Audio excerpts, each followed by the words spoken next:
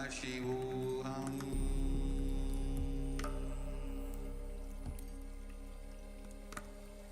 Om Nithyananda Paramashivoham.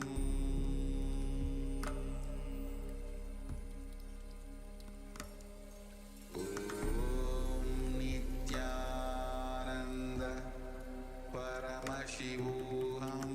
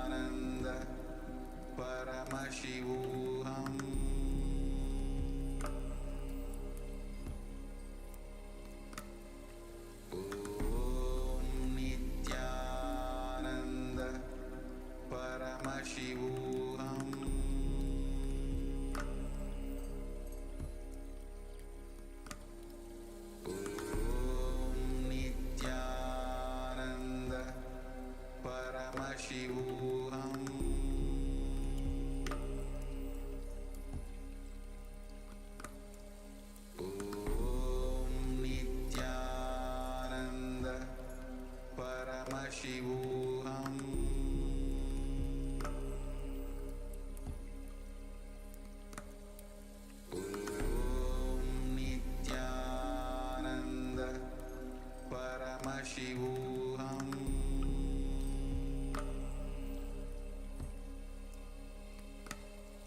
Om Nithyananda Paramashivoham.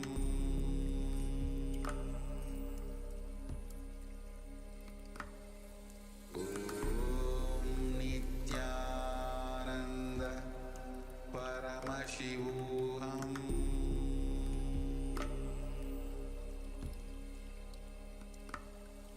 Om Nithyananda Paramashivoham.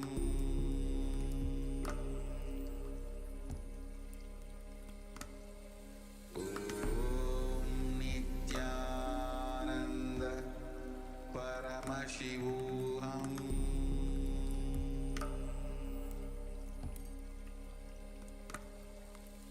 Om Nithyananda Paramashivoham.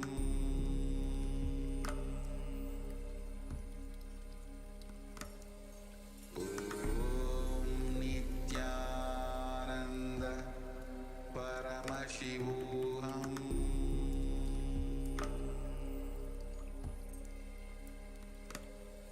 Om Nithyananda Paramashivoham.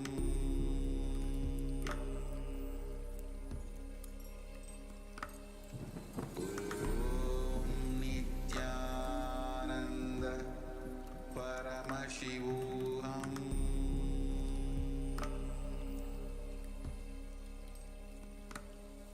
Om Nithyananda Paramashivoham.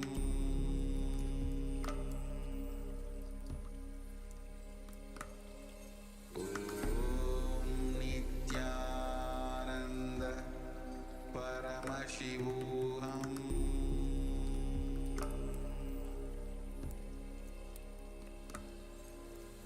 Om Nithyananda Paramashivoham.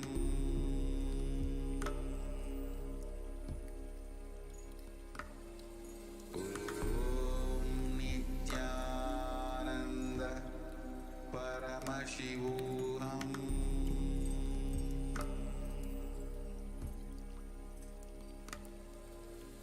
Om Nithyananda Paramashivoham.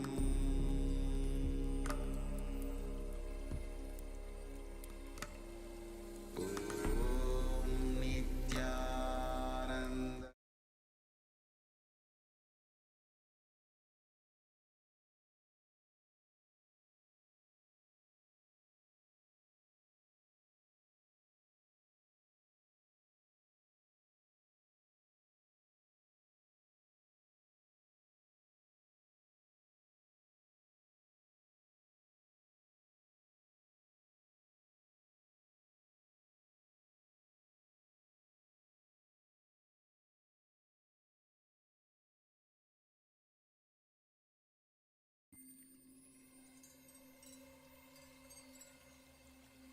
I welcome you all with my love and respect. Let you all open all your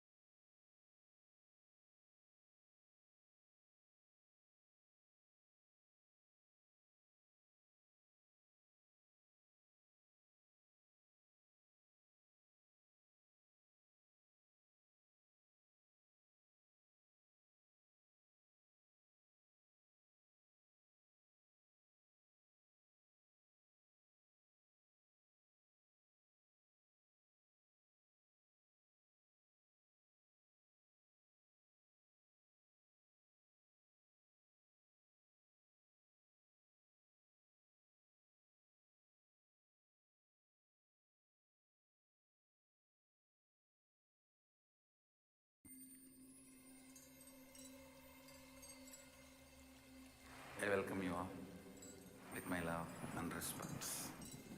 Let you all open all your three eyes. Om Nithyananda Paramashivoham.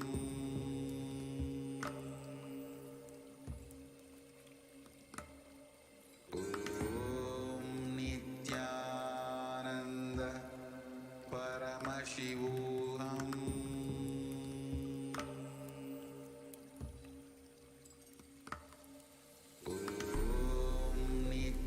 Nithyananda Paramashivoham.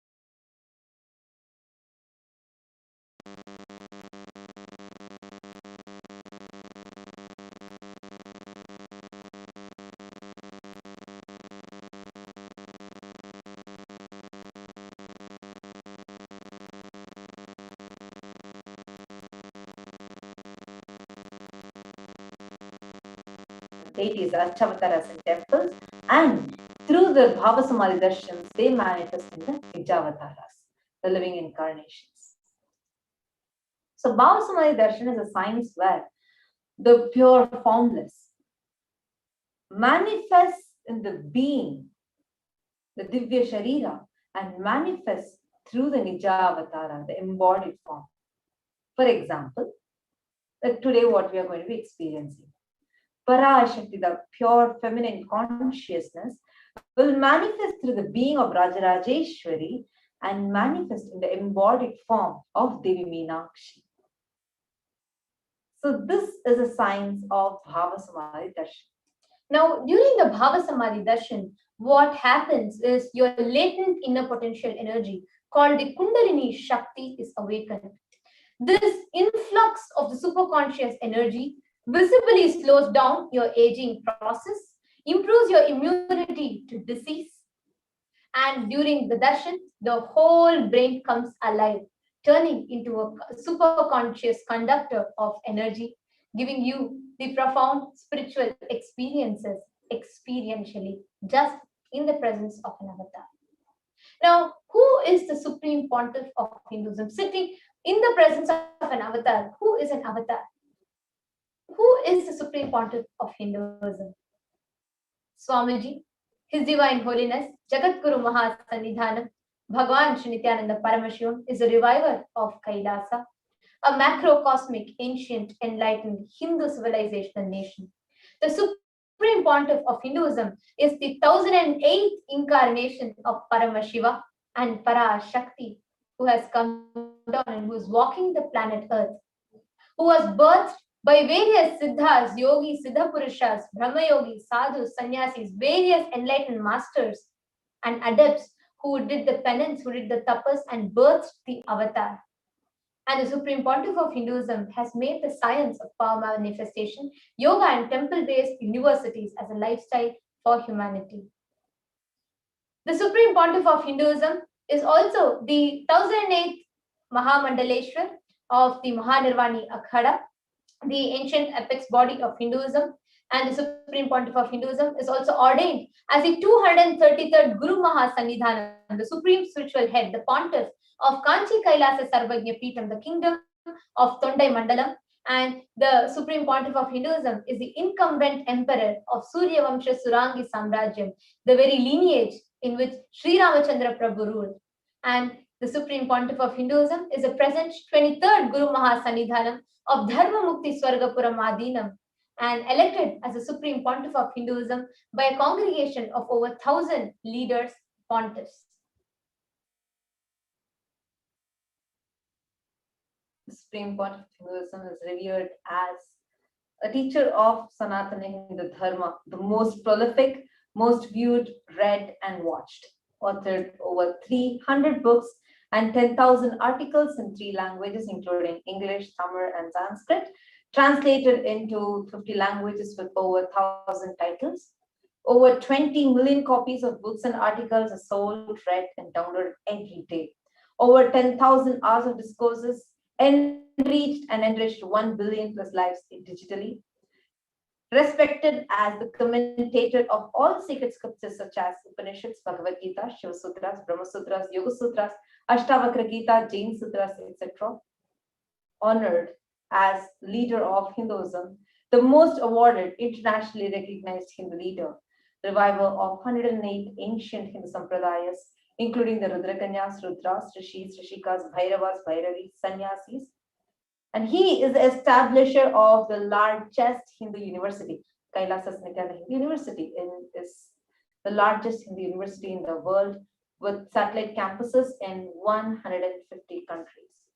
He's the establisher of 1,000 plus Kailasa Enlightenment ecosystem across the globe, founder and reviver of over 100 Sarvagnya Peethas, collector of the largest Hindu library with over 1 million books, 1 million Pali scriptures, and 20 million digital books.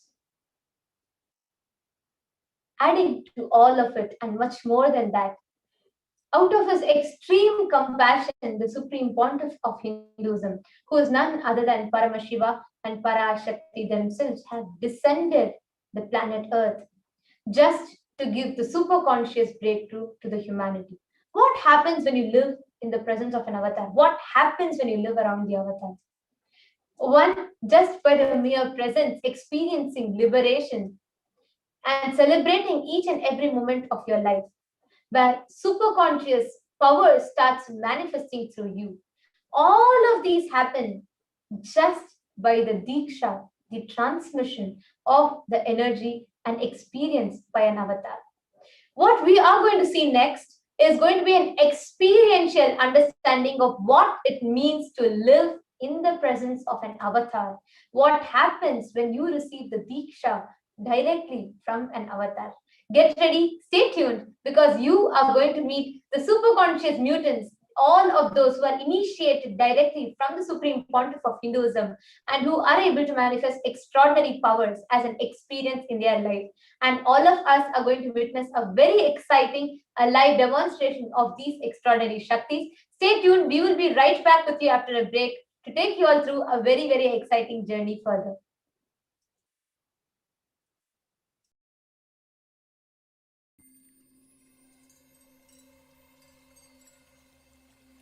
I welcome you all with my love and respect. Let you all open all your three eyes. Om Nithyananda Paramashivoham.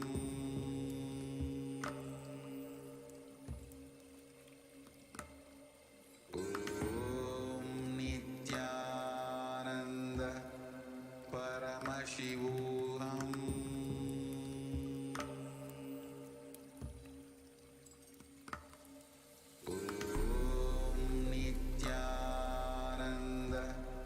Paramashivoham.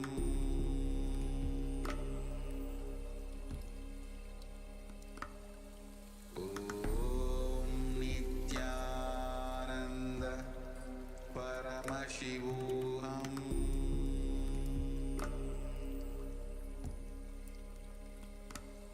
Om Nithyananda Paramashivoham. Paramashivoham.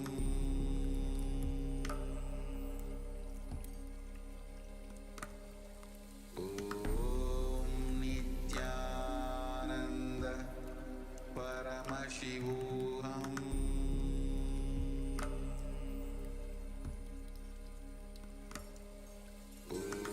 Om Nithyananda Paramashivoham. Paramashivoham. Om Nithyananda Paramashivoham.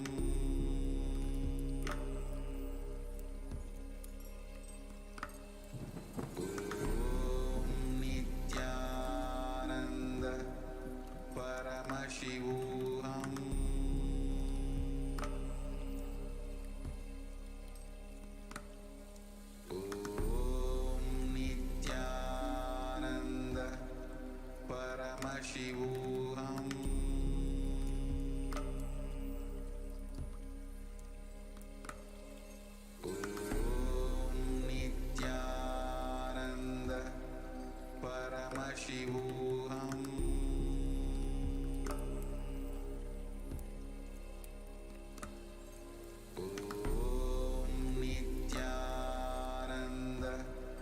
Paramashivoham.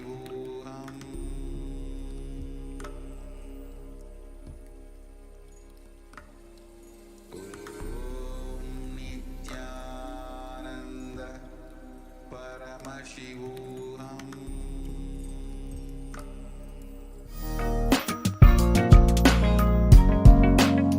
We get you help.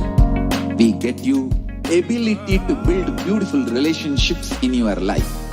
We get you direct spiritual support, and we make sure you become wealthy.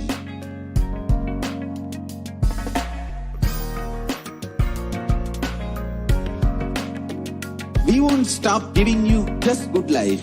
We will literally not stop till you live enlightened life.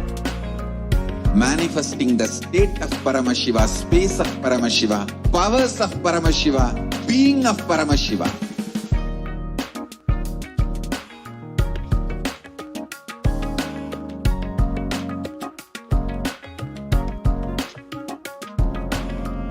Whole world should become Kailasians. I want the whole world to know Hindus have something great to contribute to the world.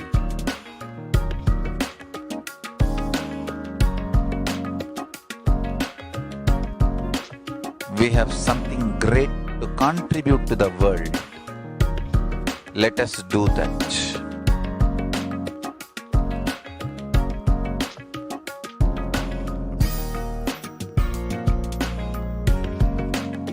Kailasa is proper customized spiritual service helping you to identify your root patterns of suffering.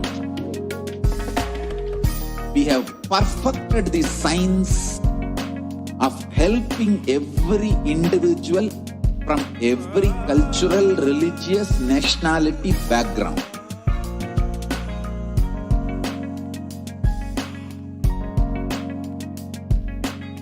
You will have lowest reactionary assumptions, highest awakened response, alive response for life continuously.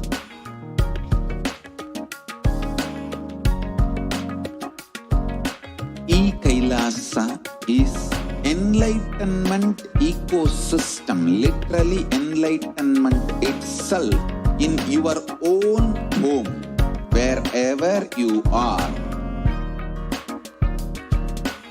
Proper customized spiritual service helping you to complete with your life negativity. Withdrawal from life, self-hatred, self-denial, self-doubt, so much of tiredness, laziness. We can support you aligning your diet, your attitude, your aptitude, your understanding about life. We can help you with everything.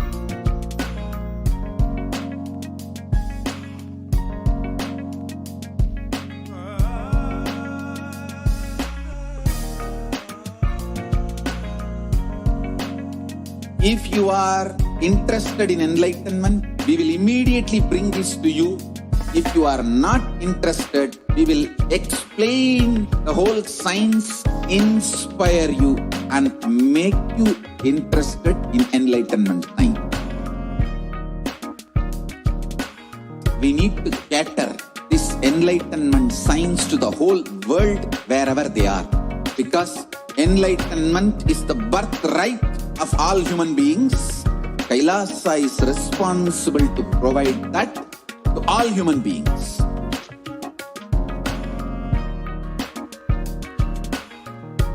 Kailasa is the totality of the knowledge I received from my gurus and practice manifested in my life, perfected by teaching millions of people from all cultures, time zones, backgrounds, genders, nationality, race, from every creed.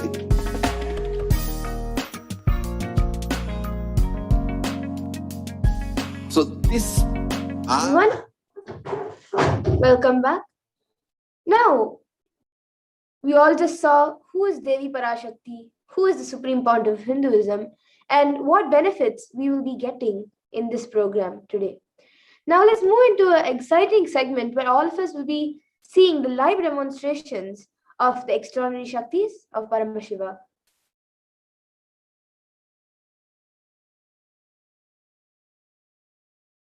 The Balasans, the Nithyananda Yogis, and the initiate disciples of the Supreme Point of Hinduism will now be demonstrating the powers of the third eye and sharing with all of us the experiences and results of the extraordinary manifestation of the divine powers awakened in us through the Diksha, the initiation. In today's Bhava Samadhi Darshan, All of us will be receiving the initiation into the third eye awakening in various other powers with the blessings and grace of the Supreme Pontiff of Hinduism. We will be manifesting the following powers of third eye, seeing with the eyes blindfolded.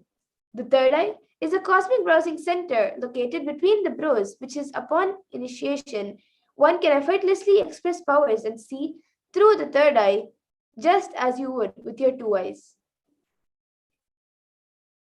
Now let's look at what are Shaktis. In the Vedagamas, Paramashiva in elaborate detail describes that every human being is hardwired to be able to manifest 463 plus extraordinary Shaktis. Manifesting powers are described as a system, method, and science for human beings to explore the various possibilities and powers and have access to various states of consciousness.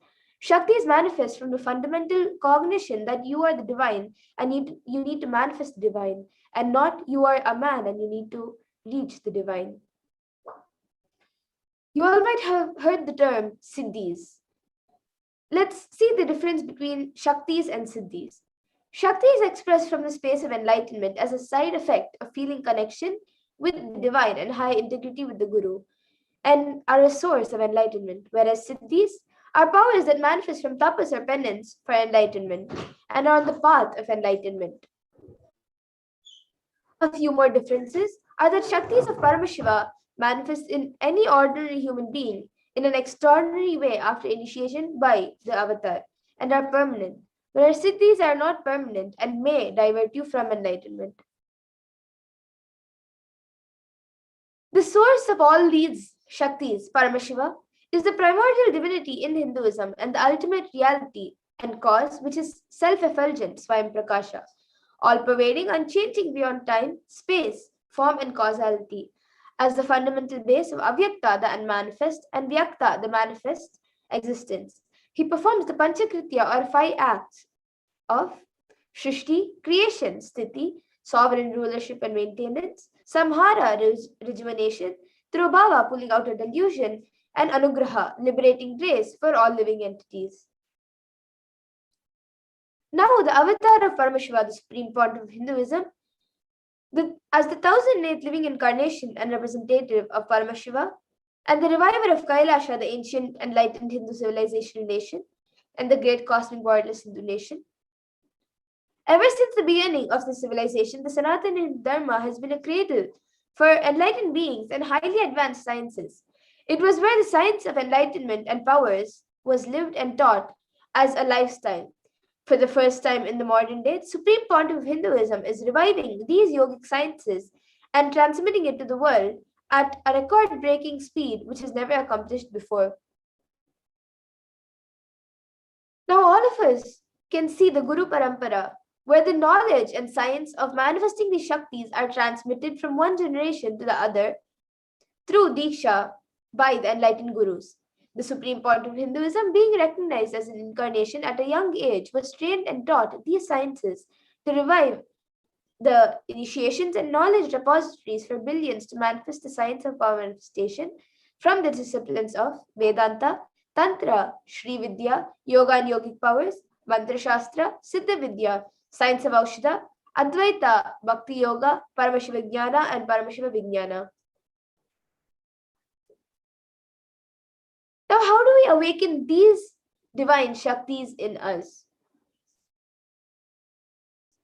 Every ultimate truth is jnana is mapped into your consciousness, prajna, and manifests as a possibility and power of every being, prajnana.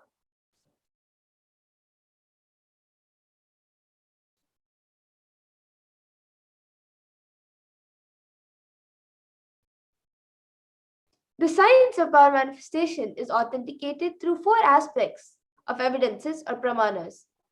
The Shastra Pramana, which is the first, is the eternal, unchangeable truths revealed in the source scriptures.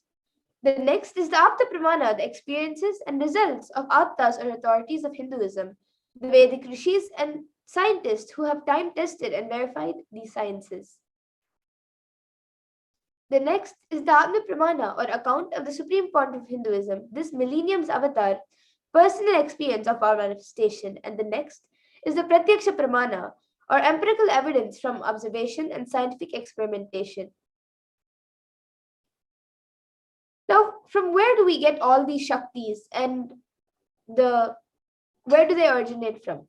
The Vedagamas, which is our living applied science, the Vedas are the ultimate superior authority for Hindus and are pure sciences where the ultimate truths are explained. And the Agamas are scriptures where the applied technology, the applied science is expanded. The Vedas and Vedagamas, are given the status of Shruti as they are directly revealed by Paramashiva.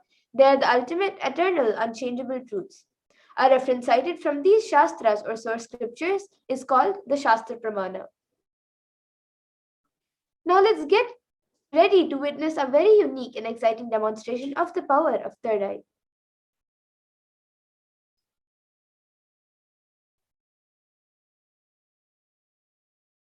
The Shastra Pramana for the power of third eye is from the Vijnana Bhairava Tantra. Kapalantarmanonyasya tishtanmilitalochanaha kramena manaso dadyat lakshaye lakshyamuttamam. The translation for this verse is, by fixing the mind on the inner space within the crown center and sitting stably without any movement, having the eyes closed in succession, by that stability of the mind and inner space through the power of the third eye, one directly sees the ultimate goal Lakshyam by having the vision beyond the sight that reveals any object or place, attaining the space of oneness with the source Paramashiva. The next, the Atma Pramana, for this power of third eye, is when Krishna initiates Arjuna into the power of third eye. Natu mam shakyase drashtu manenaiva svachakshusha divyam dadami te chakshu pashyam me yogam aishwaram. Bhagavan Krishna says to Arjuna, but you cannot see my cosmic form with these physical eyes of yours. Therefore, I grant you divine third eye vision. Behold my cosmic opulence. In the Hindu Purana Bhagavad Gita, Bhagavan Krishna initiates Arjuna into the power of third eye to behold Krishna's Vishwarupa Darshan, the vision of his cosmic form. In the 11th chapter of Bhagavad Gita, which contains the description of Bhagavan Krishna's cosmic form, is completely narrated by Arjuna as he sees Bhagavan Krishna through his third eye. The next is the Atma Pramana in Swamiji's own words. The first experience that I was able to see everything around me, above me, the whole 360 degree, 10 directions below me, everything. I realized not only I was able to see, I was able to feel, experience all of that as me. The next is the Pratyaksha Pramana, the empirical evidence from observation and scientific experimentation.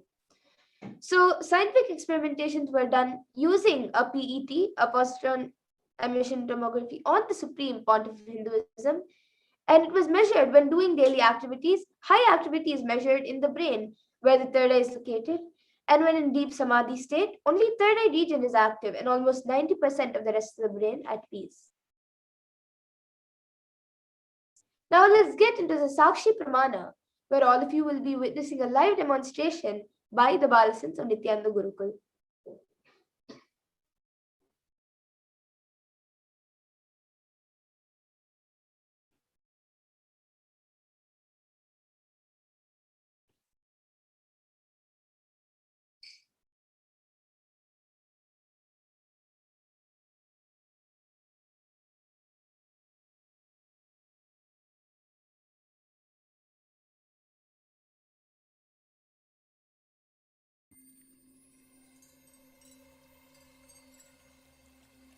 I welcome you all with my love and respect. Let you all open all your three eyes. Om Nithyananda Paramashivoham.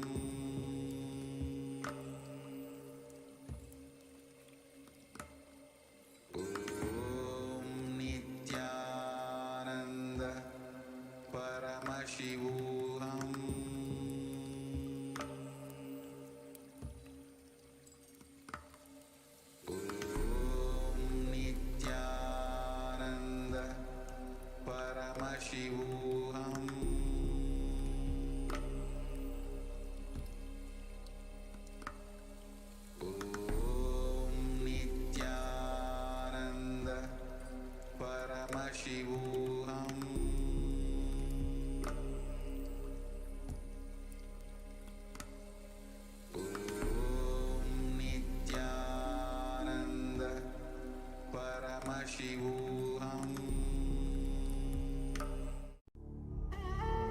What I mean by the word Kailasa, listen intensely.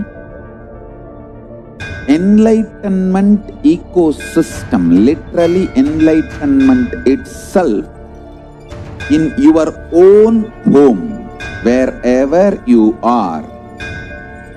If you cannot come to Kailasa, it's okay. Kailasa can come to you. Kailasa coming to you is Kailasa.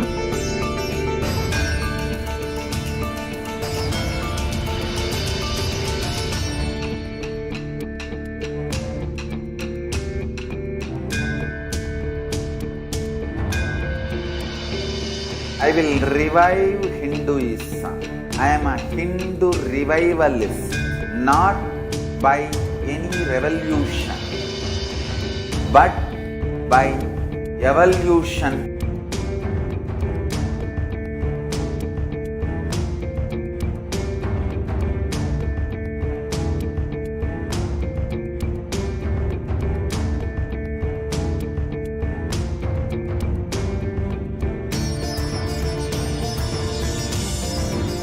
And setting model community.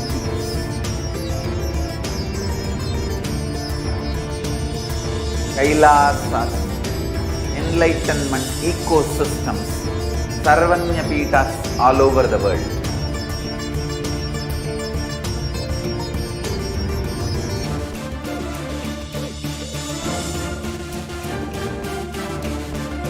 All powerful cognition, knowledge, only when you live, power manifestation and possibilities manifestation happens.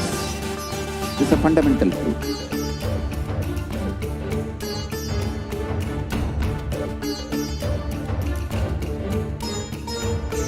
Hinduism cannot live exclusively as one sampradaya. No. All sampradayas of Hinduism is an ecosystem.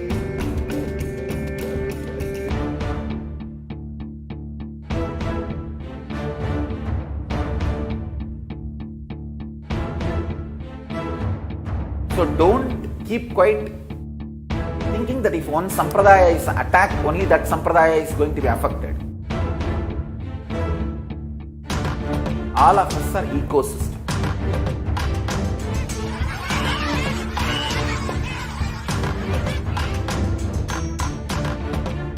I invite all of you to get involved and enjoy Hinduism by the principle of Dharmo Rakshati Rakshitaha. When you protect Dharma, Dharma protects you. We will make the whole planet flourish spiritually. The spiritual prosperity will happen to the whole planet Earth. We all have to coexist together.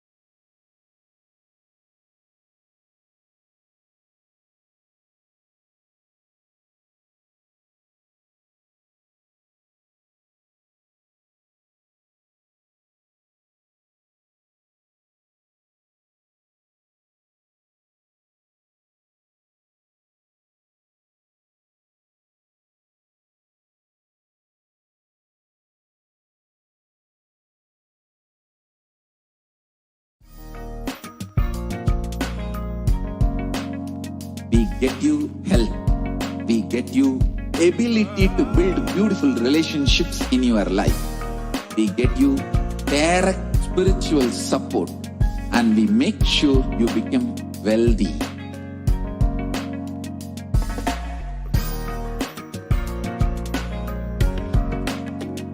We won't stop giving you just good life. We will literally not stop till you live enlightened life. Manifesting the state of Paramashiva, space of Paramashiva, powers of Paramashiva, being of Paramashiva.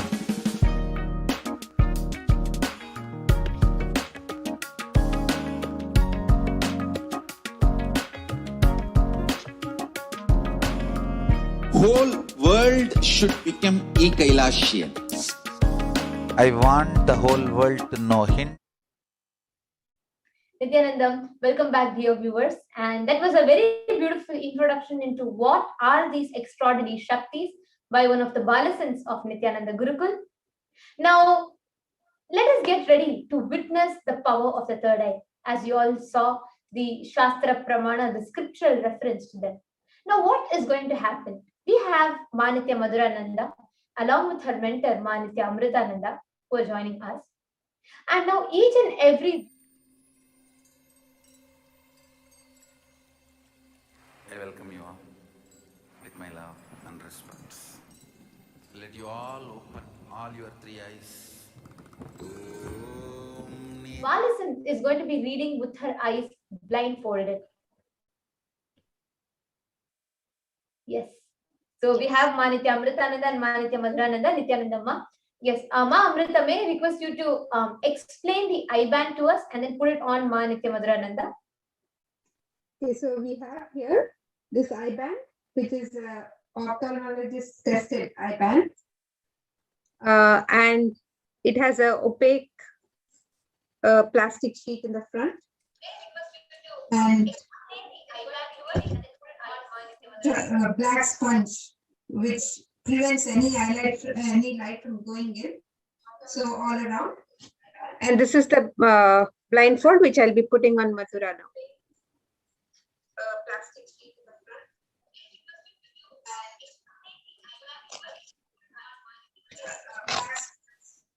Which prevents any light going in. So all around. And this is the blindfold which I'll be putting on Mathura.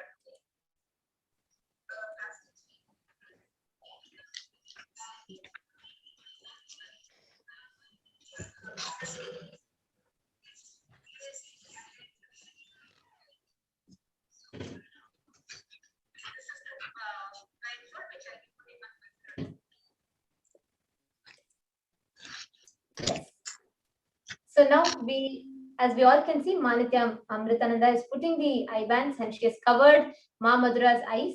Yes, Ma Madhura, would you want to turn up, down, left and right to show that there is absolutely no gaps?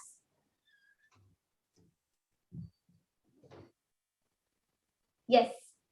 So now Manitya Madhurananda is going to be reading the comments from the YouTube live comment section. All the viewers, we are going to be reading your comments live right now as it is happening, and Ma Madhura is going to be reading them and interacting with you all. So please go ahead. There are people who are requesting for body scanning, Ma Margaret Johnson and many others. Definitely, yes, Ma, we will be doing that in the next round as well. So stay tuned. We will definitely be doing this. Now we are going to be having Ma Madhurananda, who is going to be scanning the, she's going to see through the third eye. And all the new latest comments she's going to be reading out, and she's going to be reading out all of these with her eyes tied. So Ma Madhura, are you ready? Yes.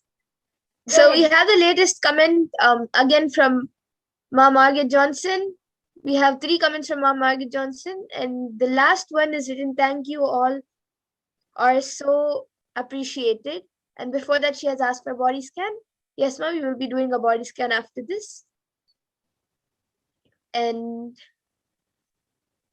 yes, that's the last comment. I maybe can go a little up. You can read, even we have people, yes, we also have random viewers who have posted, so you can even read their comments and the different names that people are posting with. Go ahead, Ma. And also, meanwhile, sorry, Ma Madhura, meanwhile, I request all the viewers that are joining us, please go ahead and post emojis, different kind of emojis, different combinations of numbers, sentences, and rare or difficult scientific words, any of that sort also you can post. Yes, sorry, so Madhura, after Margaret Johnson, we have Friends Forever, Bless Pananga. Then we again have Margaret Johnson with the heart. Again, she has posted a heart and a 700 in red with 2 lines under it. Beautiful. Yes, and also we request all the viewers actually that are watching us right now. Why don't you all go ahead and post random words and letters, numbers, and emojis as a combination. Actually, everybody we are seeing Anbalam, Varga Valamudan, Adil Hamid, Aditya Shivagangai, and Kailasa Trinidad and Tobago. Lot of you who are watching us live right now. Sanjay Vekaria, Bernadette Wolo, live shares, and Vani Narayan, Eva Anderson. Yes. So many of you that are watching us live right now, you can go ahead and post. Yes, sorry, go ahead, Madhura. We have Nina Akshi, and she has posted an emoji with 3 hearts, a smiley emoji with 3 hearts. Then we have Suvid S, who has written Enlightenment. Then again, Margaret Johnson, let your day be bright and peaceful with 2 heart emojis. Yes, thank you so much, Manitya Madhrananda.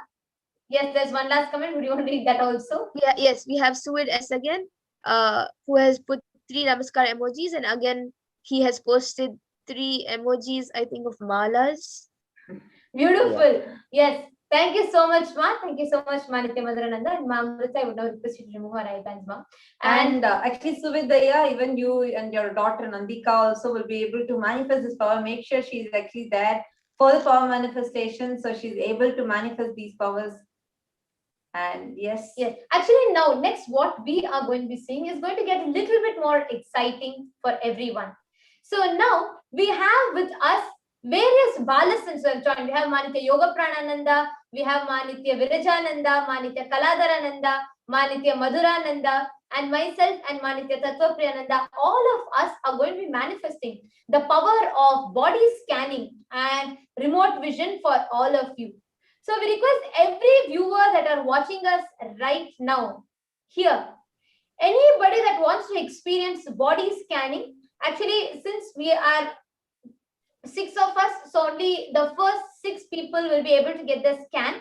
So anybody can request for remote vision, which means you'll be scanning your house, and anybody can request for body scanning. We already have Margaret Johnson who has requested for body scanning. Anybody that wants to experience remote vision, or you want to get your body scanned, where we will connect to Swamiji through the third eye, scan your body and reveal what are the issues that you have in your body and the solutions for it as well. So we request every viewer that are watching us right now, anybody wants to experience the power of body scanning, anybody wants to experience the power of remote vision, please feel free to go ahead and make that as a post in the comment section, and we will be reading out your comments and manifesting the power of body scanning for all of you. Yes, so we already have Margaret Johnson, and Margaret Johnson, we will be having. Okay, so we have Margaret Johnson, Meenakshi, and Rohit KK. So 3 of them who have requested for body scanning. So yes, Suvidaya has requested for remote vision. Yes. So Manitya Yoga Pranananda is going to be manifesting remote vision with Suvid Ayya, and Rohit KK, Manitya Tattva Priyananda will be scanning you. Ma Meena Akshi, we'll be having Manitya Madhurananda who will be scanning you. Margaret Johnson will be having Manitya Virajananda who will be scanning you. So we request all the viewers, Suvidaya, Margaret Johnson, Meenakshi Ma, all of you to please stay tuned till you receive what the third eye is revealing for you and what Swamiji is revealing to the third eye for all of you. Please stay tuned in the comment section itself so your answers reach you and you can confirm to us that you have received the answers. So we have Rohit KK Ayya, Manitya Tattva Priyananda is going to be manifesting the power of body scanning for you. And Suvid yes Ayya, Manitya Yoga Pranananda is going to be manifesting the power of remote vision for you.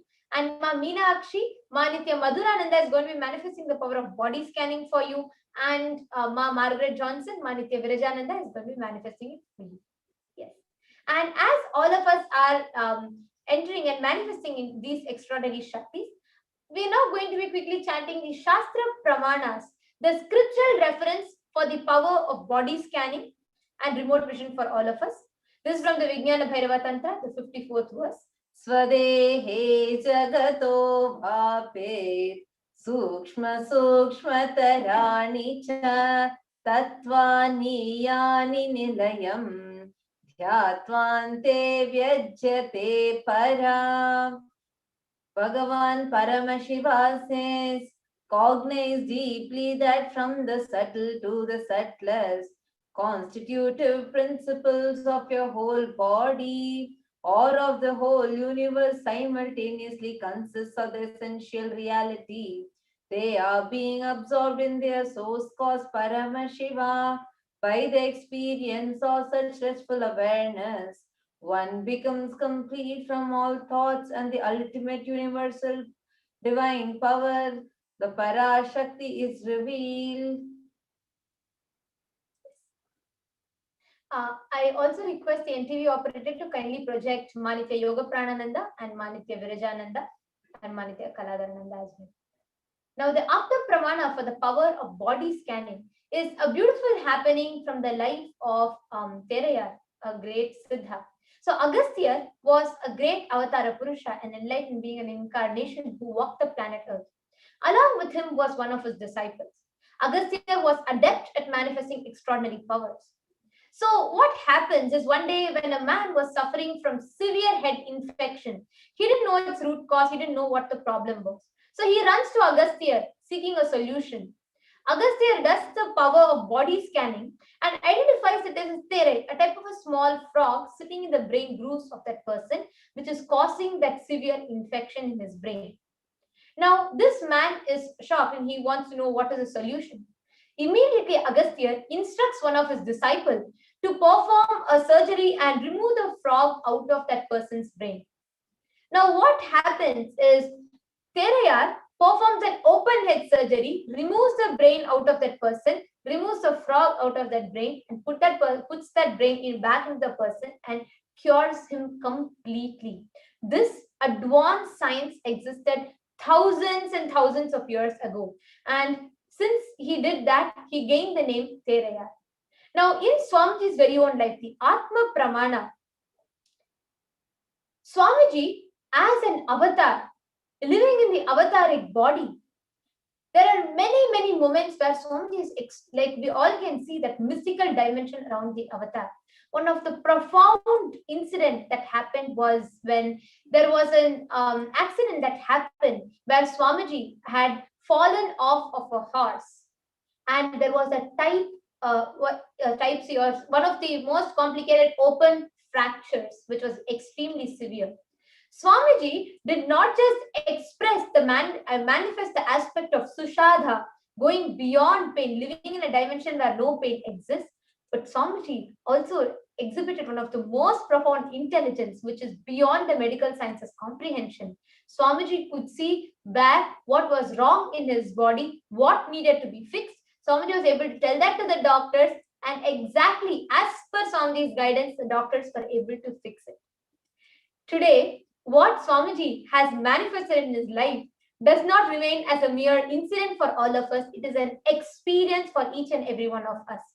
So in all the thousands of initiated disciples, there are doctors, cardiologists, scientists, researchers, so many people who have been experiencing the Shakti of body scanning and benefiting from this in their day-to-day life. The next one. Just going to be sharing with like how Swamiji has manifested this same power he has given to all the Nithyananda yogis. There are thousands of us who are manifesting this Shakti, and today you are going to get to manifest this Shakti. Now, just as a small demonstration, we are actually manifesting the Shakti right now. For example, like I'm doing the body, Manitya Tattva Priyananda is doing the body scanning of Rohit K. So Aya, you had requested for the body scanning, so I would like to share with you what was revealed in my third eye. So first thing that was revealed is that actually right now, more than physically, you're actually emotionally very disturbed. There's a very deep, like a suffocation not as in the breathing, but there's a very suffocating pain that is exactly there towards your right chest here, because someone very close to you has left you. So this has been like a very deep cognition inside you. And there's one more thing that was revealed here. You are having a bacterial, a small bacterial infection that is starting in your, closer to your appendix area. And if you also see the, right now you will have a lot of like many burps, you'll be experiencing many burps. And there is a small parasite growth that's starting in your intestine, which is creating an imbalance of the gut bacteria. You will be able to actually sense this based on how you will start, if you observe, you're craving more for sour type of food and sweet food. There's a kind of a crave for like the food that agitate your tongue, like specifically the sweet type of food is what you're having more crave for. And there is also a small, like that it's a very mild infection, but it's the bacterial infection which is causing there's a whole imbalance in the gut bacteria. And second thing that was coming here is there is a, like the nerve that is going in your right part of the body, which is leading to the left part of your brain. There is a small, like the electrical impulses. There's one area where, like in this region, the two nerves are very close to each other. So sometimes there is a small swap in the signals. Like you will experience this as a sudden, like a jerk or like a pain that happens in your right knee, and also towards mostly your right side of the body, and the teeth part, like the back teeth part on the top upper jaw. That part you're having it's like a very, like a slight sensitivity that you'll be experiencing in your teeth.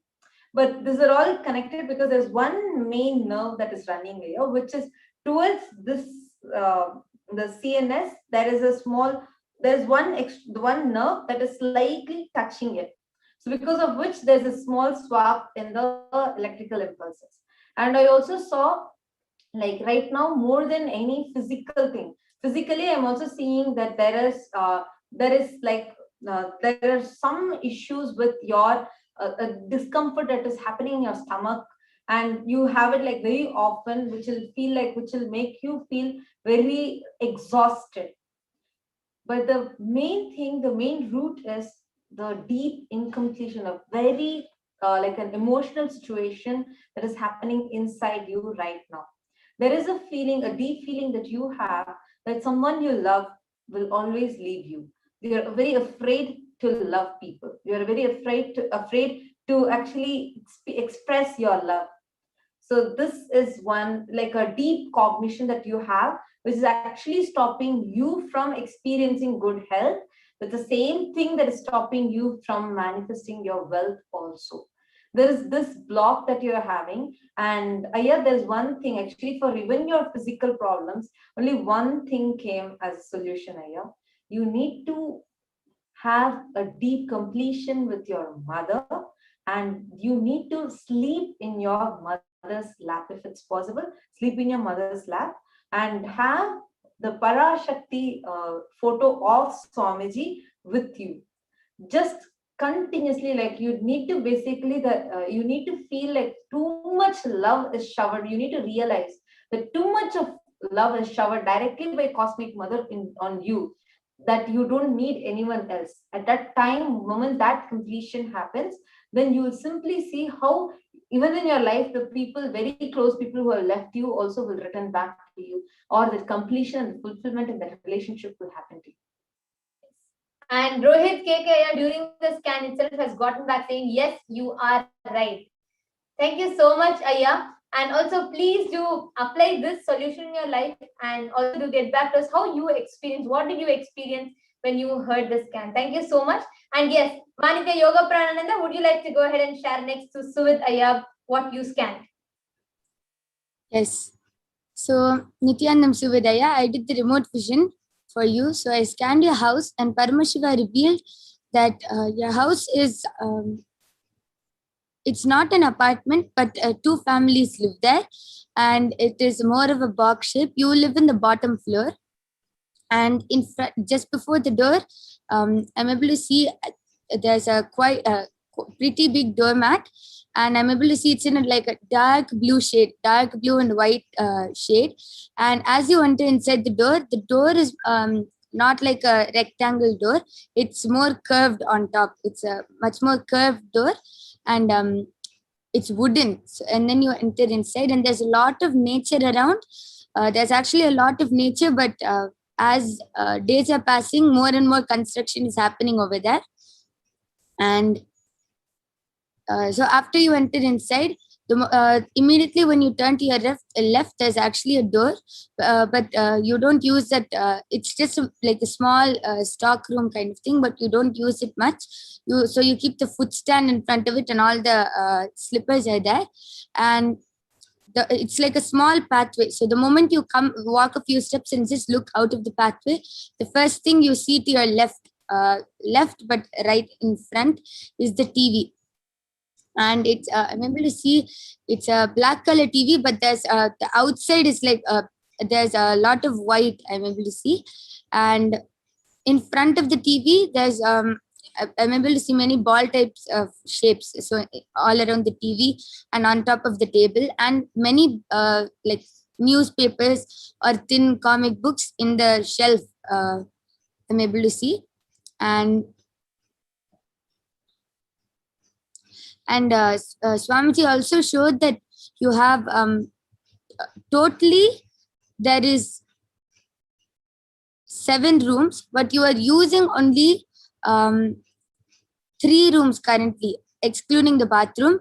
3 bedrooms you're using, 2 you're using a lot, like mainly, and the third one has a lot of cardboard boxes. And I'm able to see that since it's a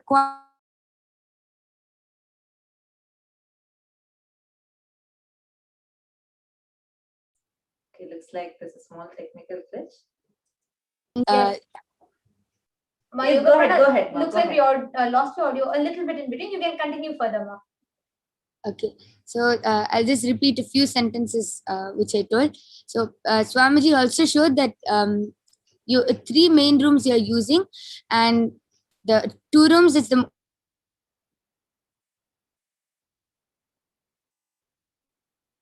I think we lost her audio again.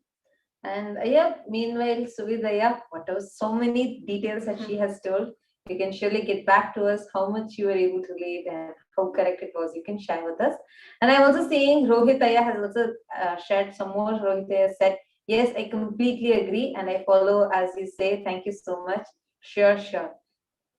Wonderful, Aya. Stay tuned towards the end of the darshan. You are going to get to manifest this Shakti. Yes, Manitya Madhurananda, are you ready to go ahead?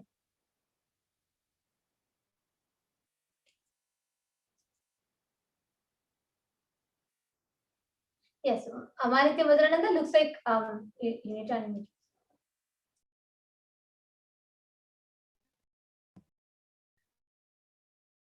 Yes. So I had scanned from Meenakshi, and what Paramashiva revealed to me was that in your back, there is the backbone has become quite weak, and like it is, if you don't do anything about it right now, it will continue to become a little weak, and it will cause lots of back problems and back pain. For this, I was able to see the solution was every day, little castor oil apply on your back with little vibhuti and apply it on your back before you sleep, and this will heal your back. And another problem which I was able to see was in your ears, it's not actually a problem, but it's like lots of incompletions with sound. You don't like lots of loud sounds, which is like many places around you and places which you go to. Sometimes if it's a bit too loud, then you get really frustrated in that place. And so it's like lots of incompletion with sound. for this, I was able to see that if you every day chant like some Upanishad, some Purana, a Stotram, every day at least chant one Upanishad, one Purana, or one Stotram, any chant, just chant it fully, and this will give your ears the sound of the chantings, the Vedic chants, and it will heal your ears. This is what I was able to see now. All right. Ma Meenakshi, you can please get back to us in the comment section. How much of it you are able to relate to? And meanwhile, we have Suvit Ayya who's gotten back saying, thank you, Ma, that was beautiful. Thank you so much, Ayya. And Ma Margaret Johnson, since we lost Manita Virajananda, there was a small technical glitch. I just scanned you, Ma. It's very simple, and I just saw one main thing that is happening in your body. First thing that Swamiji revealed is you are building a new eating pattern. There is some new habit, some new pattern that you're starting to develop, which is not healthy, which is not in the right alignment to building your health. That is one thing. So please immediately change it. It's directly related to some food eating habit that you're building, some new addition of a different food, or maybe you started switching to a different diet or whatever. That is not healthy or not suitable for your body rather. And also one other thing that I saw is due to this, there's a hemoglobin count level is going down in your system. And that exactly is causing a lot of fatigue and tiredness. If you actually notice, you will start experiencing like your nails are becoming a little bit brittle, and you will feel like a little bit more weaker. That will impact in your dark circles as well. So that is the only thing. There is nothing else. You need to change your eating habit. That is the first thing that I saw. Eat a lot of fruits, vegetables, and work directly on adding more vitamins and more nutrients into your system. You can add even natural supplements, organic natural supplements, right supplements, and also working on building the iron levels in your body. This is a very simple thing. Just this, if you focus on, every other pain in your body will get healed. This is what Swamiji revealed to me, Ma. And yes, you can get back to us how much you were able to relate to it. Underground vision. I'm from Nepal. I'm having some problems with my ribs. Can you help me? What to do? Sure. We're getting a lot of you commenting and asking for the body scanning and remote vision. You all can tune in again tomorrow. Actually, every day, 2 a.m. Indian Standard Time, we are having this program. So make sure you tune in, and we will be able to scan you. We will be able to share with you solutions, because it's just time constraints. So based on whoever first come first serve, so that's how we are doing. So you can come log in at 2 a.m. and you can put in the comments, and then we will be able to scan you. Ma Meenakshi has gotten back telling, Nithyanandam, thank you, Ma. The part about the sound is true. When I chant Rudram, I feel great. Didn't realize this was an incompletion. Okay, thank you so much for getting back, Ma Meenakshi. So now with this, we come to the conclusion of this segment, and we are going to be moving to the next segment after a short break.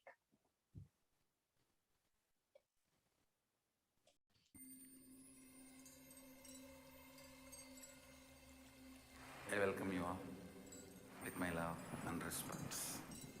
Let you all open all your three eyes. Om Nithyananda Paramashivoham.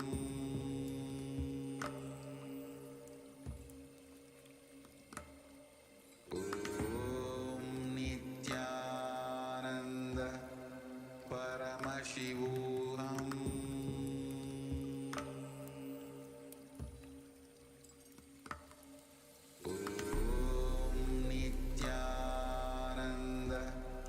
Paramashivoham.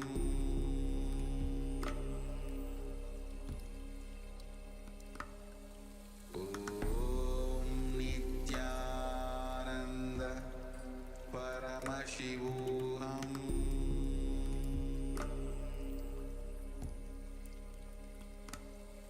Om Nithyananda Paramashivoham.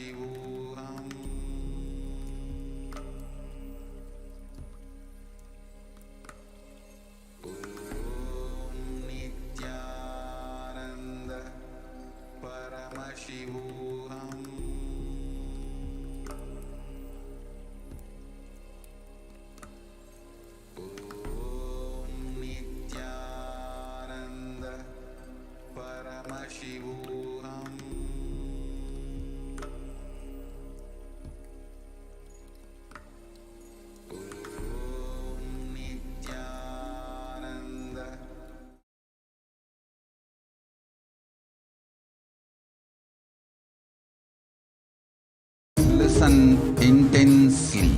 Life, consciousness in you does not end while your body drops dead.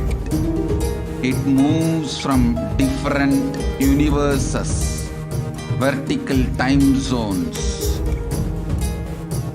lives in different time zones as per its free will, knowledge, desire, but ultimately to get enlightened, complete liberation, Paramashivoham, your soul has to come back to this karma bhumi, the Bhumandala.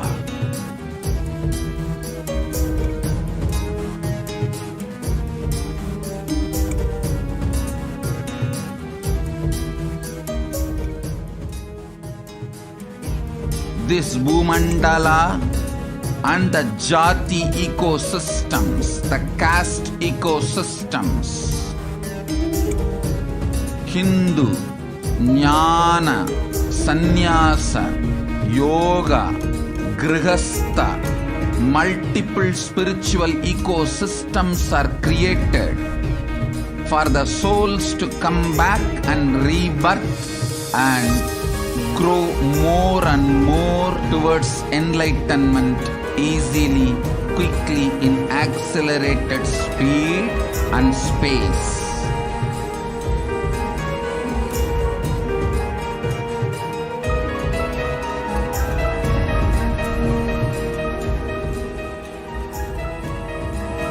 Understand the secret of Sayujya Mukti. Your Kundalini Shakti experiences the bondage inside your body due to compulsive sexual appetite. All the male bodies building intense yogic body through yoga and pranayama, building the mind of Tyaga-centric, will heal your compulsive sexual appetite and make you reach Sayujya.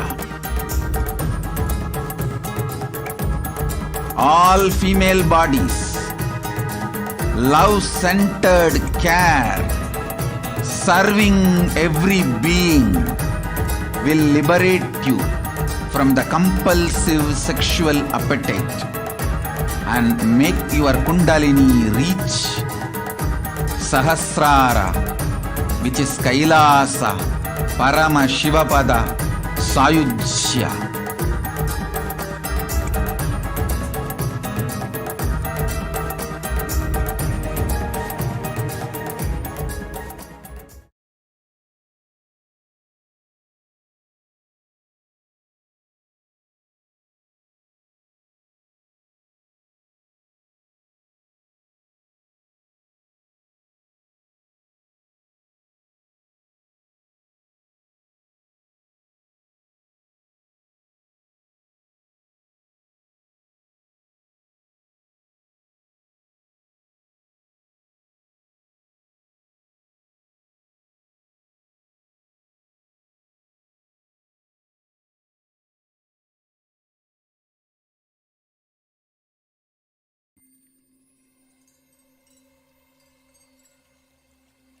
I welcome you all with my love and respect. Let you all open all your three eyes. Om Nithyananda Paramashivoham.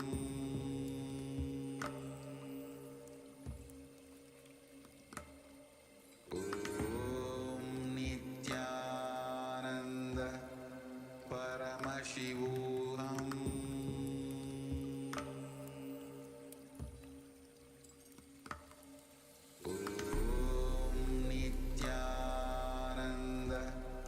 Paramashivoham.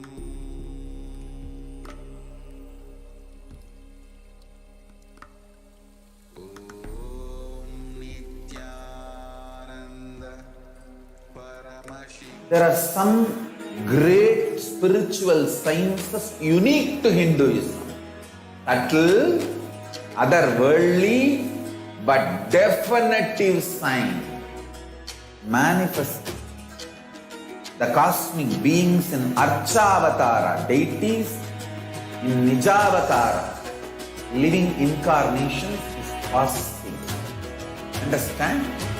Kriya Pada of Vedas and Agamas elaborately explain the whole science of making the cosmic beings manifest in Archavatara, deities and Nijavatara, living incarnations, both. During the Bhava Samadhi Darshan, literally those cosmic beings manifest through this body. Just like how they manifest in Archavatara, deity, they manifest in Nijavatara, Pratyakshavatara, and give you all the boons you ask, bless you. You see, each God is an independent intelligence to lead you to enlightenment. Each God is a bridge for you to achieve the Shivatva, the ultimate Shiva consciousness. Krishna is the bridge for you to achieve the Krishna consciousness. But Shiva consciousness, Krishna consciousness, all consciousness is one and the same. Ultimate consciousness only. So that energy itself completely expresses. Just like Radhika, when I see my own sweetness in the mirror, I become eager to taste it. I find that the only way to relish this sweetness is through the constitution of Sri Radhika. Bhava Samadhi Darshan is a window to the infinite expanse of consciousness, allowing us to glimpse the formless in a way that we can understand. It cleanses the karmas of lifetimes.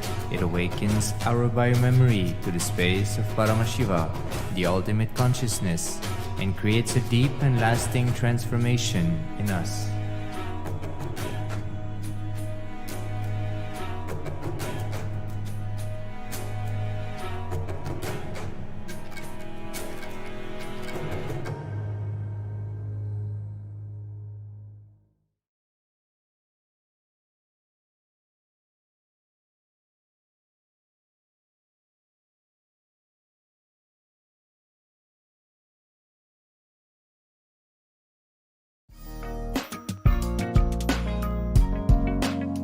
We get you health. We get you ability to build beautiful relationships in your life. We get you direct spiritual support, and we make sure you become wealthy.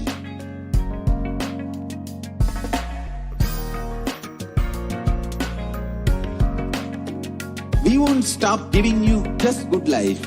We will literally not stop till you live enlightened life. Manifesting the state of Paramashiva, space of Paramashiva, powers of Paramashiva, being of Paramashiva.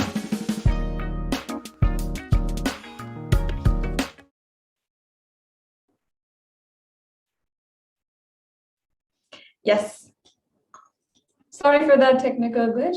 As I was saying in the previous segment, we were just able to witness, some of us even able to participate and have the Nithyananda Gurukul Balasans, initiated Balasans of the Supreme Pontiff of Hinduism in the order of Nithyananda Gurukul Balasans, which he has initiated into the powers of Paramashiva. We had the opportunity to witness and have this deep experience of Shakti Nipada with, or the experience of oneness with the avatar, with Paramashiva himself. In this next segment, we will be introduced to Devi Parashakti, the cosmic divine mother, and we will understand Akashic records. Today in this program, what the Supreme Pontiff of Hinduism has been offering day in and day out is a very unique experience for each and every one of you, each and every one of us, to experience a breakthrough. How that is possible, how a breakthrough is literally minutes away just for you to experience, is what we will be understanding in this segment. Before we are proceeding into the descriptions of Devi Parashakti and into understanding her divine opulence, her in her fullest form, let us chant the sacred invocation for Devi Parashakti from the Lalita Sahasranamam. This is the Dhyana Shloka from the Lalita Sahasranamam. Arunam karunatarangitaakshim dhrita pashankusha pushpa bhanachapam anidmadibdivrabtam mayukairahatmeva babaiva bhavani. I meditate on the great Empress. She is red in color and her eyes are full of compassion, and holds the noose and goad and bow and flowery arrow in her hands. She is surrounded on all sides by all the powers such as Anima, 4 ways, and she is the self within me. Devi Parashakti. Devi, the ultimate pure feminine consciousness. Parashakti is the cosmic mother. It is her cosmic womb from which billions and billions of universes come out and go in. And she is the source where the Big Bang and black holes all go on. Parashakti is the source Shakti, the source energy and the source power from which all of us came, which all of us are in right now, and which all of us are going to merge. Out of her extreme love and compassion, Parashakti herself is manifesting in the embodied form of the Nijavatara, the Supreme Pontiff of Hinduism, Jagadguru Mahasannidhanam, His Divine Holiness, Bhagavan Nithyananda Paramashivam, gracing us, answering all of our questions, attending to all of our prayers, giving boons, healing us, revealing our past, present, and future, and delivering the profound spiritual truths, and ultimately giving us the experience of Paramashivoham itself. In the words of Parashakti herself, she describes her happening, her beautiful manifestation, the source of all existence. She says, raising as Omkara, expressing as Vedas and Agamas, blossomed as Hrimkara, filled as Parashodasi, living in 40 triangles, the Kailasa Swamini, who is Kailasa Sripura Chintamani, Parashodasi, sitting as Paramashiva, Parameshwari, who rules the world, Paramashakti, Manonmani, Meenakshi as Nithyananda. I took the Nijavatara to give good boon to everyone, to bestow all goodness, Hiranyagarbha, Swarupini, Brahmanda Yoni, Shami, Chandramouli, Rapala, Parna, Uma Parvati, Savitri, Samrajya Lakshmi, Parameshwari, Parashodasi, Meenakshi, taking the form of Nithyananda. I came here as Nijavatara. With great compassion, I am blessing. Listen, people, to do good to all of you. I took the form of Nithyananda and came down as Nijavatara. Raising in Omkara, blossoming as Shiva, Shiva manifesting as the source of existence, powers of existence, expression of existence from the oneness of Om, blossoming into 2 as Prakriti and Purusha, blossoming into 3 as Ichcha, Kriya, and Jnana Shaktis, growing as the 4 Vedas, expanding as the 5 Panchabhutas, beyond the 6 chakras, filling as the Gotras of the 7 Rishis, and expanding as the 8 directions, existing as the 9 Grahas, blossoming as the 10 Indriyas, being as the 11 Rudras, creating all of the worlds, bringing life to tell the truth and make the truth blossom in this world and to do good. Parashodasi, Meenakshi, in the form of Nithyananda, I came to bless every one of you. The Supreme Pontiff of Hinduism has graciously given us the simple technique of how we can receive the divine presence of Devi Parashakti. The Supreme Pontiff of Hinduism guided, literally, when you are in the presence of Devi Parashakti, when she appears on your screen, literally you are seeing Paramashiva and Parashakti at that moment. She is there physically in your screen. So always receive her very traditionally. Keep Keep 2 betel leaves, 1 banana, 1 betel nut, and 1 coin in front of the screen. Watch Devi. And the coin is considered the traditional dakshina. In Hindu tradition, it can be the lowest value. In India, it can be even 1 paise. In the USA, it can even be 1 cent. Of course, the Supreme Pontiff of Hinduism is not trying to monetize. If you have darshan after 100 days, it will just add up to $1. And in India, even 1 paise is okay. Offer that to Devi. And after the darshan is over, do namaskar and eat the banana, the betel leaf and betel nut, and take it as prasadam immediately. Collect those coins and just send it to the LA temple. This betel leaf, betel nut may look too small, but in a few days you will just realize how much it adds to your sacred sentiment, how much really you will feel that Devi Parashakti is there manifesting in front of you. And you will not take the Devi darshan for granted. This is why the Supreme Pontiff of Hinduism has emphasized and revived the science of rituals, because rituals will break your monotonous, unconscious mentality and lifestyle and remind you to raise yourself to a powerful cognition. It'll literally break your unconscious behavior. Now here we have a sample pictures of what you can do to set up your tambulam. They're the 2 betel leaf, 1 banana, 1 betel nut, and 1 coin. And also, if you have in your home and you'd like to offer, you can offer the small vastram or red bangles and flowers. All of these are extremely powerful sacred sentiment, very small things, but ultimately add up to offering our gratitude and literally manifesting Parashakti in front of us. Now, let us understand about Akashic readings from Devi Parashakti and how the Akashic readings will make a breakthrough happen in your life today.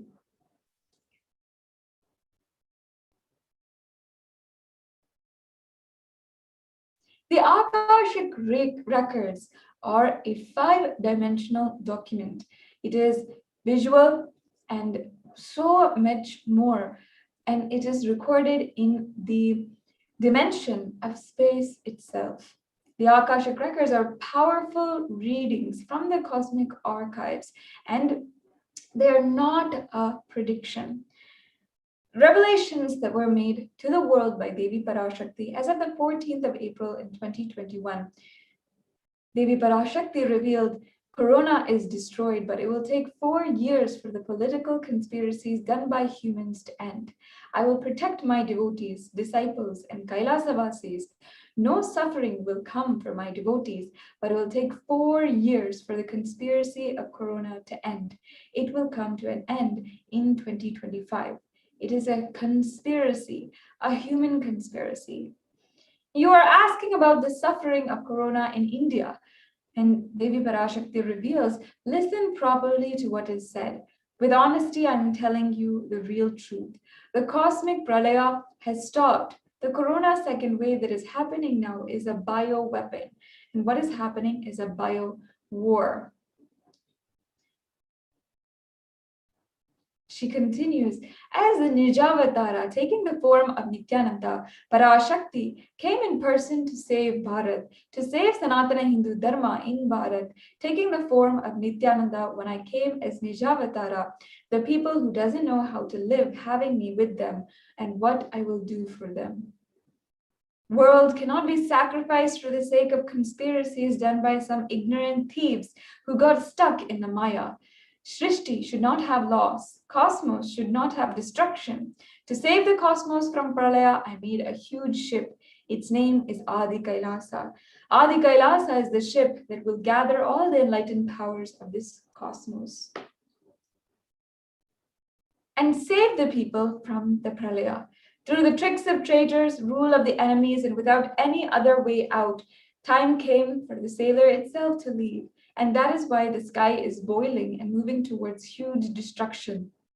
Devi Parashakti warns people, even if children do mistakes and ignorance by getting stuck in Maya, as it is Parashakti, Paramashakti, Parashodasi, Manonmani, My responsibility to save the cosmos from the destruction. I am telling some of the truths. Listen properly. Within the next few months, not in thousands or lakhs, lives will be lost in crores. Crores of lives will be lost in India. And I'm telling you the truth. I am telling you for the good. Search for protection in your life. These are the direct words revealed by Devi Parashakti from the 12th of May 2021, where she has guided the entire humanity, Hindus at large, and especially in India, what is going on right now and how to seek protection in your life.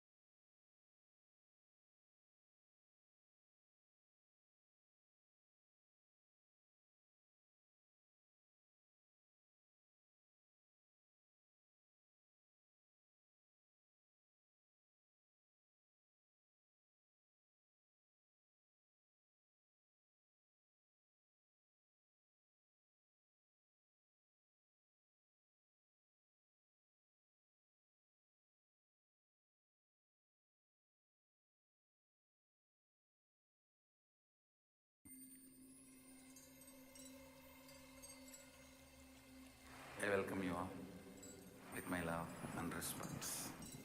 Let you all open all your... A small glimpse into what Devi Parashakti has revealed.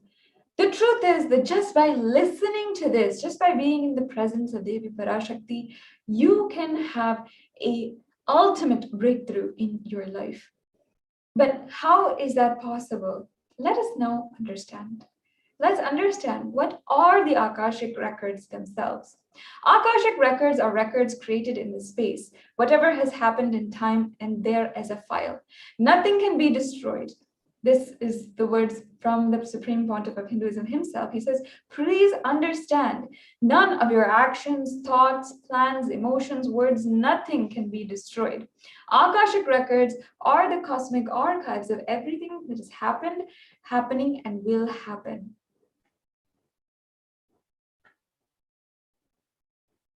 Akashic records are the verbal and visual 5-dimensional document of whatever is happening and continuously getting recorded. All the information you collected from all of your births is all collected in your DNA. And you can access some of these just to understand and not to waste time doing the same actions again and again and again. You can have a breakthrough in your life by glimpsing into the Akashic records revealed by the avatar or by an initiated Akashic reader and break those patterns. The first thing you have to understand is that it is not a prediction. It is a reading from the cosmic archives. There's no such thing as past, present, and future. Beyond space, creation and destruction happen simultaneously. In the dimension of time starts the past, present, and future. But in the Akashic records, there is no past, no present, and no future. That's why it's called what has happened, happening, and what will happen or yet to happen. It is already clearly recorded in the Akashic records and can be accessed by the incarnation of Paramashiva.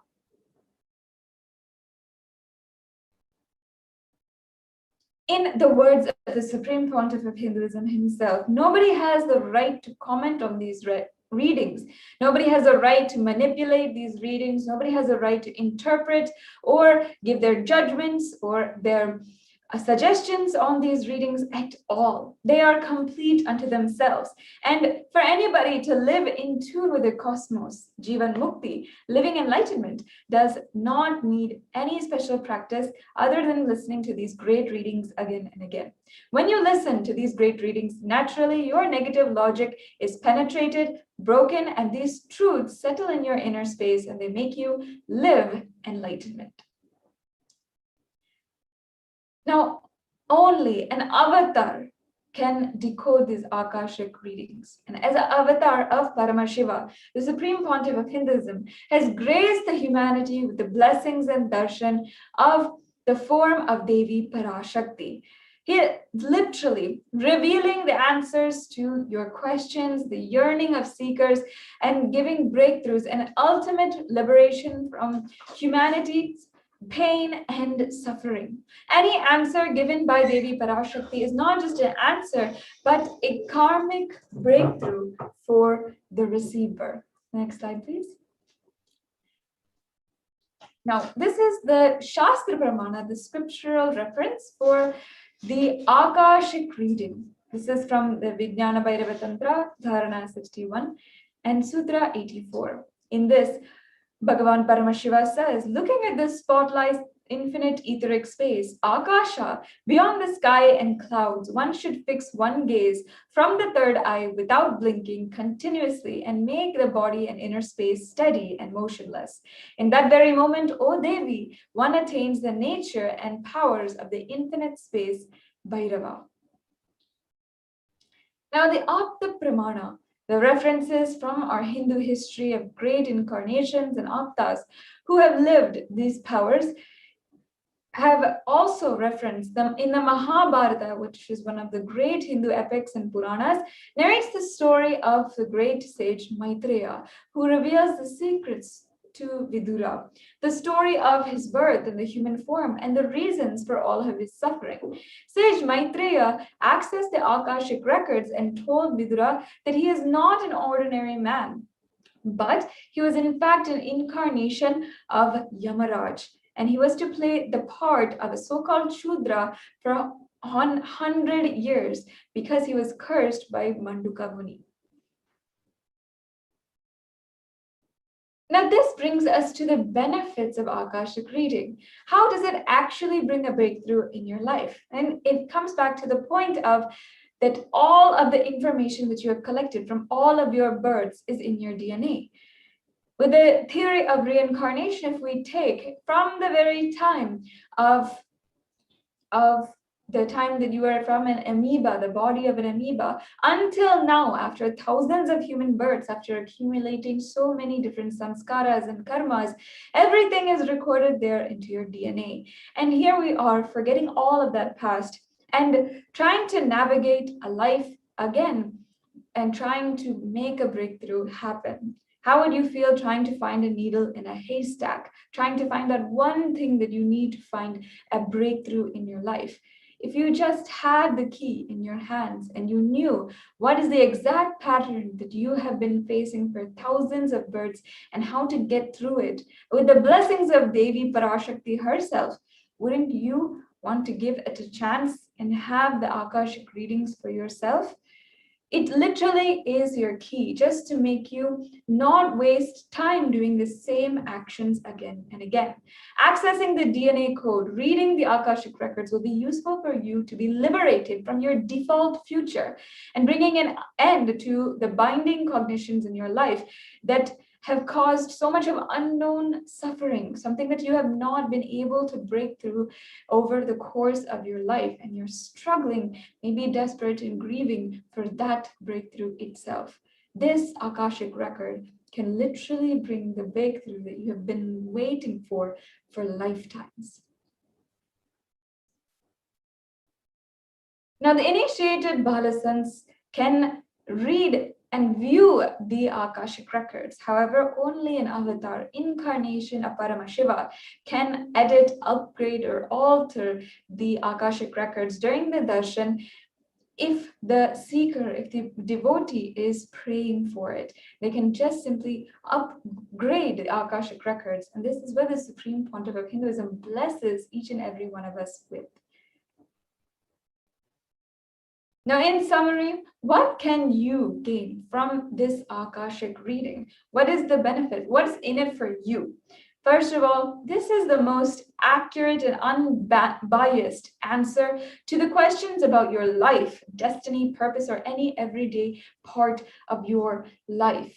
You can be spiritually healed of physical and emotional problems with just one look or word. And you can understand the reason behind your life's happenings. You can get the clarity to finally redesign your future as you want it. This, in summary, is what, how you can make a breakthrough happen within just the next few hours in this digital divine experience of the Devi Parashakti Akashic readings. We just understood the introduction to Devi Parashakti and the greater understandings of the Akashic records. So now we will understand and go deeper into what Devi Parashakti has revealed over the course of the last few months and how she has guided humanity to greater breakthroughs in their life, how she is literally here as a superior divine form, a superior energy in order to guide the whole of humanity and bring more and more completion in the world. So after a quick break, we will come right back to you for the further segments in today's program.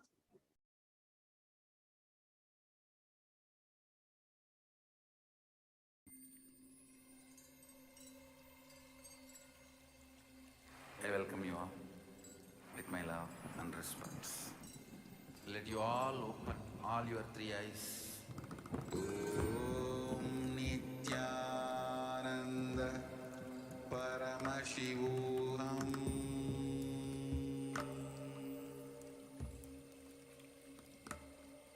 Om Nithyananda Paramashivoham.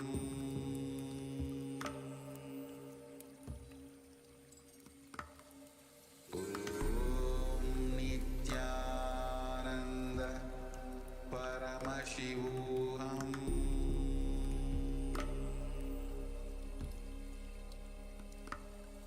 Om Nithyananda Paramashivoham. There are some great spiritual sciences unique to Hinduism. Subtle, otherworldly, but definitive sign manifesting the cosmic beings in Archavatara deities in Nija. There are some great spiritual sciences unique to Hinduism. Subtle, otherworldly, but definitive sign manifesting the cosmic beings in Archavatara deities in Nijavatara living incarnations is possible. Understand? Kriya Pada of Vedas and Agamas elaborately explain the whole science of making the cosmic beings manifest in Archavatara deities and Nijavatara living incarnations. Both. During the Bhava Samadhi Darshan, literally those cosmic beings manifest through this body. Just like how they manifest in Archavatara, deity, they manifest in Nijavatara, Pratyakshavatara, and give you all the boons you ask, bless you. You see, each God is an independent intelligence to lead you to enlightenment. Each God is a bridge for you to achieve the Shivatva, the ultimate Shiva consciousness. Krishna is the bridge for you to achieve the Krishna consciousness. But Shiva consciousness, Krishna consciousness, all consciousness is one and the same. Ultimate consciousness only. So that energy itself completely expresses. Just like Radhika, when I see my own sweetness in the mirror, I become eager to taste it. I find that the only way to relish this sweetness is through the constitution of Sri Radhika. Bhava Samadhi Darshan is a window to the infinite expanse of consciousness, allowing us to glimpse the formless in a way that we can understand. It cleanses the karmas of lifetimes. It awakens our biomemory to the space of Paramashiva, the ultimate consciousness, and creates a deep and lasting transformation in us.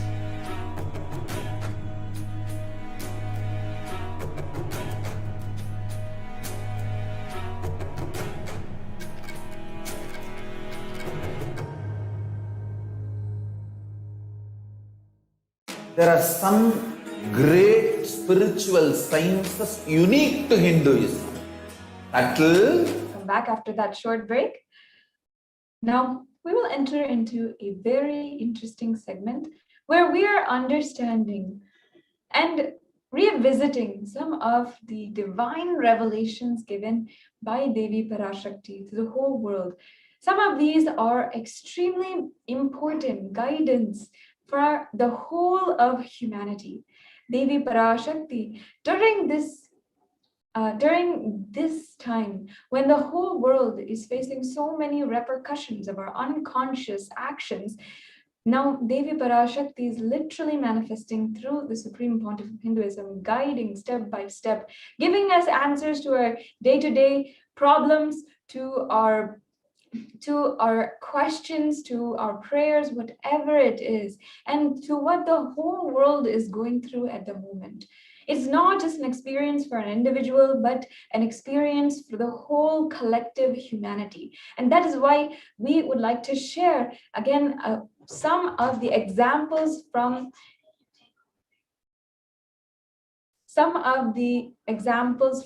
the Devi Parashakti Akashic readings that today we're going to go over the 27th of April, what Devi Parashakti had revealed on the 27th of April 2021 on Neem flower and its significance in the world. So now let us watch that video.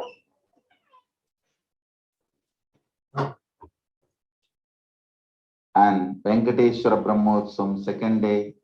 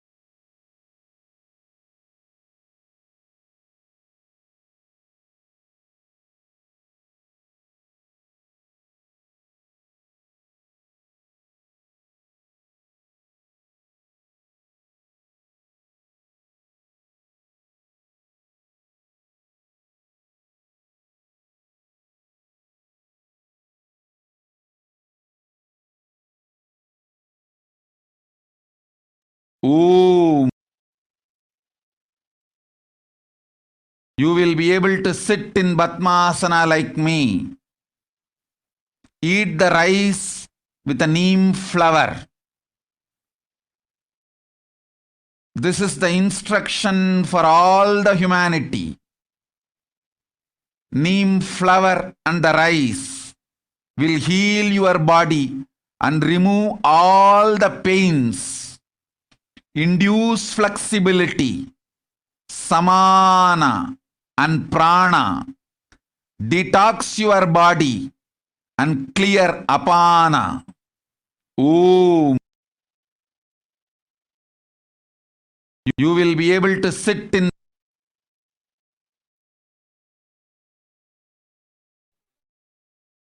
Now let us understand what the Supreme Pontiff of Hinduism said. We'll just briefly go over it and understand the benefits of neem flower.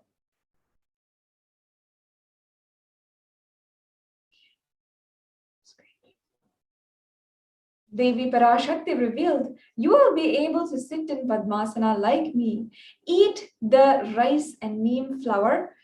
The instruction for all of you, the flour and rice.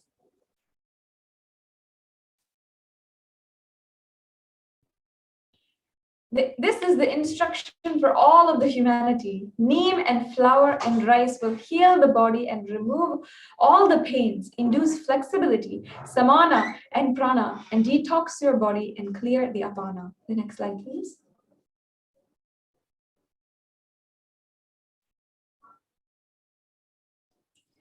The neem tree offers several health benefits, and this is recorded in so many journals, so many scientific journals in so many places of the qualities of neem. All the parts of this tree are useful and known for its medicinal purposes.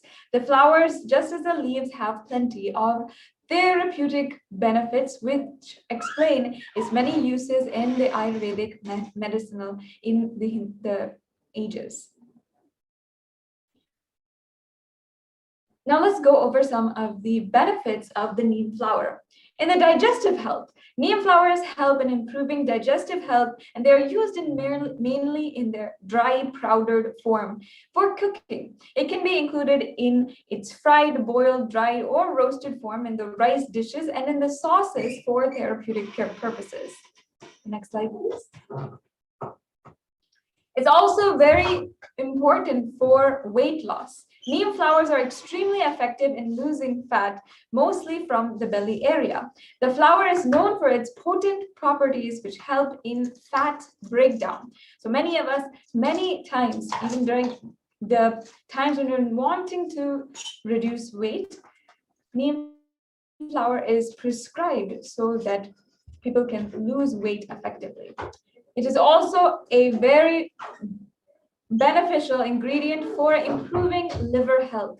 Dried flowers can be powdered and consumed every morning, mixing a glass of warm water with the neem flower powder, and it helps cleansing in the liver, removes unwanted toxins from the body, and it is good for liver health as it acts as a purifier. Now, if you know a little bit about the basics of the digestive system, the liver is the organ in your body which actually cleanses your blood. So anything which purifies the liver, helps the liver improve, is ultimately detoxifying your entire system, your entire blood and circulation system. The next slide, please. So, as I was saying, the dried neem flowers in the powdered form can be consumed every morning with a glass of water, and it can help in blood detoxification and purifying the body internally. This means clearer and glowing complexion.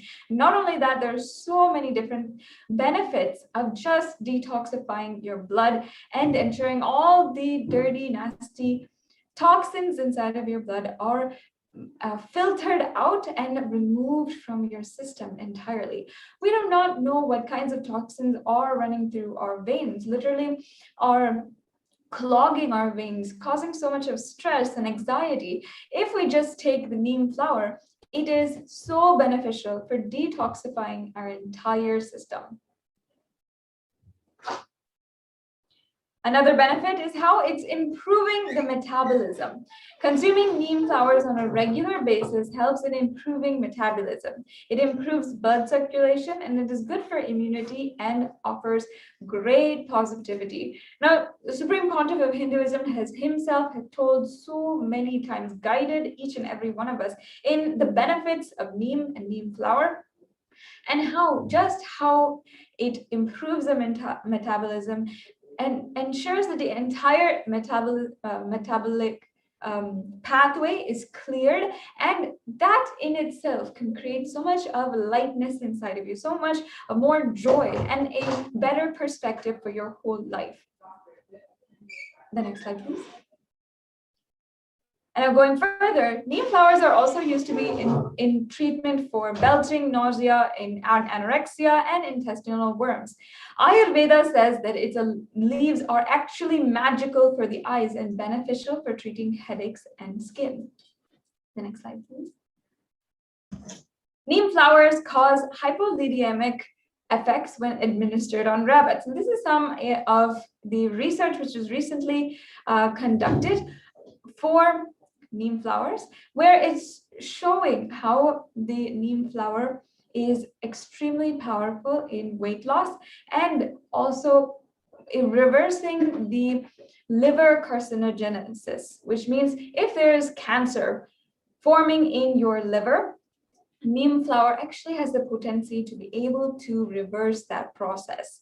Next slide, please. Neem flower is considered as an antiseptic and it can cleanse your entire system. It is also known to cure skin impurities when applied directly on the skin. And during the summer, the Chitra month, as a tradition, neem flower, jaggery, and salt can be mixed and eaten. And it is known for how it balances the heat in the body, balances the pitta in the body, and it is an excellent remedy for children for if they're undergoing any case of worms or digestive problems, if you just are drinking the boiling water with the neem flower. The next slide, please.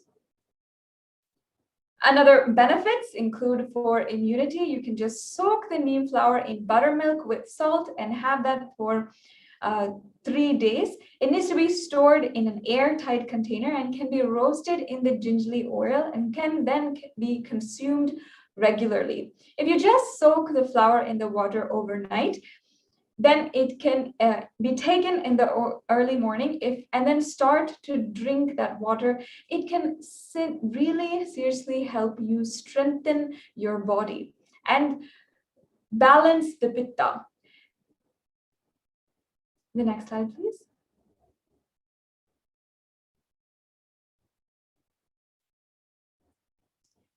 These are some of the key secrets in how to use the neem flower. And you can see it's just an extremely easy way of digesting it. And it's also very accessible in many places across the world, whether you're in the United States or India or any place, you can have and purchase this neem flower, the powdered neem flower and the neem leaves, and start benefiting today.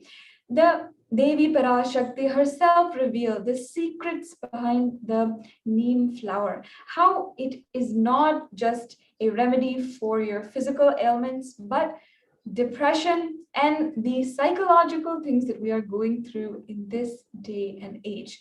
When Devi Parashakti reveals this to us, we have so many benefits that we can receive, that we can experience just by following her simple words, just by taking these actions.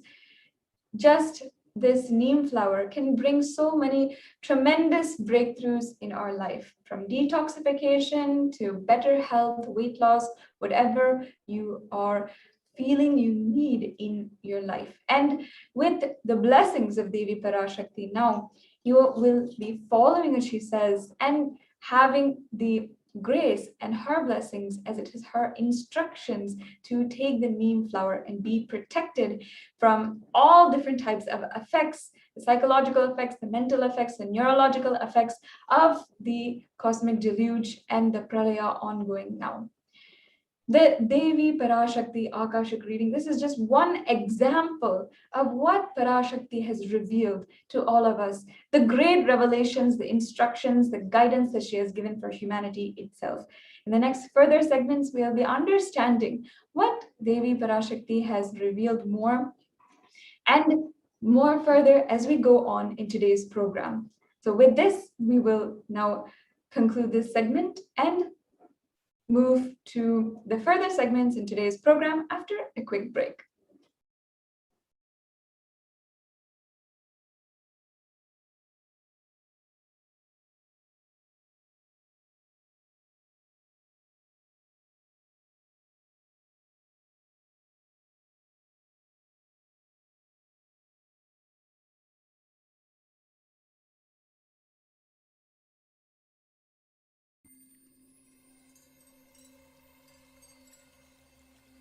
I welcome you all with my love and respects.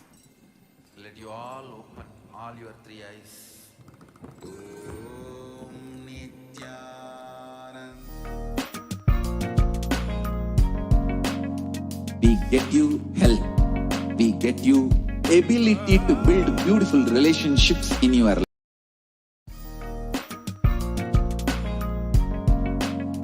We get you help.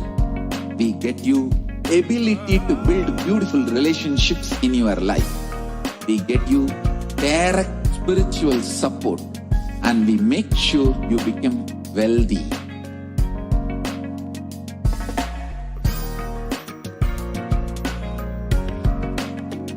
We won't stop giving you just good life.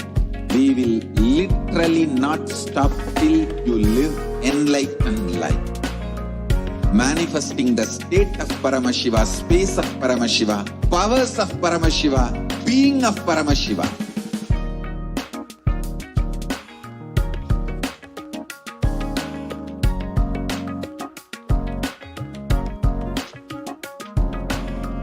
Whole world should become Kailasians. I want the whole world to know Hindus have something great to contribute to the world.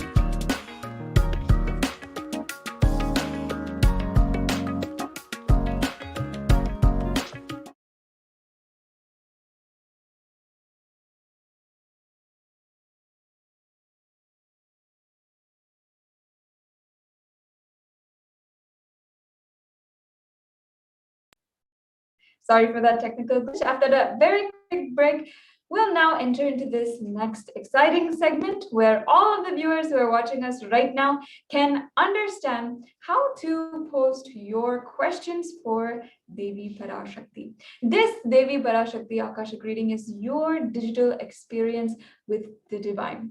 And as if you were here from the beginning, you know now, this is not a coincidence in your life. This is a cosmic intervention. This is your opportunity, a blessing where Devi has decided to grace in the form of the Supreme Pontiff of Hinduism, manifesting through the form of the Supreme Pontiff of Hinduism, and answer your questions, your prayers, attend to any of your deepest desires, what you are yearning for intensely inside of you. If you feel that you are ready, you want to deepen your experience and ask a question for Devi Parashakti today and receive her blessings and her further grace in your life today, this short segment will be on how you can comment and ask your questions in the YouTube, Facebook, Twitter, and different social media platforms. And we're just going to go step by step in how you can comment on these different platforms. So on the YouTube live video, the first step is to become a member. As you can see here in the video that you are viewing right now, you can go ahead and click join right next to Kailasa's HDH Nithyananda channel name. And that is the first step to start your membership, a part of the HDH Nithyananda main YouTube main YouTube channel. And the second step here is to ask your questions. Now, it's very straightforward. As soon as you see the chat, you can start and ask your questions. The next slide, please. Now, if you're joining us on Facebook, first, if you are joining us, always remember to like and follow Kailasa's HDH Nithyananda Paramashivam Facebook page. This is the official Facebook page of the Supreme Pontiff of Hinduism, where all of his messages, all of the live feeds, all of the darshans, the programs, everything is available for you to have at your news feed and upon notifications in your phone. So you can have access to everything from Kailasa, from the Supreme Pontiff of Hinduism, just by clicking follow right now. Now, how can you ask your questions on Facebook, on the live Facebook video? It's very simple. Just go ahead and ask your questions in the comment section by writing a comment where it says, and you can use the hashtag #AskTheAvatar as well. The next slide, please. Now, if you are on Twitter and you are a user of Twitter and you would like to ask your question for Devi Parashakti on Twitter, reply to the tweet by @Sri_Nithyananda. @Sri_Nithyananda is the official channel, official Twitter for the Supreme Pontiff of Hinduism and Kailasa. So on that, make sure first that you are following the Twitter handle for the Supreme Pontiff of Hinduism. And in Twitter also, you'll get all of the messages, all of the direct satsangs, all of the darshans, the programs, every single service in your Twitter account, in your notifications. And every time a live video comes, you will get a notification. It's as easy as clicking right then and there in order to have darshan with the Supreme Pontiff of Hinduism. So if you would like to use Twitter and ask your question to Devi Parashakti herself today, in the second step, as you can see, you can ask your question in the reply section of the tweet with hashtag #AskTheAvatar. So every day we'll have the tweet for the Devi Parashakti Akashic readings, and you can reply to that tweet and use the hashtag #AskTheAvatar, ask your questions, and Devi Parashakti will answer your questions from Twitter.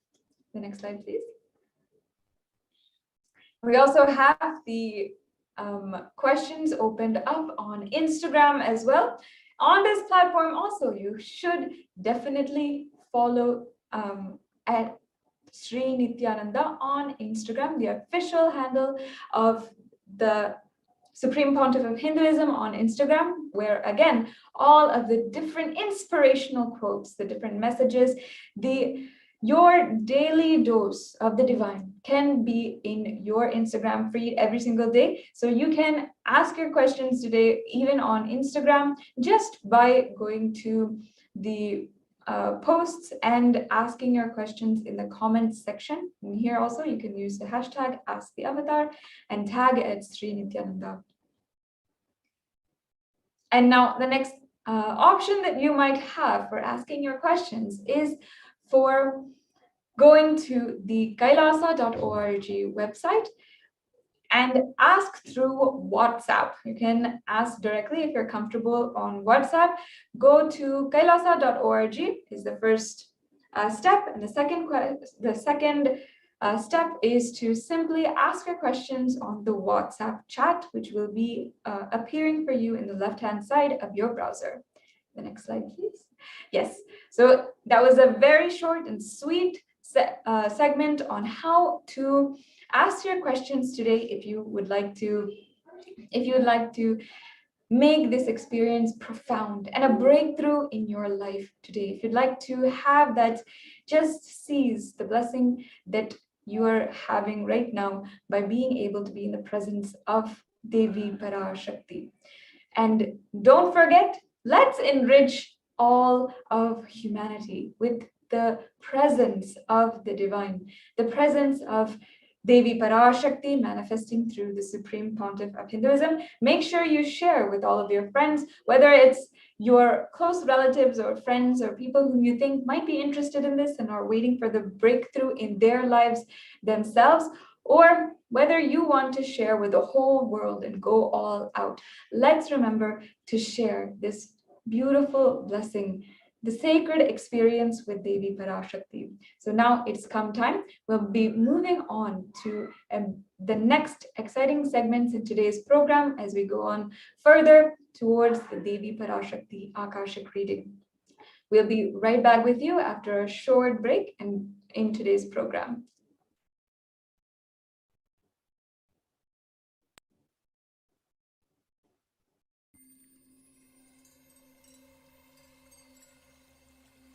I welcome you all with my love and respects. Let you all open all your three eyes. Om Nithyananda Paramashivoham.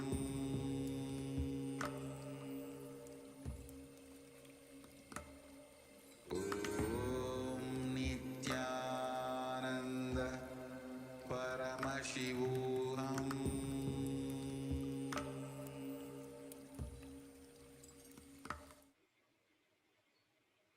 Yes. So let's begin with the Sadguru Vandana. Nithyanandam Paramasukadam Kevalam Jnanamurtin Dvandvatitam Gagana Shadrisham Tattvamasyaadilaksham Ekam Nityam Vimalamachalam Sarvadi Sakshibhutam Bhavatitam Trigunarahitam Sadgurum Tam Namami. Nithyanandam. So welcome you to the next segment of this program. Yes, so we had a beautiful power manifestation session and introduction to Parashakti and what all Parashakti has revealed in the Akashic readings so far in the past few months. So next, so this is a very beautiful segment where we have the deep and the most interesting opportunity, the blessed opportunity to offer our devotion at the feet of Devi Parashakti. So, and directly receive her blessings. So, that is the various offerings which we can offer to her and receive her love, her compassion, and you can manifest whatever you want just by pleasing Parashakti. So, let us understand what is the significance of offering. So, offering is a giving of a divine gift of pure love, pure devotion, and oneness. And it consists of two parts. So, one is you giving, and number two is the divine accepting. So, in Hindu tradition, it is beautifully said that only when the divine accepts whatever one offers, the offering itself becomes complete. So, offering is not made out of either fear or greed. So when an avatar he lands, when an incarnation lands on the planet Earth, the offerings are purely a part of this grand Leela, which is played out only for the purpose of enlightenment. Yes. So let us understand more about the significance of offering and why gold is a significant part of in the offering. So let us begin with the Dhyana Sloka to Devi Parashakti, which is from the Mula Agama of Manonmuni Dhyana. Induni baveda karavahni nayanam syat pankajavaraabhaya japaksha sarayuktam angahimabhushana vichitra vasanam syat tungamakutojvala manunmani swarupam. So in this Dhyana Sloka, it's beautifully explained that moon-like face, holding the Veda, the books on hand, the fire in eyes, with lotus flower, gracing and blessing hands, and one hand with japamala, beautifully decorated with jeweled ornaments in wonderful clothes, and shining wing crown. Her name is Manu Mani. So we also have one more Shastra Pramana from the same Mula Agama of Manu Mani Dhyanam about Parashakti. It says, Dhyaye Devim Trinetram Sashini Bhavadanam Vedahastam Dadhanam Savye Padvam Varadamapare Chabayam Chakshamalam Divyairabharanair Vibhushitatanum Brahmadibhi Pujitam Devimeva Manunmanim Pratidinam Kamarta Datrim Shubham. Yes, so this Dhyana Sloka, it beautifully describes Parashakti. I meditate on Devi with 3 eyes glowing like a moon, and hold the Veda, the lotus, and grazing with blessing and grazing hands. She is wearing beautiful ornaments. She is worshipped by Brahma and other many gods, showers and auspicious boons for all the actions every day. So, let us now understand what is the significance of the divine element gold in the offering. So, the Atharva Veda beautifully explains that triply born by birth is this gold from the atoms of Agni is one. It becomes dearest to Agni. One fell away from the Soma when it was heard. One they call the seed of virtuous and powerful Apa, the watery molecules. Let the triple gold be for your long life. So gold is a divine element. So it purifies anything it touches. It is an element of spiritual significance and great spiritual power of healing and enlightenment. So if you see, the vibration of the gold itself has the power to infuse the sattva energy and positive thought currents in anyone who wears it and anyone who sees or operates in its vicinity. So gold is literally present in all the scriptures, the Vedas, the Agamas, the Shastras, the Shrutis, the Smritis, the Itihasas, and the Puranas.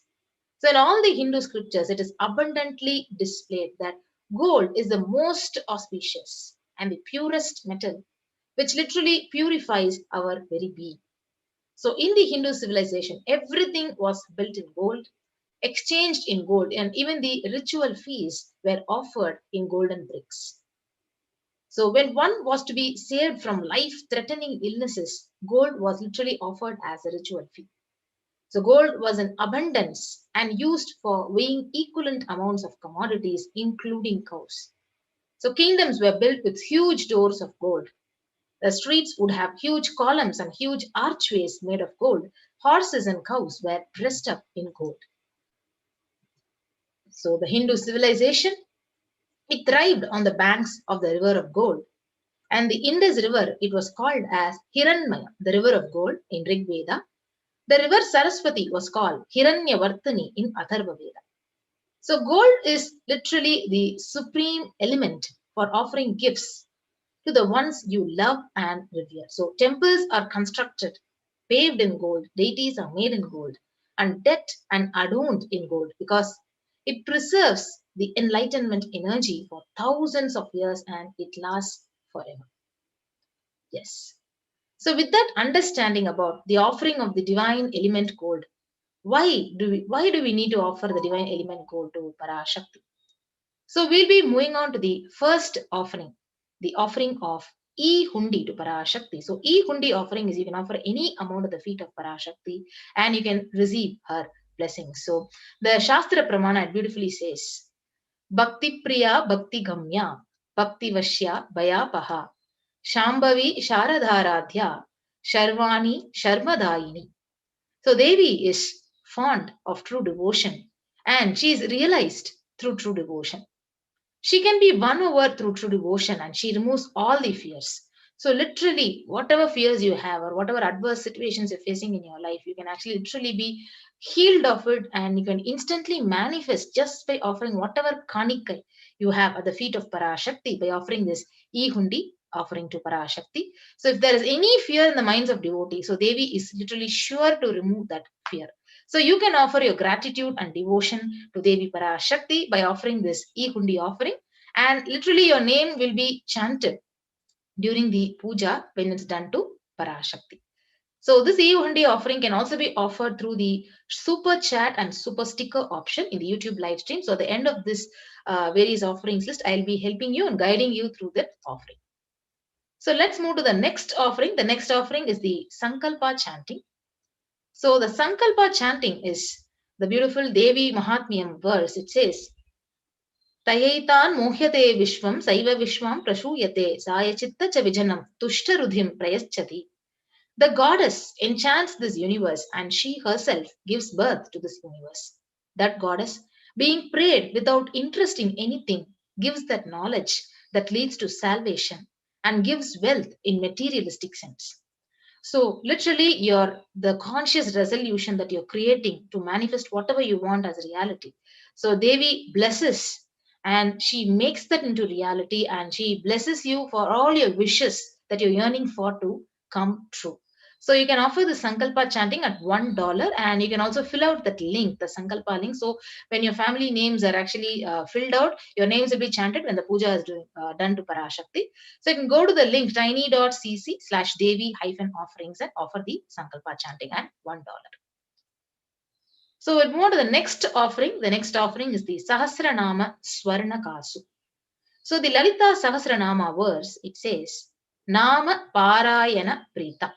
So which beautifully explains that she who likes the repetition of her various names. So 1008 names of Devi Parashakti. So each of these names of Parashakti will be inscribed in the gold coins, and these gold coins will be done as an Archana offering, the Mahameru of Devi Parashakti. So you can offer this gold coin which is inscribed with 1008 names, and you can receive the blessings of Parashakti. So each of these names is one of the divine quality of Parashakti. When you're offering this coin, each of your divine qualities, the Ananta Kalyana Guna of Parashakti, is literally awakened inside of us. So it is available at $75, $151, and $251 in 3 sizes. So the next offering to Parashakti is the Mukta Anguti, the finger ring with a pearl. So the Meenakshi Pancharatnam, it beautifully explains. Muktahara lasat kirita ruchiram purnendu vaktra prabham shinjannu purakinkini manitaram padma prabhabasuram sarvabhishta falapradam girisutam vaniramasevitam Meenakshim pranatosmi santatamaham karunyavaram nidim. So I bow to the goddess Meenakshi, whose crown has garlands of pearls, and the face shining like a full moon, who wears anklets that are studded with gemstones and has small bells, who is shining like the splendor of lotus, who grants all the wishes, the daughter of the mountain, who is worshipped by the goddess Vani and Rama. I remain ever bowing to goddess Meenakshi, the ocean of compassion. So this Mukta Anguti, the finger ring with the pearl, literally when you're offering this, you're touching the fingers of Parashakti herself and feels like that. And when you offer, you literally receive blessings, especially in all your business endeavors. So Devi literally showers with all her auspiciousness, especially in your business endeavors. You can offer this finger ring with a pearl to Parashakti at $251 or $501 or $750. So you can go onto the link tiny.cc/Devi-offerings. The next offering is the offering of the Swarna Padma Pushpam. Yes, the Golden Lotus. So the Swarna Padma Pushpam is beautifully described in the Kamikagama verse that all the kalasas should be wound around with suitable thread and covered with new cloth. So they should be adorned with lotus flower made of gold. So what is the significance of the lotus in our Hindu tradition? So there are hundreds of scriptural references for using this lotus when you're worshipping Paramashiva and Parashakti. So almost everything in the worship of the ultimate, it involves consecration of deities, of worship, meditating, or the mudras, asanas, everything when you're worshipping, it involves the lotus flower, either the lotus petal, the lotus pericarp, the lotus leaf. So lotus itself is considered as a divine flower. So the Shakti of Paramashiva is also called as lotus. The base of Paramashiva Linga is a lotus. The disciple of Paramashiva is also considered as a lotus. So you can offer these lotus, golden lotus in various sizes you want to, and you can receive the blessings of Parashakti, literally to achieve the state, the space, the powers of Parashakti in your inner space amidst whatever adverse situation you are actually facing in your life. So you can offer it at $600. The next offering is the offering of Swarna Metti, the golden touring. So the Shastra Pramana, it beautifully says, Nakadi Diti Samchanna Namajjanna Tamoguna Padadvaya Prabhajala Parakrita Saroruha. You, whose brightness from toenails destroys the darkness of ignorance from the minds of your devotees who prostrate at your feet. So, anyone even who prostrates at your feet, literally their ignorance is completely removed by you. So, it's a very beautiful opportunity to offer the Swarna Metti and adorning her sacred feet and be in constant gratitude with her and receive her blessings to remove all the difficulties in your life. So Swarna Metti, the golden toe ring, can be offered at $750. The next is the Swarna Mangtika, the golden hairline jewelry. So Sudha Sarabi Varshini, so she who makes the nectar flow in all our nerves from the Sahasrara, that is, she gives the very pleasant experience of the ultimate. So the Mangtika, it represents the nectar which is flowing from the Sahasrara chakra, which is fully opened. So we can offer this Mangtika and receive the blessings to achieve the complete bliss, the complete completion from Devi Parashakti. So you can offer the Swarna Mangtika, the golden hairline jewelry, at $750. Yes. So the next important offering is the Pratyaksha Pada Puja. So you really have the opportunity to enjoy the breathing space of the avatar, the Parashakti herself. And literally, the mirroring of the neurons literally happens when you enjoy the space of Parashakti, especially during the Pratyaksha Pada Puja, because you physically sit and meet, you physically and through the virtual conferencing, you experience the presence of Parashakti. So the Saundarya Lahari, it beautifully explains, nails have been sharpened by constantly being touched by the crowns of celestial beings who always prostrate before Devi. So Tamo Guna is darkness, and in this shloka, Tamas is indicative of ignorance in the minds of devotees, and by constantly prostrating before Devi, their ignorance is removed and they attain knowledge. So you can offer the Pratyaksha Pada Puja and receive the blessings of the Supreme Pontiff of Hinduism, Jagat Guru Maha Sannidhanam, and literally, so whatever you're asking, it is going to come into reality because you're going to just enjoy the breathing space of Parashakti and Paramashiva. So you can offer it at $1,008. So during the Pratyaksha Pada Puja, along with the Seva, you can also offer the sacred cloth offering, the Vastra Seva, to His Divine Holiness and receive all the auspiciousness and blessings of the Supreme Pontiff of Hinduism. So you can also offer the Vastra Seva at $1,008. Yes. So here we have the list of all the offerings. So the E-Hundi offering, which you can offer an any amount to Parashakti as your Kanikai to Parashakti. Sankalpa chanting. So your names would be chanted when you offer the Sankalpa chanting only at $1. Devi Sahasranama Kasu. So the pure gold coin which has each of the sacred name of Parashakti inscribed on it. So it is available at $75, $157 and $251. The next is the pearl finger ring, the Mukta Anguti. It is available at $251, $501 and $750. Next is the Swarna Padma Pushpam, the golden lotus flower. It is also available at $600, $1,200 and $1,800. And the Swarna Metti, the golden toe ring for the lotus feet of Devi, it is available at $750. The Swarna Mangtika, the golden hairline jewelry, which is available at $750. And the Pratyaksha Pada Puja, which is available at $1,008, along with the Vastra Seva, also at $1,008. So here we have the registration form, and if you're ready to offer the Seva, interested in offering, and you are ready to make an online payment, you can go to the link tiny.cc/Devi-offerings and you can offer this online payment. Any Seva you want to offer, go to the link and I'll be helping you and guiding you into a walkthrough of how to go into the link and make the payment. And once you do the payment, you can submit the details for the puja which you want to offer to Parashakti, and all your names, whichever you are actually mentioning, will be chanted during the puja. So the link is tiny.cc/Sankalpa2021. Yes, so we keep the slide projected and I'll take you through a quick walkthrough into the link, how to offer an online payment to Parashakti.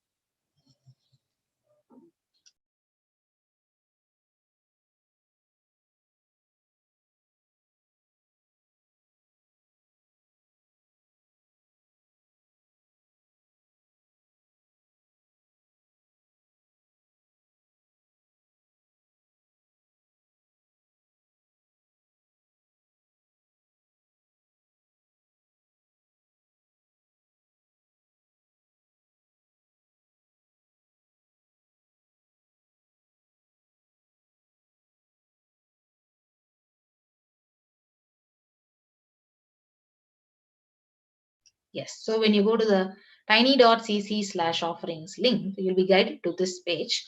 It says Parashakti Bhavasamadhi Darshan donations.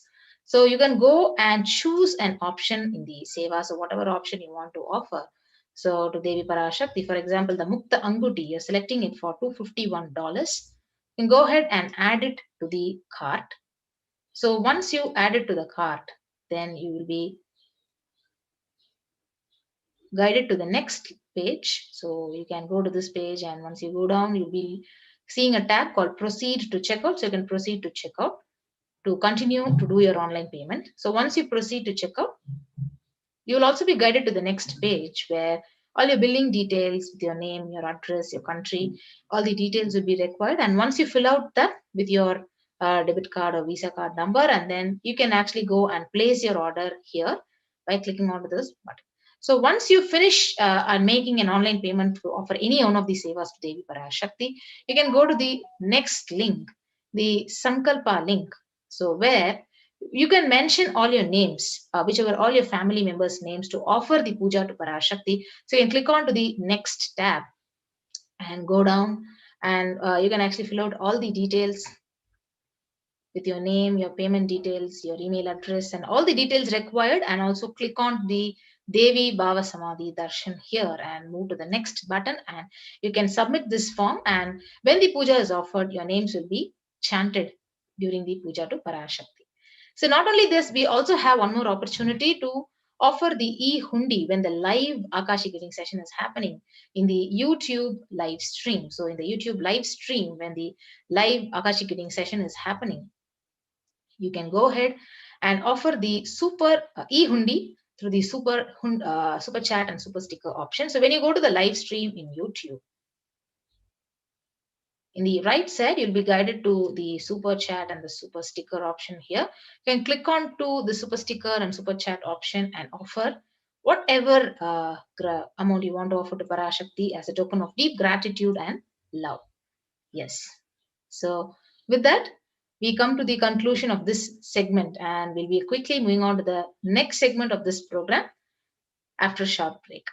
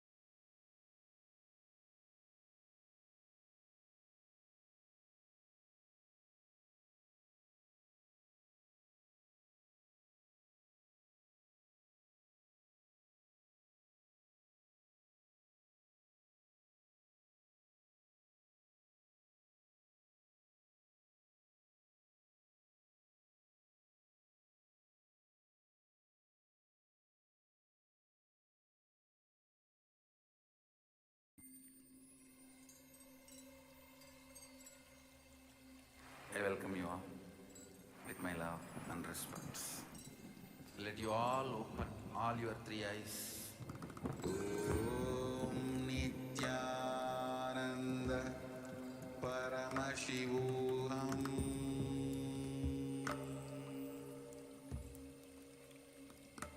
There are some great spiritual sciences unique to Hinduism. Subtle, otherworldly, but definitive sign. Manifesting the cosmic beings in Archavatara, deities in Nijavatara, living incarnations is fasting. Understand? Kriya Pada of Vedas and Agamas elaborately explain the whole science of making the cosmic beings manifest in Archavatara, deities, and Nijavatara, living incarnations, both. During the Bhava Samadhi Darshan, literally those cosmic beings manifest through this body. Just like how they manifest in Archavatara, deity, they manifest in Nijavatara, Pratyakshavatara, and give you all the boons you ask, bless you. You see, each god is an independent intelligence to lead you to enlightenment. Each God is a bridge for you to achieve the Shivatva, the ultimate Shiva consciousness.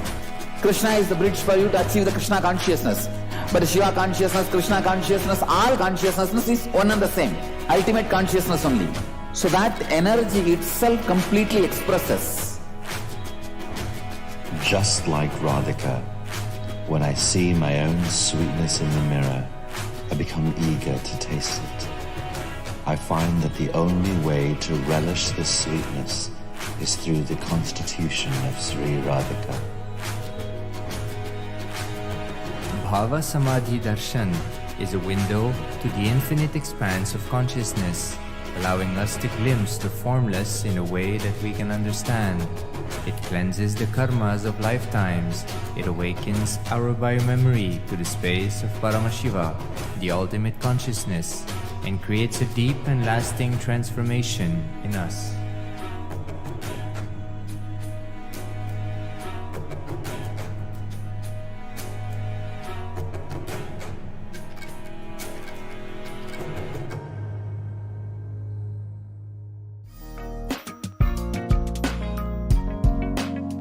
We get you health. We get you ability to build beautiful relationships in your life. We get you direct spiritual support, and we make sure you become wealthy.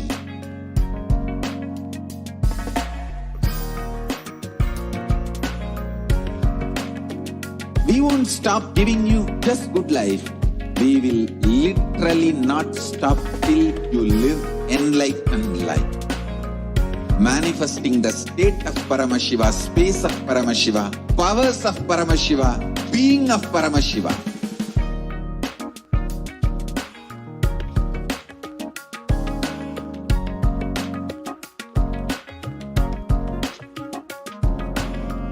Whole world should become Kailasian. I want the whole world to know Hindus have something great to contribute to the world.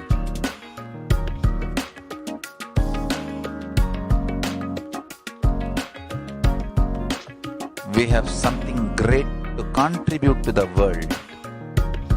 Let us do that.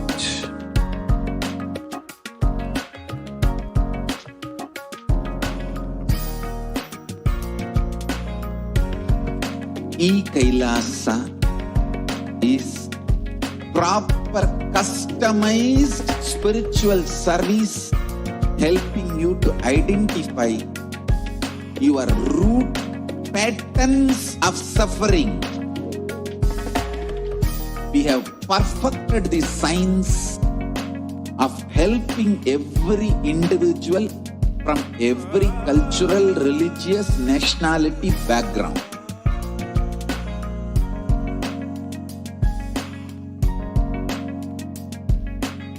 You will have lowest reactionary assumptions, highest awakened response, alive response for life continuously.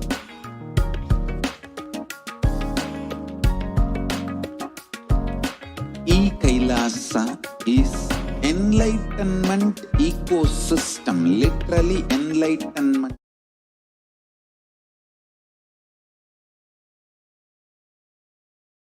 Listen intensely. Life, consciousness in you does not end while your body drops dead. It moves from different universes, vertical time zones, lives in different time zones as per its free will, knowledge, desire, but ultimately to get enlightened, complete liberation, Paramashiva Padam, your soul has to come back to this karma bhumi, the Bhumandala.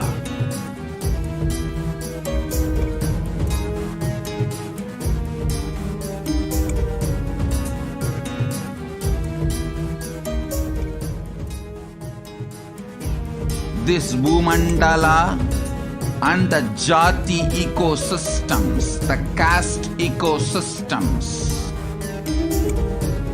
Hindu, Jnana, Sannyasa, Yoga, Grihastha, multiple spiritual ecosystems are created for the souls to come back and rebirth and grow more and more towards enlightenment easily, quickly, in accelerated speed and space.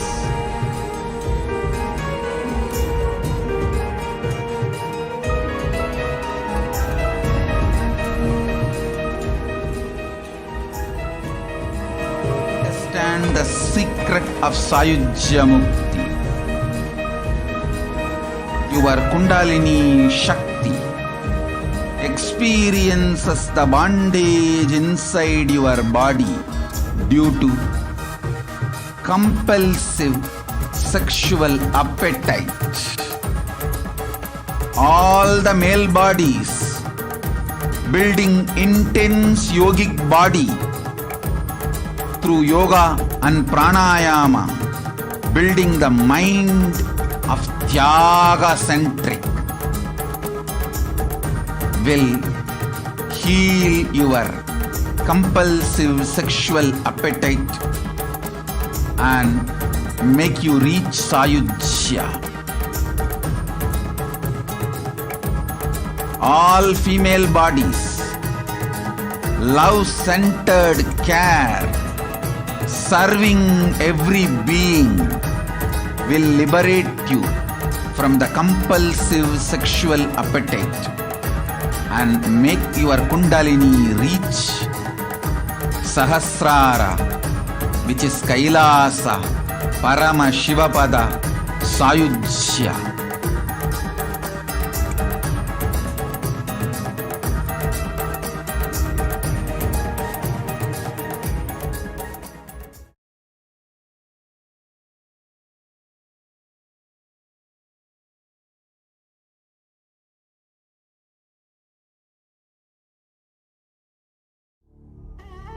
What I mean by the word Kailasa, listen intensely.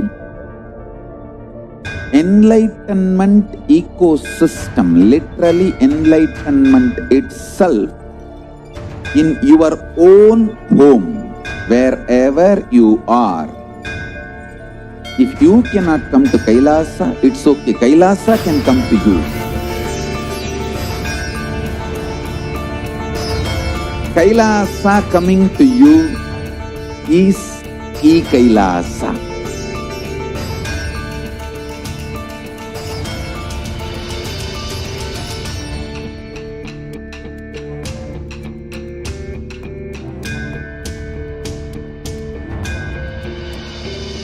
I will revive Hinduism. I am a Hindu revival.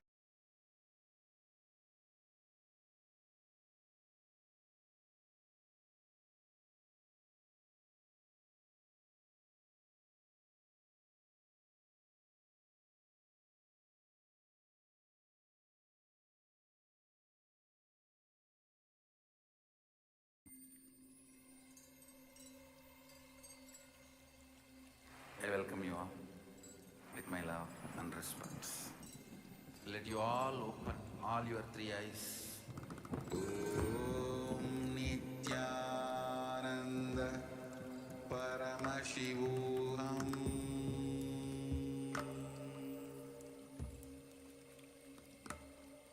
Om Nithyananda Paramashivoham.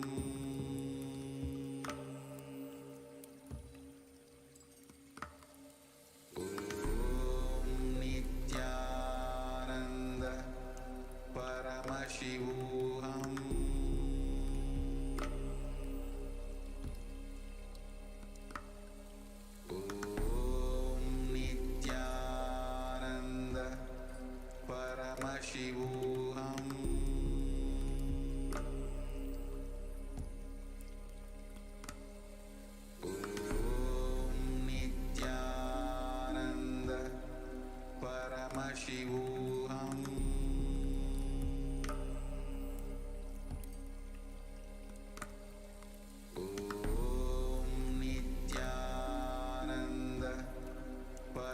Paramashivoham.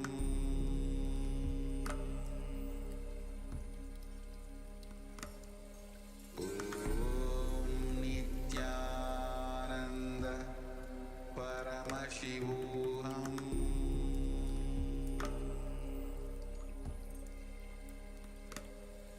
Om Nithyananda Paramashivoham.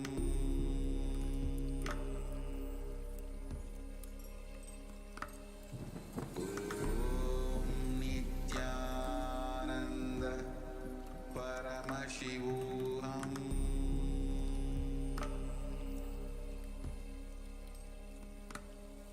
Om Nithyananda Paramashivoham.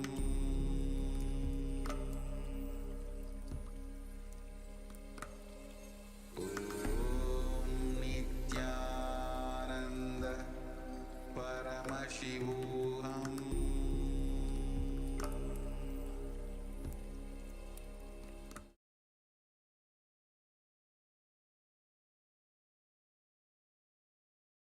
Listen intensely. Life, consciousness in you does not end while your body drops dead. It moves from different universes, vertical time zones, lives in different time zones as per its free will, knowledge, desire, but ultimately to get enlightened, complete liberation, Paramashiva Padam, your soul has to come back to this karma bhumi, the Bhumandala.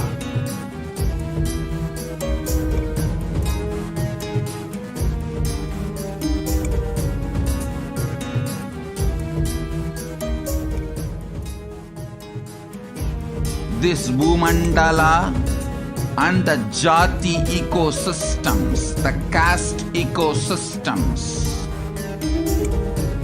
Hindu, Jnana, Sannyasa, Yoga, Grihastha, multiple spiritual ecosystems are created for the souls to come back and rebirth and grow more and more towards enlightenment easily, quickly, in accelerated speed and space.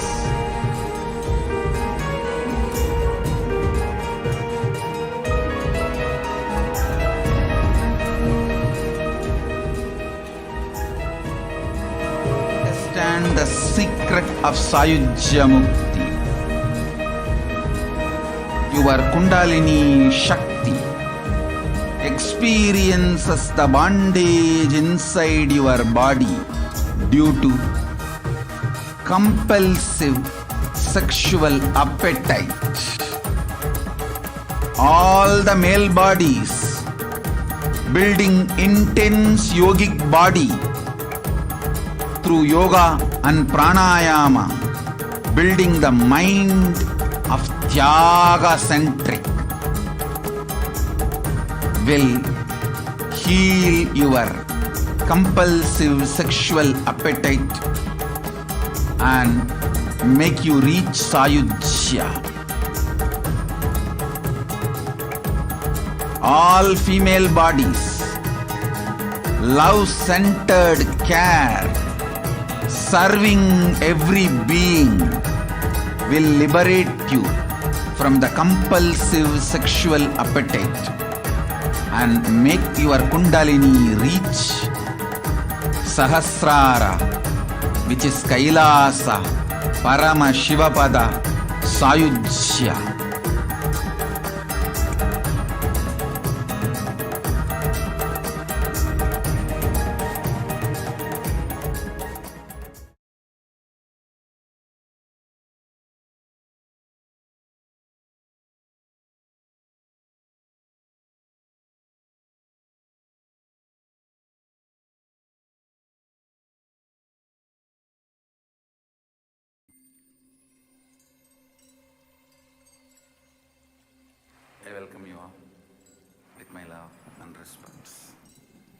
you all open all your three eyes. Om Nithyananda Paramashivoham.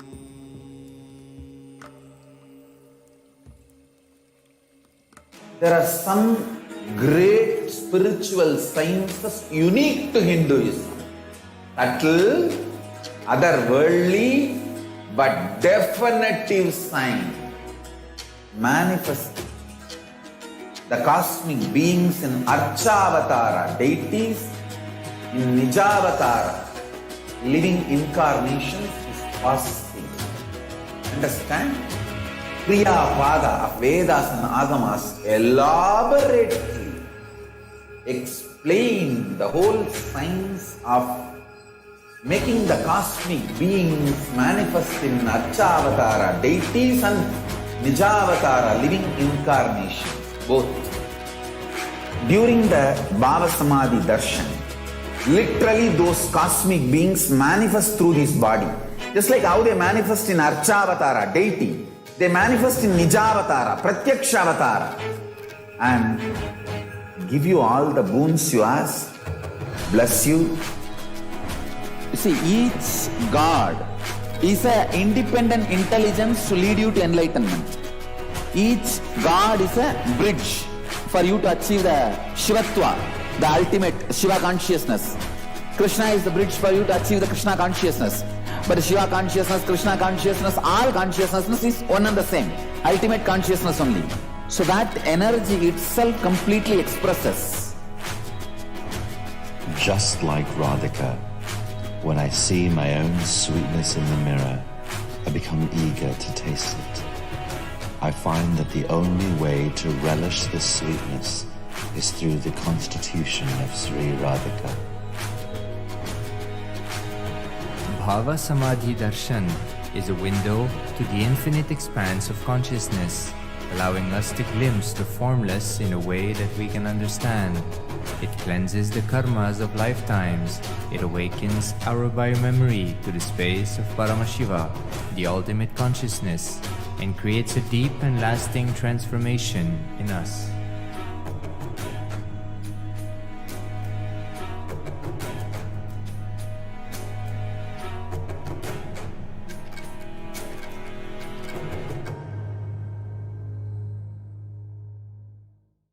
There are some great spiritual sciences unique to Hinduism. Subtle, otherworldly, but definitive sign. Manifesting the cosmic beings in Archavatara, deities in Nijavatara, living incarnations is possible. Understand? Kriya Pada of Vedas and Agamas elaborately explain the whole science of making the cosmic beings manifest in Archavatara, deities and Nijavatara, living incarnations, both. During the Bhava Samadhi Darshan, literally those cosmic beings manifest through this body. Just like how they manifest in Archavatara, deity, they manifest in Nijavatara, Pratyakshavatara, and give you all the boons you ask, bless you. You see, each God is an independent intelligence to lead you to enlightenment. Each God is a bridge for you to achieve the Shivatva, the ultimate Shiva consciousness. Krishna is the bridge for you to achieve the Krishna consciousness. But Shiva consciousness, Krishna consciousness, all consciousness is one and the same. Ultimate consciousness only. So that energy itself completely expresses. Just like Radhika, when I see my own sweetness in the mirror, I become eager to taste it. I find that the only way to relish this sweetness is through the constitution of Sri Radhika. Bhava Samadhi Darshan is a window to the infinite expanse of consciousness, allowing us to glimpse the formless in a way that we can understand. It cleanses the karmas of lifetimes. It awakens our biomemory to the space of Paramashiva, the ultimate consciousness, and creates a deep and lasting transformation in us.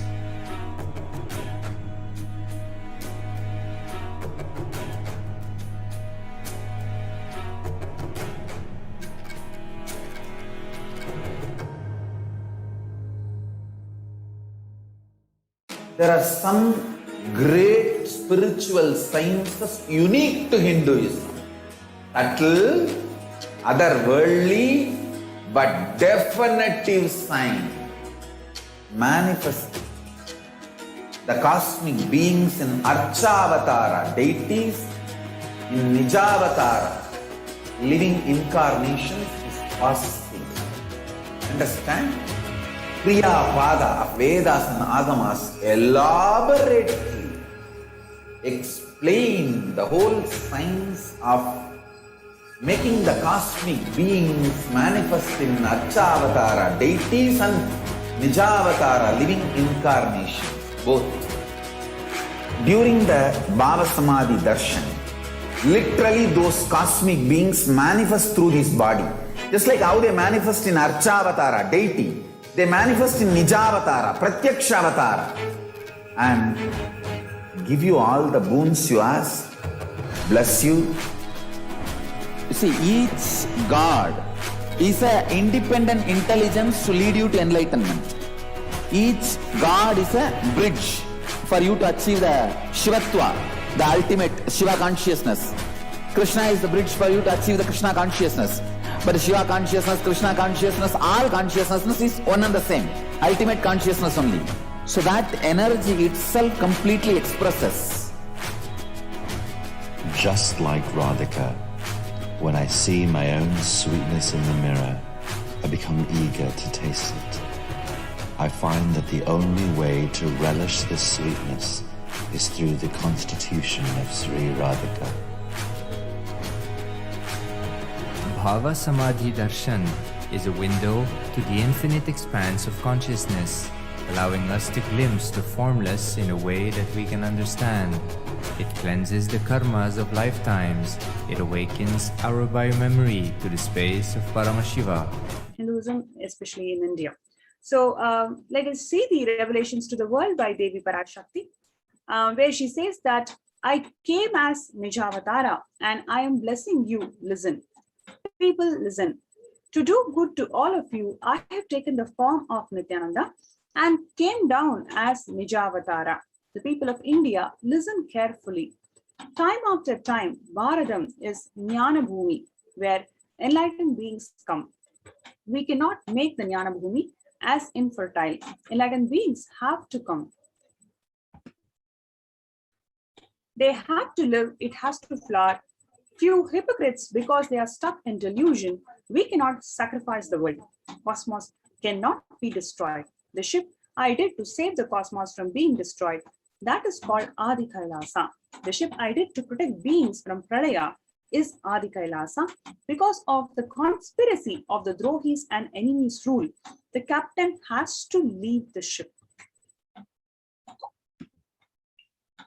Before 12 years, knowing the great deluge that is going to happen, all the Aushadas, by this Guru Purnima, this Jnana Rasavadham, Navapashana is going to flower. Allow people to come and take dip in Navapashana flower. People, whoever comes and dip in Vaidya Sarovar, they will not have death. They will not have corona. Crores and crores of people will come in line. Every day they will come and dip in Anandalingam. Listen well to my words.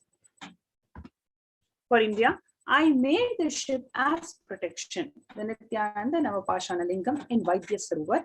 Go to Adi Kailasa, O Indians, listen. All those regretting losing the Nithyananda Nijavatara, without confusion and without talking, just as a lip service, go to Adi Kailasa. Crores of people will come there looking for health, Navapashana, water feast and medicine, to get health and protection and enlightenment. To protect India from this great destruction, I, Parashakti, made this huge ship, even if the captain is not there. Ship is there. Even if the captain, the supreme pontiff of Hinduism, Jagadguru Mahasannidhanam, His Divine Holiness Swamiji is not there. Out of his grace and compassion, the ship is there for all of the humanity to get protected. Now let's quickly see what is really happening in India right now as we speak, and why this message has to reach every single Indian, whoever feels insecure about the current situation in India because of ongoing pandemic. 96 doctors in Bihar lost their lives due to COVID-19, says IMA.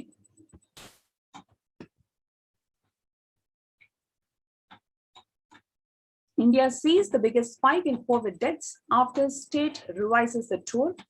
What you can see is a picture of a cemetery, and India has reported its highest ever single day death toll from COVID-19, 6,148 deaths after an eastern state sharply raised its figures to account for people who succumb to the disease at home and or in private hospitals. The Department of Health in Bihar, one of the India's poorest states, revised its total COVID-related death to more than 9,400 from 5,400. So simply it has doubled. And even if it has doubled, many articles and many news media is flashing about government underplaying the stats for various reasons. The real number of deaths is totally unknown.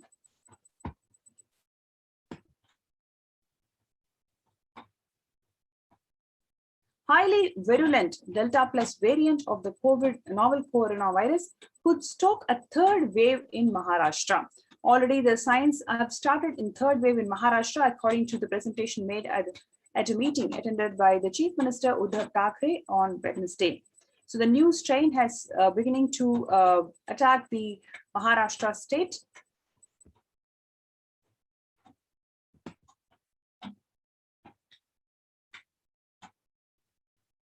India reports 67,208 new COVID cases with 2,300 deaths in last 24 hours.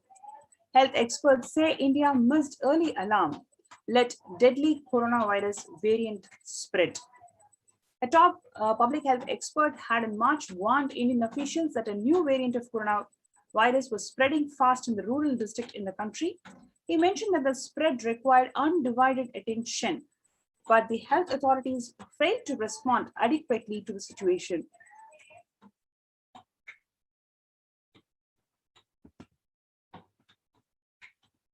Now, Indore, this state's first case of green fungal infection. So we have seen the secondary infections, especially for people who are recovered from COVID or who already have been vaccinated to COVID. They have developed low immunity levels to secondary infections, especially fungal infections.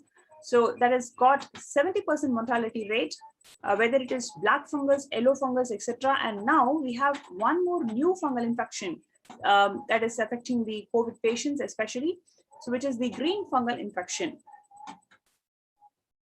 A 34-year-old COVID-19 survivor was diagnosed with green fungal infection in Indore, and he was shifted to Mumbai by air ambulance for treatment.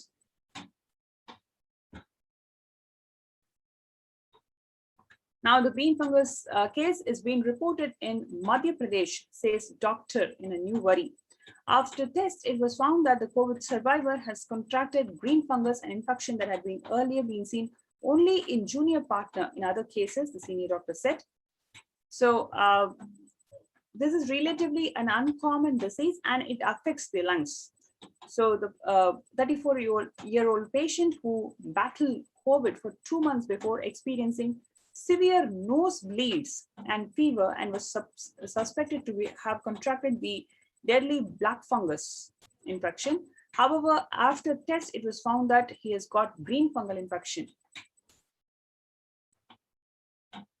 And this is reported to be an aggressor in possibly the first reported case in the country, has affected patients' lungs, sinuses, and blood. So the situation, what we are seeing in India is worrisome, and Devi Parashakti, the divine feminine consciousness, she has revealed the solution for humanity, especially the people in India, to take protection in the COVID care centers, in the de facto spiritual embassies of Kailasa. So we welcome all the viewers, whoever feels insecure, whoever wants to protect themselves and their loved ones, please register yourselves in kailasa.org/Kailasa Care, KAILASA.org/KAILASA Care, CARE. So let's take a few minutes for people to register themselves in kailasa.org/Kailasa Care. We'll be right back with the next segment.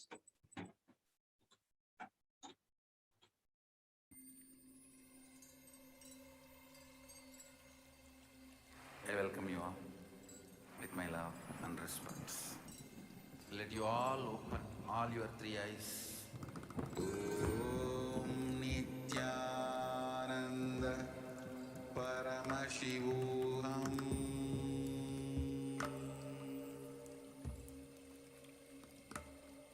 Om Nithyananda Paramashivoham.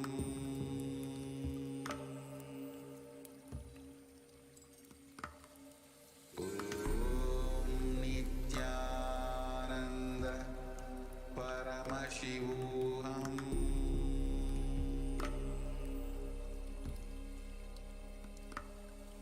Om Nithyananda Paramashivoham.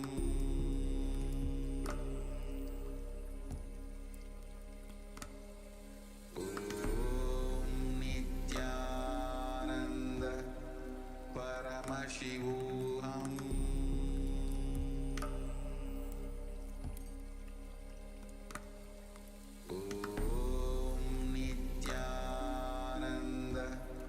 Paramashivoham.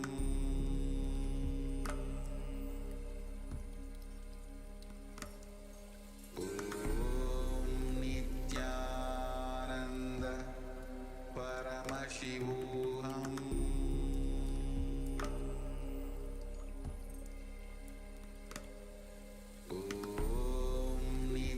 There are some great spiritual sciences unique to Hinduism. Subtle, otherworldly, but definitive sign.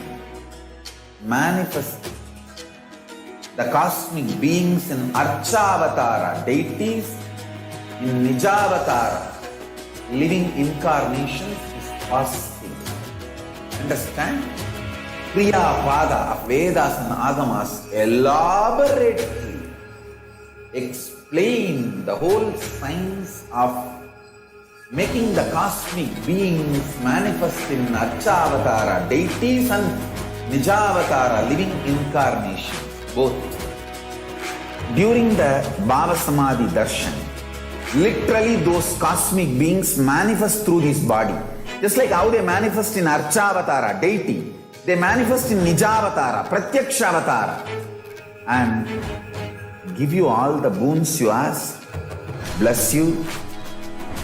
You see, each God is an independent intelligence to lead you to enlightenment. Each God is a bridge for you to achieve the Shivatva, the ultimate Shiva consciousness. Krishna is the bridge for you to achieve the Krishna consciousness. But Shiva consciousness, Krishna consciousness, all consciousness is one and the same. Ultimate consciousness only. So that energy itself completely expresses.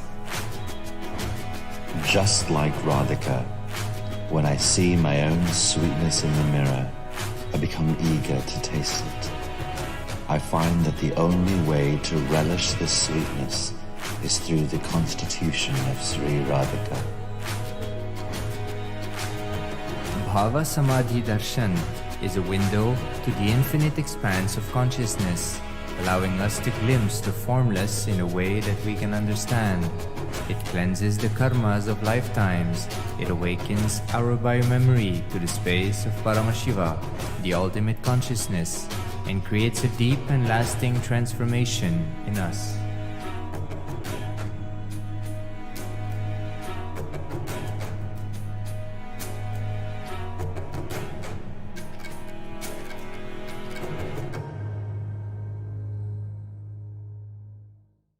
There are some great spiritual sciences unique to Hinduism. Subtle, otherworldly, but definitive sign manifesting the cosmic beings in Archavatara, deities in Nijavatara, living incarnations is fasting. Understand? Kriya Pada of Vedas and Agamas elaborately explain the whole science of making the cosmic beings manifest in Archavatara, deities and Nijavatara, living incarnations, both. During the Bhava Samadhi Darshan, literally those cosmic beings manifest through this body.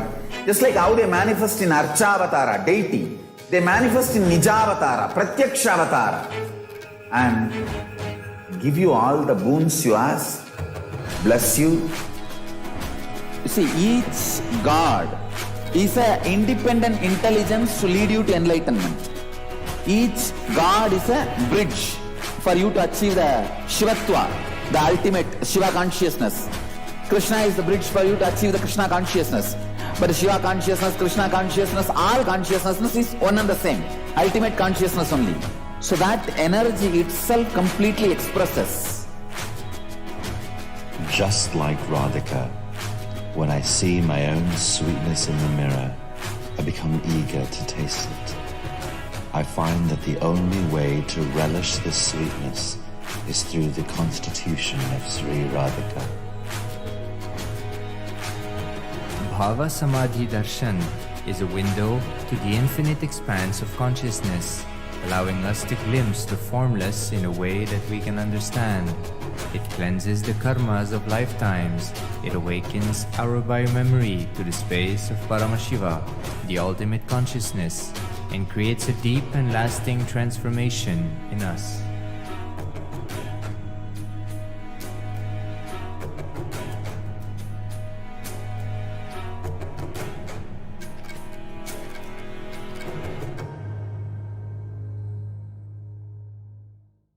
There are some great spiritual sciences unique to Hinduism.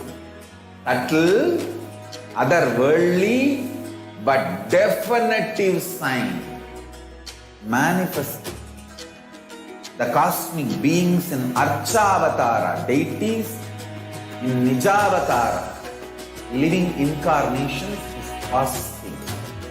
Understand? Kriya Pada of Vedas and Agamas elaborately explain the whole science of making the cosmic beings manifest in Archavatara, deities and Nijavatara, living incarnations, both. During the Bhava Samadhi Darshan, literally those cosmic beings manifest through this body.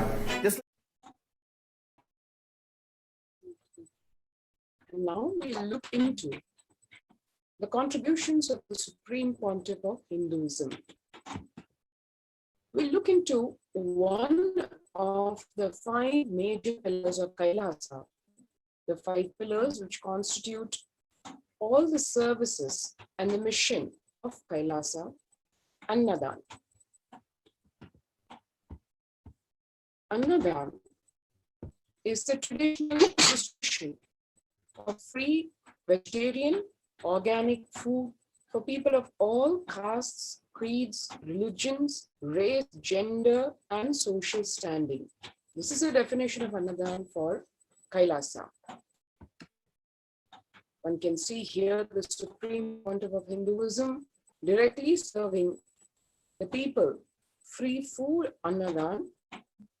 On 17 June 2019, Bhagavan said, "We will revive the food supply system of Kailasa.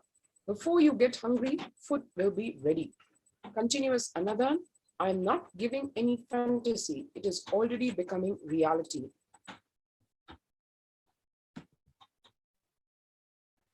One should understand the context of Annadan in contrast with the situation today in the world.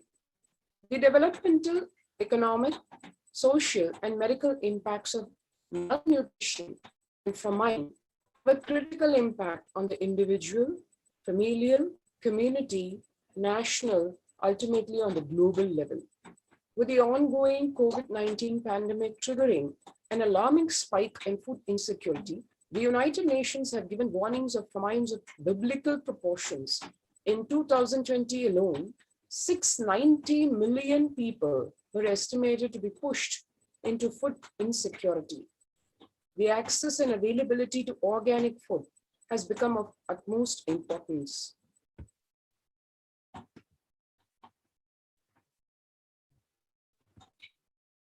Through Kailasa's Department of Agriculture, the Supreme Pontiff of Hinduism, Jagat Guru Mahasannidhanam, His Divine Holiness, Bhagwan Nithyananda Paramashivam, has committed to the distribution of free organic food to everyone, not just since the beginning of his public life, but from his very upbringing itself.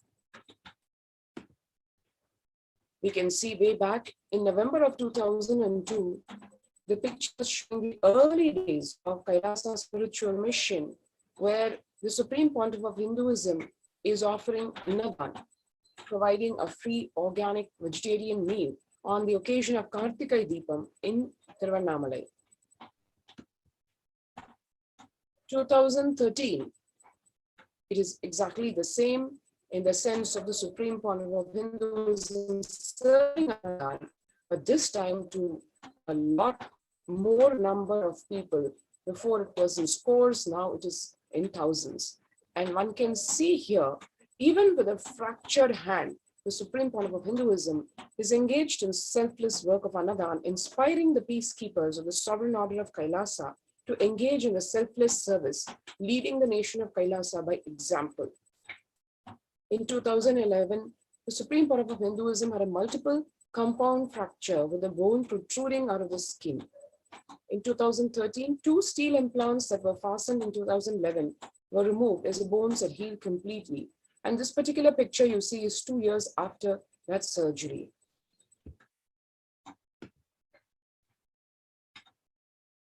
Jan 2012, in Pondicherry,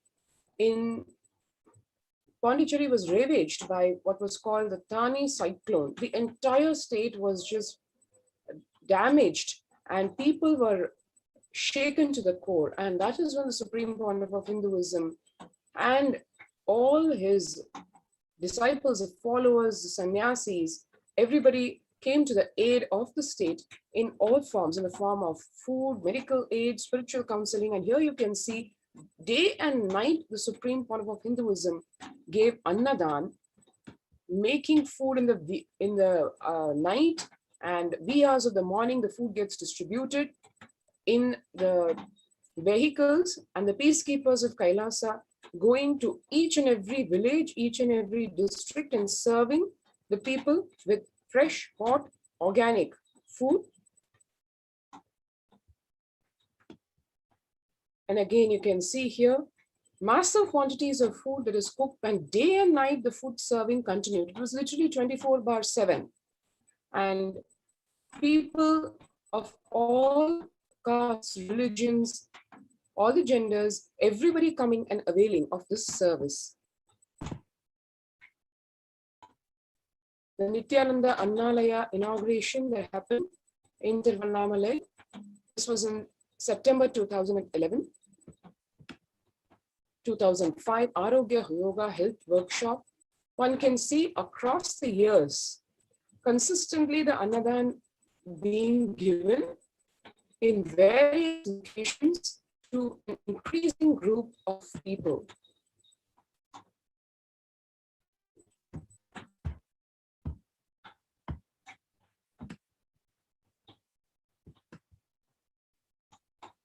In 2007, it's an auditorium full of people, and it was a Nithyananda Spurna meditation workshop, and the Supreme Pontiff of Hinduism not only taking the class, but also in the break serving food, Annadan, to all the participants. 2012 September, yet again, the Nithyananda Spurna meditation workshop, this time in Tiruvannamalai.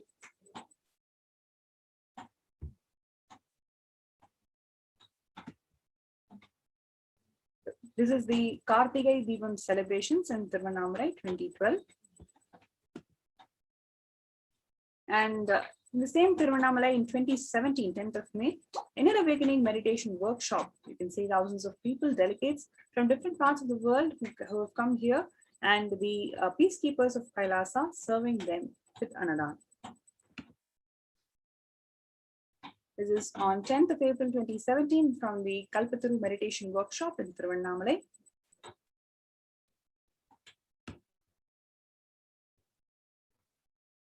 And this is from 5th of May 2016, Bandara Feast served for respected spiritual leaders and Hindu monks. This is from 2016, April 28th, the Kalpataru Meditation Workshop in Adi Kailasa, Vidivi. This is from 11th of March 2017, Arunachala Sarvanya Peetham in Tiruvannamalai.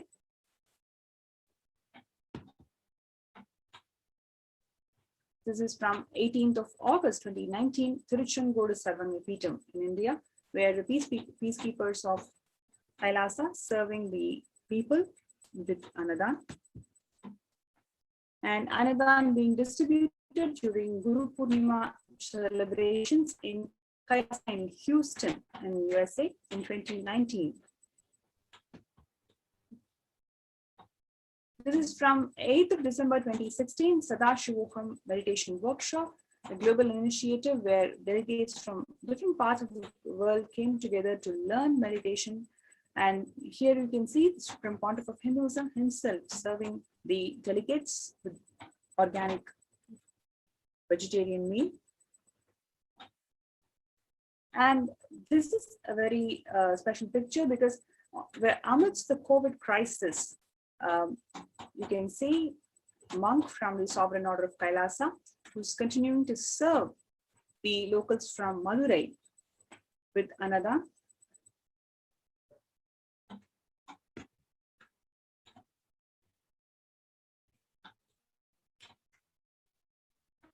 And now we will see, we saw how Kailasa serves humanity, and now we will see, to contrast, just in the few decades preceding it, how the colonial invaders, what they did during their times, what was the situation with respect to food.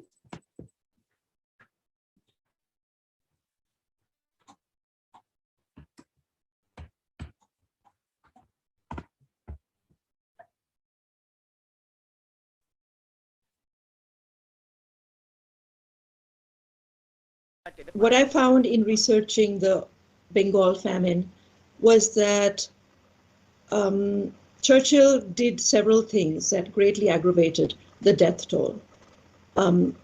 India was being used extensively for the war effort. Indian resources, Indian soldiers, and Churchill repeatedly refused to acknowledge the fact that the extent to which India was used could lead to famine. Viceroy to India, Archibald Wavell, called the Bengal famine one of the greatest disasters to have befallen people under British rule, and said the reputational damage was incalculable. During one government discussion about famine relief, Secretary of State for India Leopold Amery recorded Mr. Churchill saying that any aid sent would be insufficient because Indians bred like rabbits.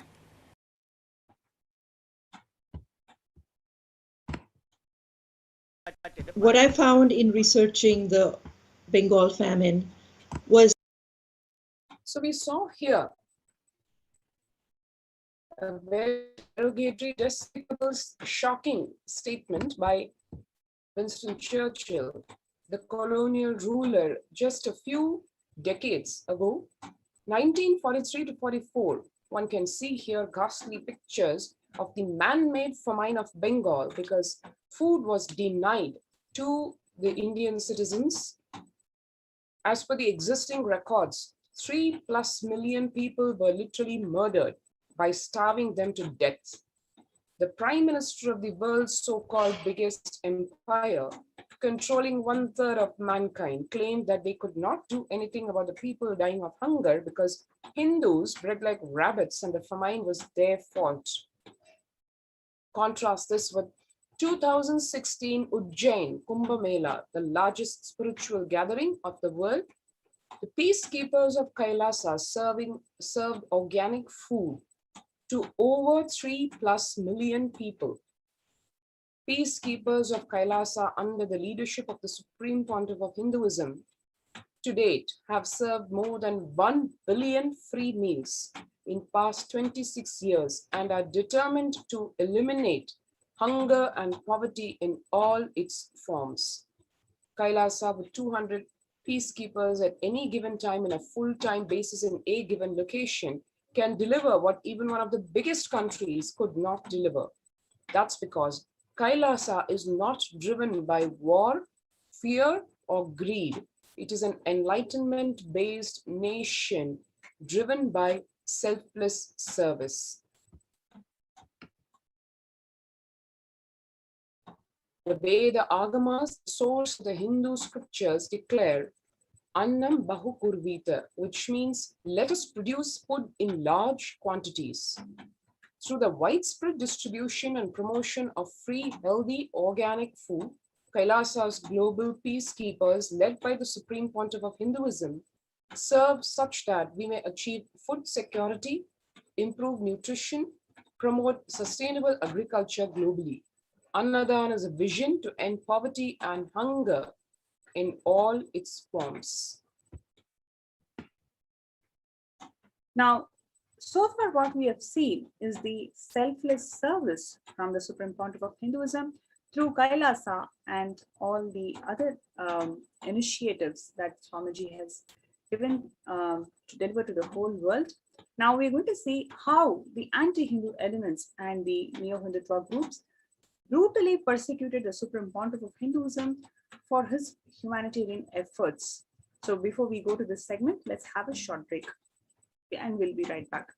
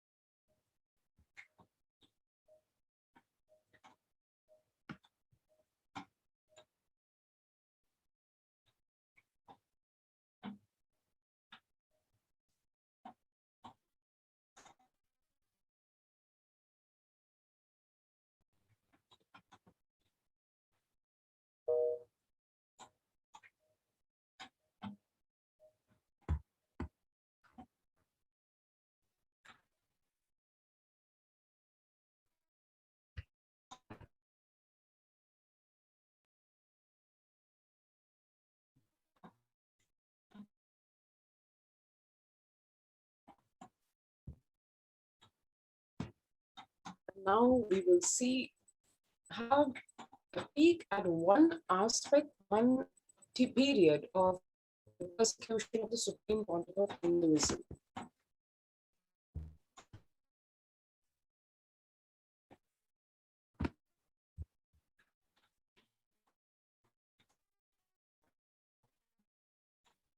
Now, today we're going to see about the unlawful arbitrary arrest of the Supreme Pontiff of Hinduism in 2010.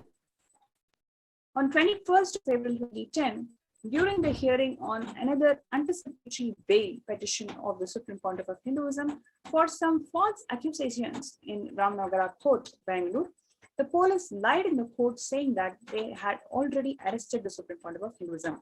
Around 2 hours later, with the help of Intelligence Department, a different team of police officers entered the house where the Supreme Pontiff of Hinduism was staying in Himachal Pradesh to illegally arrest him.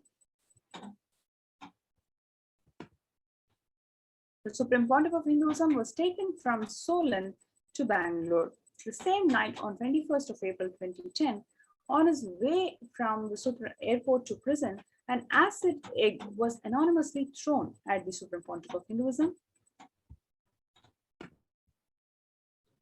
The newspapers next day even ridiculed how the Supreme Pontiff of Hinduism was brought in cattle class in the flight, and his seat was at the end of the airport next to the toilet.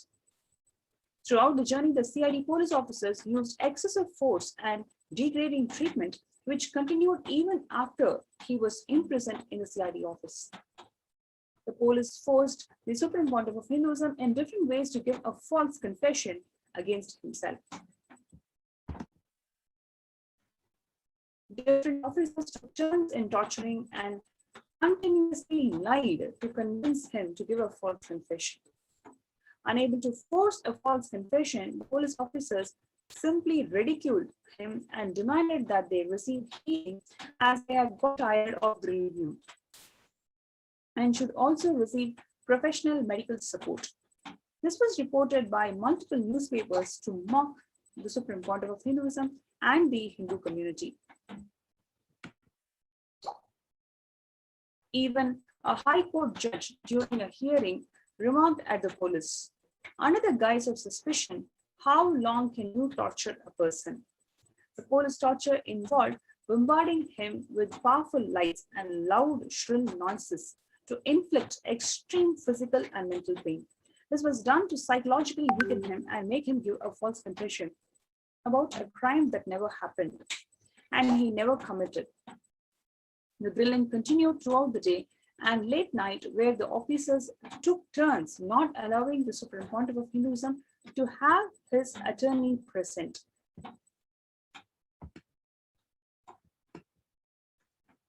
The Supreme Pontiff of Hinduism was subjected to a third-degree torture, including induced asphyxiation, forced breathing of asbestos dust to cause mesothelioma, violent damage of internal organs in the pretext of medical test, injection of lethal poisons in blood test, forced starvation, severe dehydration, sleep deprivation, multiple attempts to assassinate in custody.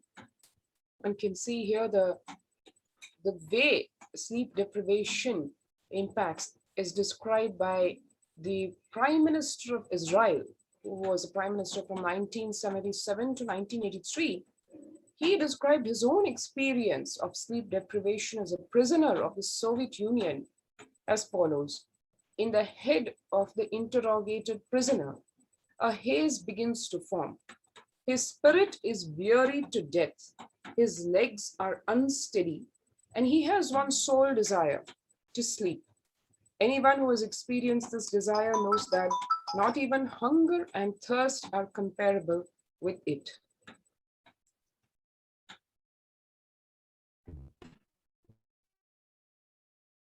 First day of illegal Supreme Pontiff of Hinduism was subjected to the first medical torture by arbitrary medical tests, where witness accounts record that an excessive amount of blood was withdrawn in the name of testing. When the doctor was repeatedly asked why so much blood was required, the doctor only replied, it was not required. But the Supreme Pontiff of Hinduism was not only subjected to excessive withdrawal of blood, but he was also injected with some unknown substances. Several times withdrawn, only a single report is annexed in the police report, which is called the charge sheet. And this report was seen by the court as factors recorded that multiple such so-called medical tests were conducted. There is no account of what was done with the excessive blood that was withdrawn. The police told the Supreme Pontiff of Hinduism that the excessive withdrawal would stop if he confessed to the false charges. The records of the second test, although reported in the media, were never made part of the charge sheet that was submitted to the court. The police, having destroyed these records, lied to courts that they never performed any potency tests on the Supreme Pontiff of Hinduism. Police repeated these needless, inhumane tests in order to torture and assassinate the Supreme Pontiff of Hinduism once again in 2014. Juan Mendes, an Argentine lawyer, former United Nations Special Rapporteur on torture and cruel, inhuman, or degrading treatment, of punishment describes his experience of torture done to him. In a single sentence, my greatest fear was that they would come back for more. That says it all. In terms of all the injuries and tortures inflicted on the Supreme Pontiff of Hinduism, lethal injections to both attempt to assassinate as well as slow poison, extreme weakness, damage to the internal organs, exposure to carcinogenic substances, dizziness, impaired vision, inability to relate with the people, inability to stand, chest pain, traumatic intolerable pain, traumatic tiredness, feeling of death, forced fatigue, psychological trauma, organ damage, all just due to sleep deprivation.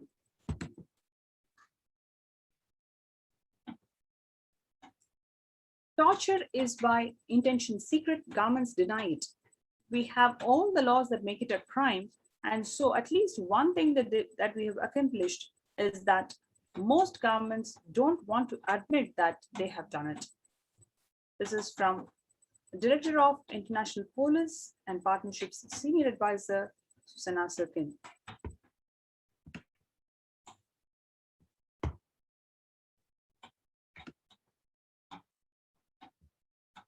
The CID would allow the Supreme Pontiff of Hinduism to leave the cell only for interrogation. The restroom was far away from the Supreme Pontiff of Hinduism's cell, and he wasn't allowed to go when he was needed to, which caused deterioration in his health over 8 days of police custody. There were no changes against the Supreme Pontiff of Hinduism. There were no victims. That was not even a cogent false charge that the police had finalized to force him to falsely accept. The Supreme Pontiff of Hinduism was subjected to inhumane treatment with a sadist, inexplicable motive in no connection to aid the investigation. In the case of both the downward internal displacement and external displacement of responsibility and trivialization, the CID for enhanced interrogation created a special cell, which was on record ordered to install real harsh lighting and give a freaky matrix light effect in the work order issued to a company. The room was created for a single purpose of interrogating the Supreme Pontiff of Hinduism, and he was never used again. The cell was fitted with special CCTV cameras, the footage of which was given to media, which aired this video and published it on their websites. The footage had no audio, as most CCTV cameras only record video. The channel on their own added their own audios and subtitles. The entire media report was false and supported the unfair trial against the Supreme Pontiff of Hinduism. Without any rumors, the channels maintained their stand and to date to continue to host this video on different websites.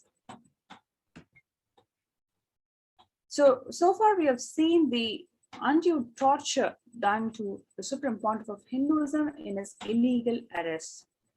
Despite the fact that the captain of the ship is not there, the ship is there, it is the compassion and the grace of the Supreme Pontiff of Hinduism to open his deep, multiple spiritual de facto embassies in India to hold the humanity for them to get protected from COVID. Before we get into the next segment, where we're going to see the glimpses of what's happening in different classes in India, let's have a short break.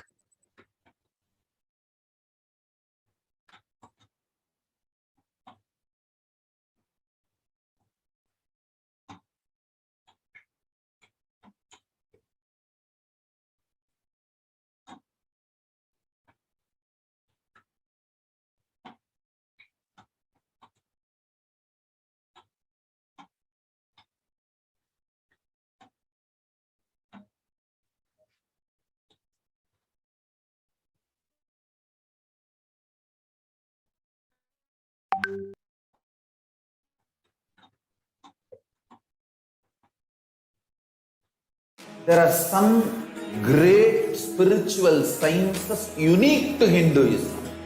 Subtle, otherworldly, but definitive sign. Manifesting the cosmic beings in Archavatara, deities in Nijavatara, living incarnations is fasting. Understand? Kriya Pada of Vedas and Agamas elaborately explain the whole science of making the cosmic beings manifest in Archavatara deities and Nijavatara living incarnations, both. During the Bhava Samadhi Darshan, literally those cosmic beings manifest through this body.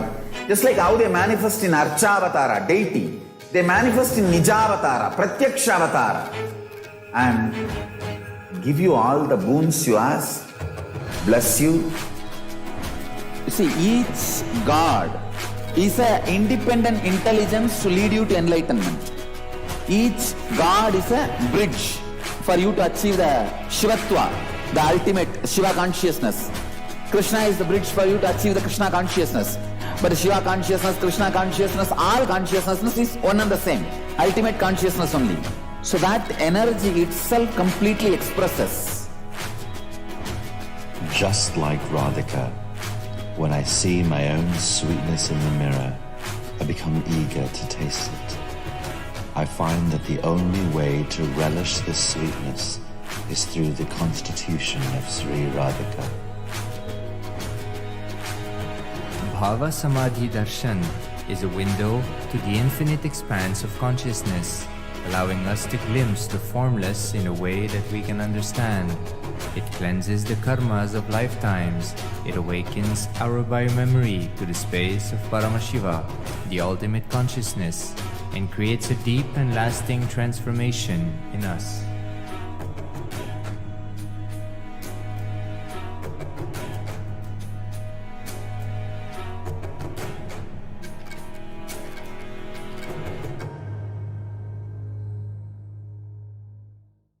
There are some great spiritual sciences unique to Hinduism.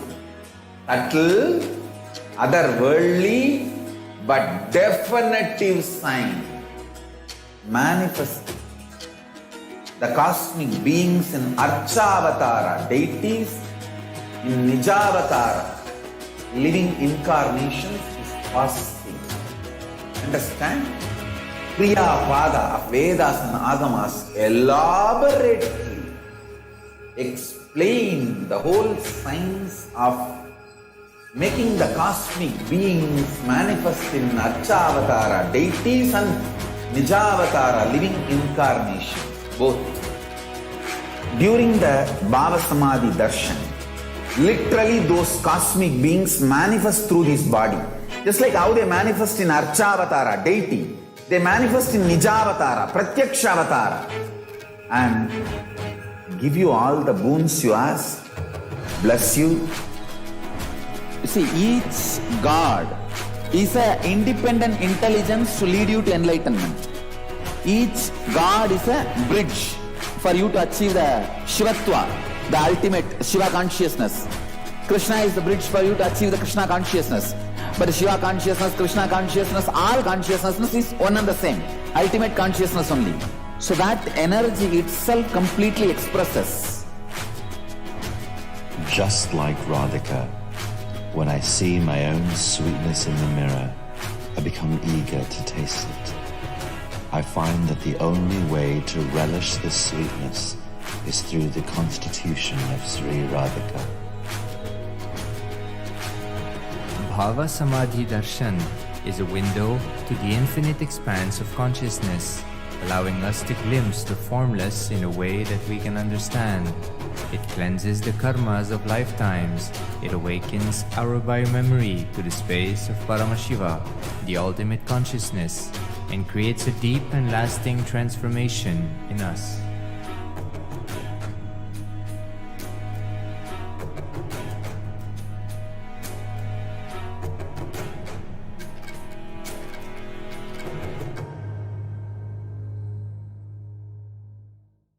There are some great spiritual sciences unique to Hinduism.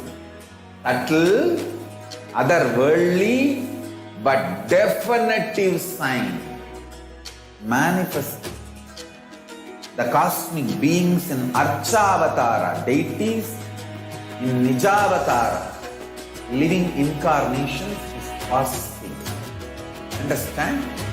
Kriya Pada of Vedas and Agamas elaborately explain the whole science of making the cosmic beings manifest in Archavatara, deities and Nijavatara, living incarnations, both.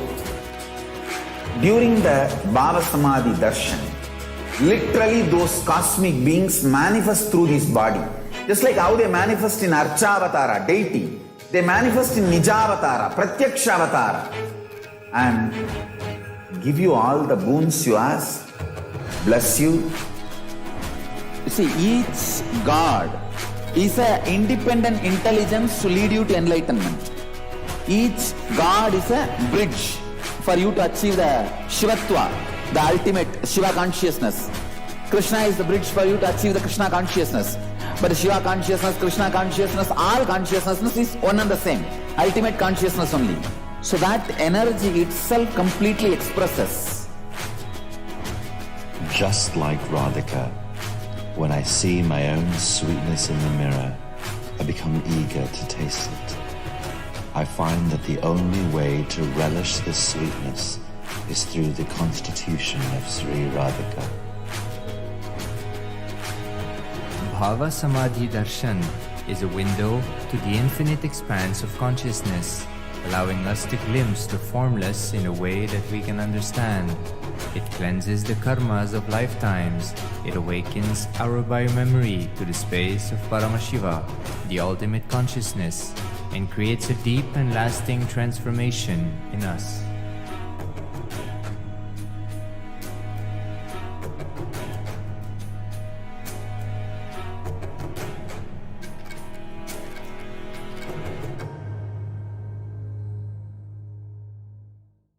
There are some great spiritual sciences unique to Hinduism. Subtle, otherworldly, but definitive sign. Manifesting. The cosmic beings in Archavatara, deities in Nijavatara, living incarnations is fasting. Understand? Kriya Pada of Vedas and Agamas elaborately explain the whole science of making the cosmic beings manifest in Archavatara, deities and Nijavatara, living incarnations, both. During the Bhava Samadhi Darshan, literally those cosmic beings manifest through this body. Just like how they manifest in Archavatara, deity, they manifest in Nijavatara, Pratyakshavatara, and give you all the boons you ask, bless you.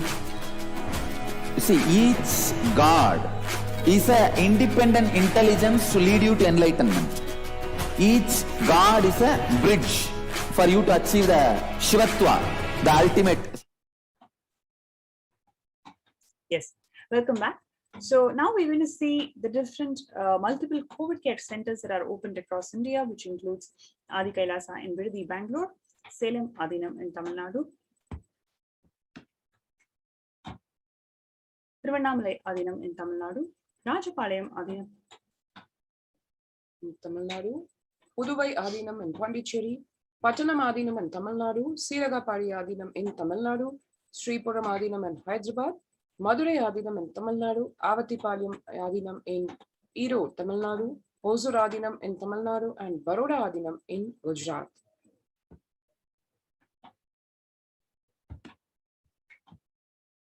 Multiple free COVID care centers are opened across India, as we mentioned in the last slide.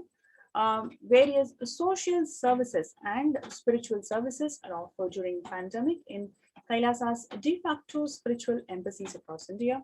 And more than anything else, the cosmic revelations by Devi Parashakti on how she is preparing the humanity, foreseeing what is going to happen and how we can protect ourselves from this ongoing pandemic. All these cosmic revelations on global pandemic is being offered to the humanity. the free social services that are offered during pandemic in de facto spiritual embassies in India. That includes the best medical infrastructure, whether it is in terms of allopathy, Ayurveda, and Siddha medicine. To handle the emergencies, we have the emergency ambulances or ICU on wheels, and also the fire safety equipment in place, and the infrastructure to accommodate thousands of people, protect personal protective medical equipment, and the food security management through food banks. And then we have the organic farming for sustainable practices of agriculture. So if you're interested in joining us for this COVID Care Protection Center, you can register in kailasa.org/Kailasa Care.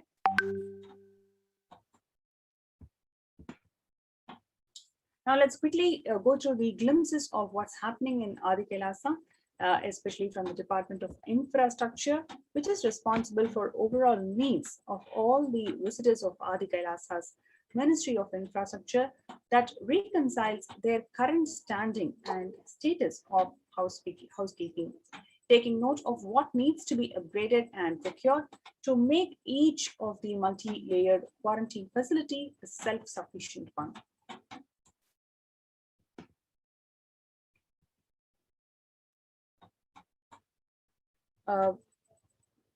We can see the pictures where the peacekeepers of Kailasa and the monks from the Sovereign Order of Kailasa working towards making the accommodation available for more than 10,000 for lots of people.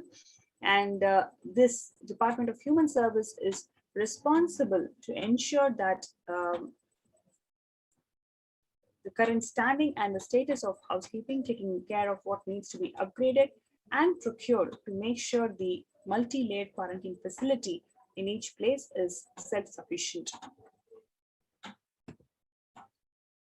So in today's segment, we have seen the various contributions of the Supreme Pontiff of Hinduism in Annadan, how he has served selflessly at all occasions. And in the next segment, we also saw about the illegal torture that was incurred to the Supreme Pontiff of Hinduism in the arbitrary illegal arrest. And though the captain of the ship is not there, the ship is there. It is the grace and compassion of the Supreme Pontiff of Hinduism to open all his de facto spiritual embassies in India for the humanity to benefit. And here you have free food, accommodation, internet facility, you can work from home, you have large spaces where you can breathe. You do not need to have the mental breakdown to be feeling suffocated in a single room. Beyond all this, there is a huge spiritual breakthrough that you can experience in these COVID care protection centers. So we invite all the viewers to register yourselves in these COVID care protection centers. You can register from the link below, which is kailasa.org/Kailasa Care. So let's take a few minutes for registering ourselves in this link, kailasa.org/Kailasa Care.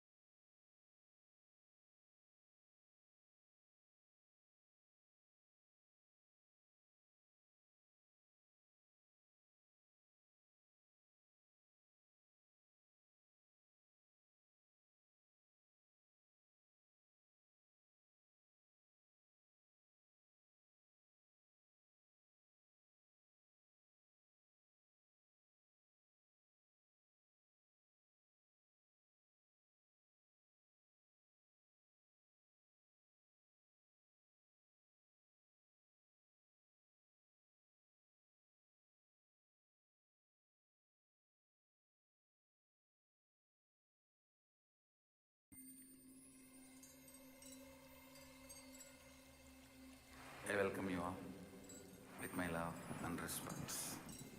Let you all open all your three eyes.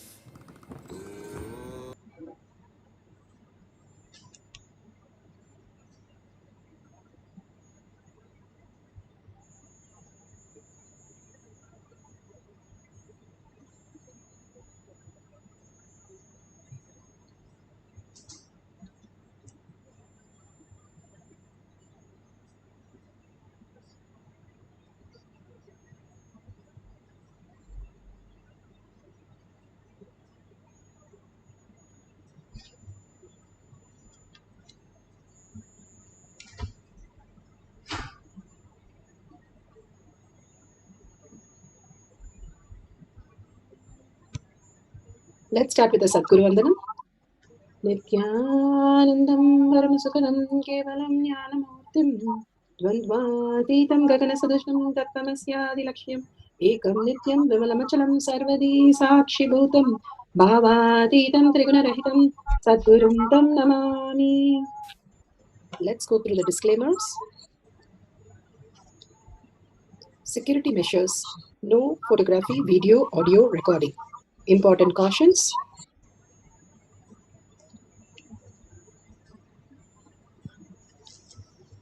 Please be aware of the important cautions.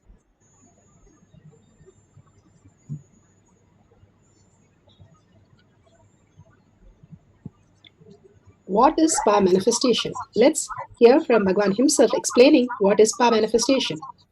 All the 25 states of consciousness, when they happen in you, due to your chemicals and hormones ups and downs, it is powerlessness.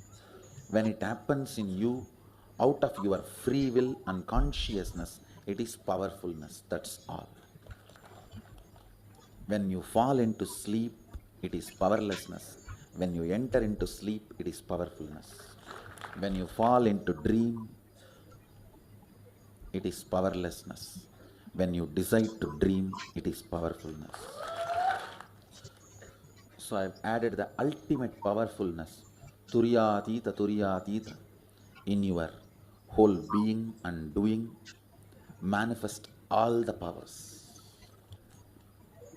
Understand, power manifestation is nothing but cognitive shift. It is not work. It is cognitive shift. Understand? It is just cognitive shift. It's not work. Work is a 4-letter word. Power manifestation is cognitive shift. Playing with life. Playing with being alive. Static matter, dynamic activity, strategic existence. All these three has no boundary. You are one with it. You are alive in everything. Everything listens to you. Everything decides as you want. Power manifestation is cognitive shift. Pramanas. Science of power manifestation. Bhagavan explained what is power manifestation. It is cognitive shift. And science of power manifestation is authentic, time-tested, scientific and foolproof. It's a science because each one of us can repeat it and manifest. Each one of us can experience our manifestation.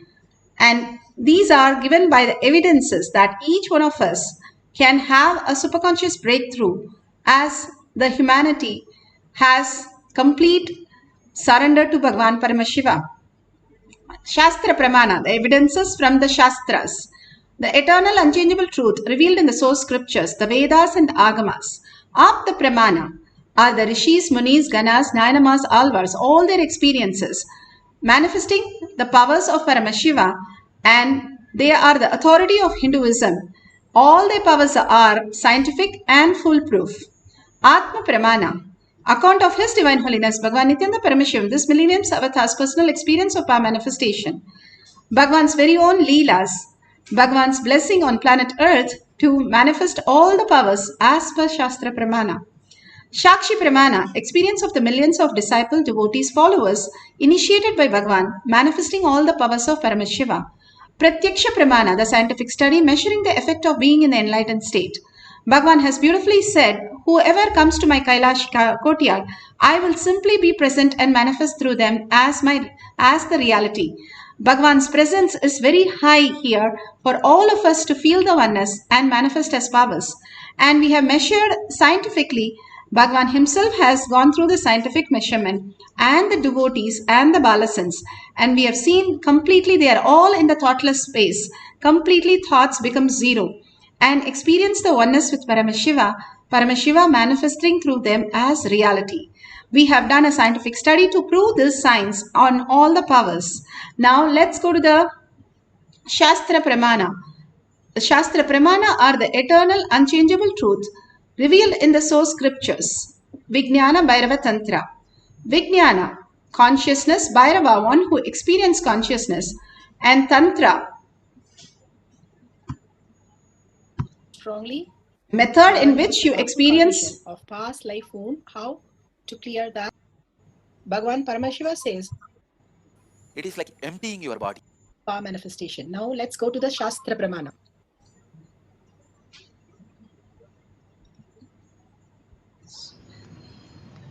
स्वदेहे जगतो वापि सूक्ष्म सूक्ष्मतराणि च तत्त्वानि यानि निलयं ध्यात्वान्ते व्यज्यते परा. Vijnana Bhairava Tantra, Sutra 54, Dharana 31. Bhagwan Paramashiva says, beautifully he explains, cognize deeply that from the subtle to the subtle constitute principle of your whole body. From subtle to the subtlest principle of your whole body, Swadeha, or the whole universe, simultaneously consists of the essential reality. They are being absorbed in their source cause, Paramashiva, by the experience of such restful awareness. One becomes complete from all thoughts, and the ultimate universe, divine power, Paradevi, is revealed, and the supreme power manifestation happens. Bhagwan Paramashiva beautifully says how you merge into the oneness and simply the absorbed in their source cause. If they are absorbed into the source cause, simply Parashakti starts manifesting as your reality. Here the sutra exactly says how you can manifest the powers of Paramashiva, how you can manifest your own reality as a superconscious being. Bhagwan beautifully says, you are not a human experiencing divine. You are divine experiencing the human form to manifest all the powers. Understand the higher science, how you exist and how you can understand things much better, and realizing yourself more and more in the depth of how Bhagwan is giving in a very simple way. All the scriptures, all the books that we read give us only one idea, but Bhagwan gives an experience of that through the power manifestation, the ultimate science itself. Krishna was lying down when Duryodhana and Arjuna went to see him for getting the Sena for the war. So Duryodhana runs first and stands next to his head, and Arjuna goes next and stands to his leg. When Krishna opened his eyes, he saw Arjuna and said, very nice, you have come. What do you want? And Duryodhana said, I came first. I am going to be here as the Sena I wanted. I will choose first. Krishna said, I saw him first, Arjuna, and Arjuna is younger, so he'll only choose first. Duryodhana was upset, but he just held quiet.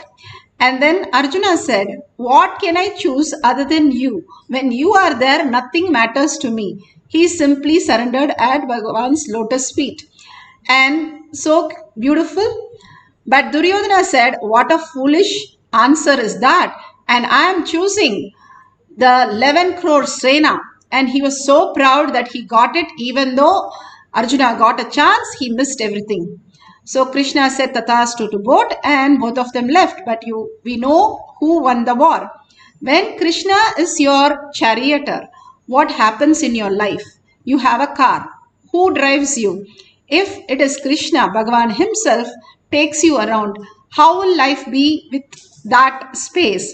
If you have a driver who is all incomplete and who's a drunkard, and where would you land going? And even worse, if you have tamasic people inside you, how you relate to yourself. Bhagavan says the key is how you relate to yourself is your projection of your world. So if you project Rajasic and you are like having a driver with more and more drunkard driver. If you have Tamasic, it's even worse, a drunkard driver who is blind and who's deaf. And that's how you run your life.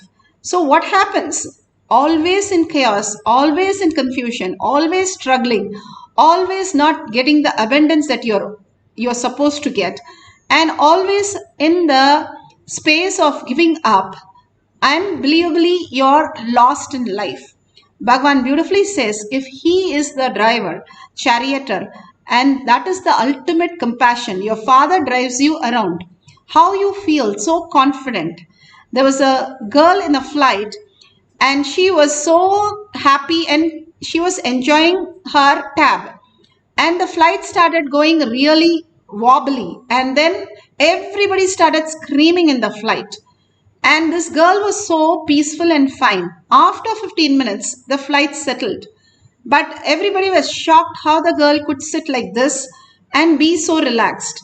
When the lady next to her asked, "What did you do? How did you feel so relaxed? I could not imagine that." She said, she smiled and told the lady back that pilot is my father. That's all. The girl surrendered. The space that girl was understood that if Bhagavan is your charioteer, taking you where you have to go, what you have to do, what you have to manifest, what would be the result? You will have the ultimate space of manifesting your reality. No confusion, no chaos, just in beautiful oneness, everything auspiciousness, everything manifesting as ultimate reality. And you know that you are winning. That is one more beautiful space, because you know you are the $1 trillion son or daughter. That very space is Paramashiva space. Auspiciousness and abundance. Shiva means auspiciousness. Shiva Sankalpa, Mama Sankalpa. Bhagavan's will is our will. If we start living with little integrity and little obedience, we start manifesting all the powers of Paramashiva. When he has to give, what he has to give, how much he has to give, he will give you the best and take care of you the best. All that we need to do is soak ourselves continuously in the Paramashiva space, and we will manifest all the reality. Now let's go to the Atma Pramana. Atma Pramana here beautifully describes. This is for the body scanning. Aptas are the rishis, munis, ganas, nayana, marsidas, all of them manifested all the powers of Paramashiva. Here Karna and Bhishma were not going into the Bhishma Vada or the Karna Vada. It is Karna Moksha, Bhishma Moksha. During Mahabharata, Lord Indra comes in the form of Brahmin to Karna, asking him the Kavacha and Kundala as a donation, when he can ensure the protection of the life of his son Arjuna. So Karna knows that his selfish motive, and still he takes it and gives it. When Krishna came as a Brahmin and asked for all his punya, that time also Karna knows and simply he gives it. He was always in the space of oneness, that whatever it is, Bhagavan will take care of me and I will surrender everything to him. And simply he surrendered to Krishna. He manifested the moksha, the liberation. Krishna liberated him of the beautiful space that he is in. So let's hear to Bhagavan. Bhagavan gives a beautiful explanation how we can manifest the Paramashiva space in all of us. Too complicated things. I'll try to map it down to your language and the way you can grasp. Fundamentally, the researchers are trying to convey the various dimensions. 1D means rod, 2D means plank, 3D means cube, and the fourth D is the spatial dimension called time. The scientists are trying to explain, researchers are trying to explain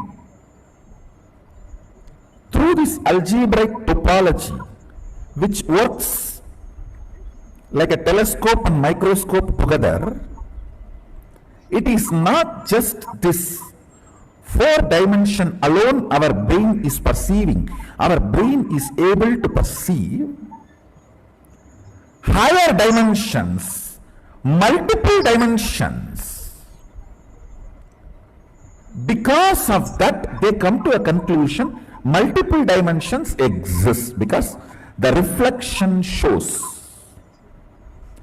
the multiple dimension perceptions, not only the possibility, but as a reality. They are saying that many of these algebraic topology data they have discovered, they try to map it and see its effect on the rat's brain,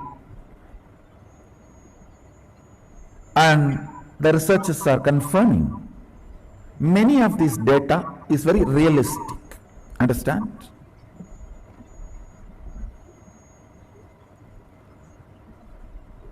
This is where I wanted to suggest to them. One, please study Vidya Pada of Agamas. You will have lot of input, support and direction. That is one. Second, if you are really interested only in research, if you are not interested in any vested interests, come. You don't need to waste your time on putting your algebraic topology, projections, mathematics on the rat's brain and study. I'll give you live brain. You can study mine. I will reflect this whole 11 dimension, what is out there in here purely. Study all the 86 billion neurons and its activities simultaneously. I am not interested in any of the pride, all these, that. I am saying, let's do something good to the world. Not only me, I can recommend and request many of my disciples also to support you in your research. We can live reflect. Understand? Scientists are equipped with a algebraical topology which functions like a telescope and microscope together for microcosm, brain, pindanda. We are equipped with third eye penetrated by oneness, third eye opened by oneness, can be used same way algebraic topology is used in microcosm. We can use the third eye penetrated by the oneness in macrocosm. Understand? Scientists with their algebraic topology, which can function like a telescope and microscope together, study the multi-dimensional happening in the brain. We Shaivites, empowered by Mahasadashiva, whose third eyes are penetrated by the oneness,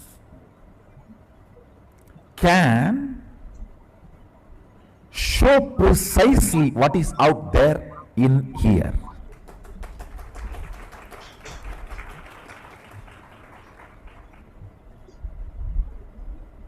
All of you are able to understand. In the macrocosm brain, algebraic topology helps like a telescope and microscope to study what is going on in this. With that only they are coming to many understandings. I am telling them, please come here. We have cosmic algebraic topology, third eye penetrated by oneness, which can function a cosmic telescope and microscope together. I can project and tell you precisely what is happening in the sun now.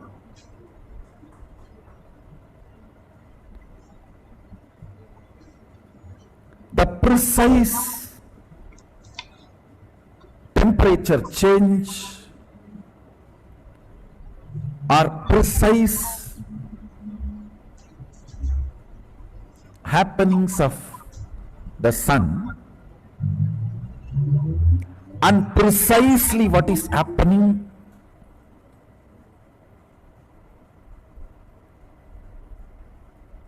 in your eardrum when you hear these words from my mouth. Understand? Microcosms, telescope and microscope is algebraic topology. Macrocosms, telescope and microscope together is third eye penetrated by oneness. As long as third eye is not penetrated by oneness, it is not opened, it is not initiated. The moment it is initiated, if the third eye is penetrated by the oneness, it acts as telescope and microscope together for cosmos, Brahmanda, what is out there. I can provide true help to these scientists by giving the documentation about what is out there by the person who owns everything out there. It's an owner's document. Who created and who is sustaining his own internal document. That is one. Second, I can provide direction and evidence of whatever is out there by making the pure reflection of that in here. Live human brain. You don't need a rat and rat's brain. We have now enough of powers, empowered human beings who can just through their brain show you precisely what's going on now in Kailasa, what's going on now in Tapoloka, what's going on now in Bur, Buva and Suva, in all the different lokas. Understand, you do not need to use the rat's brain to map the data you collect through algebraic topology and verify them with the reality.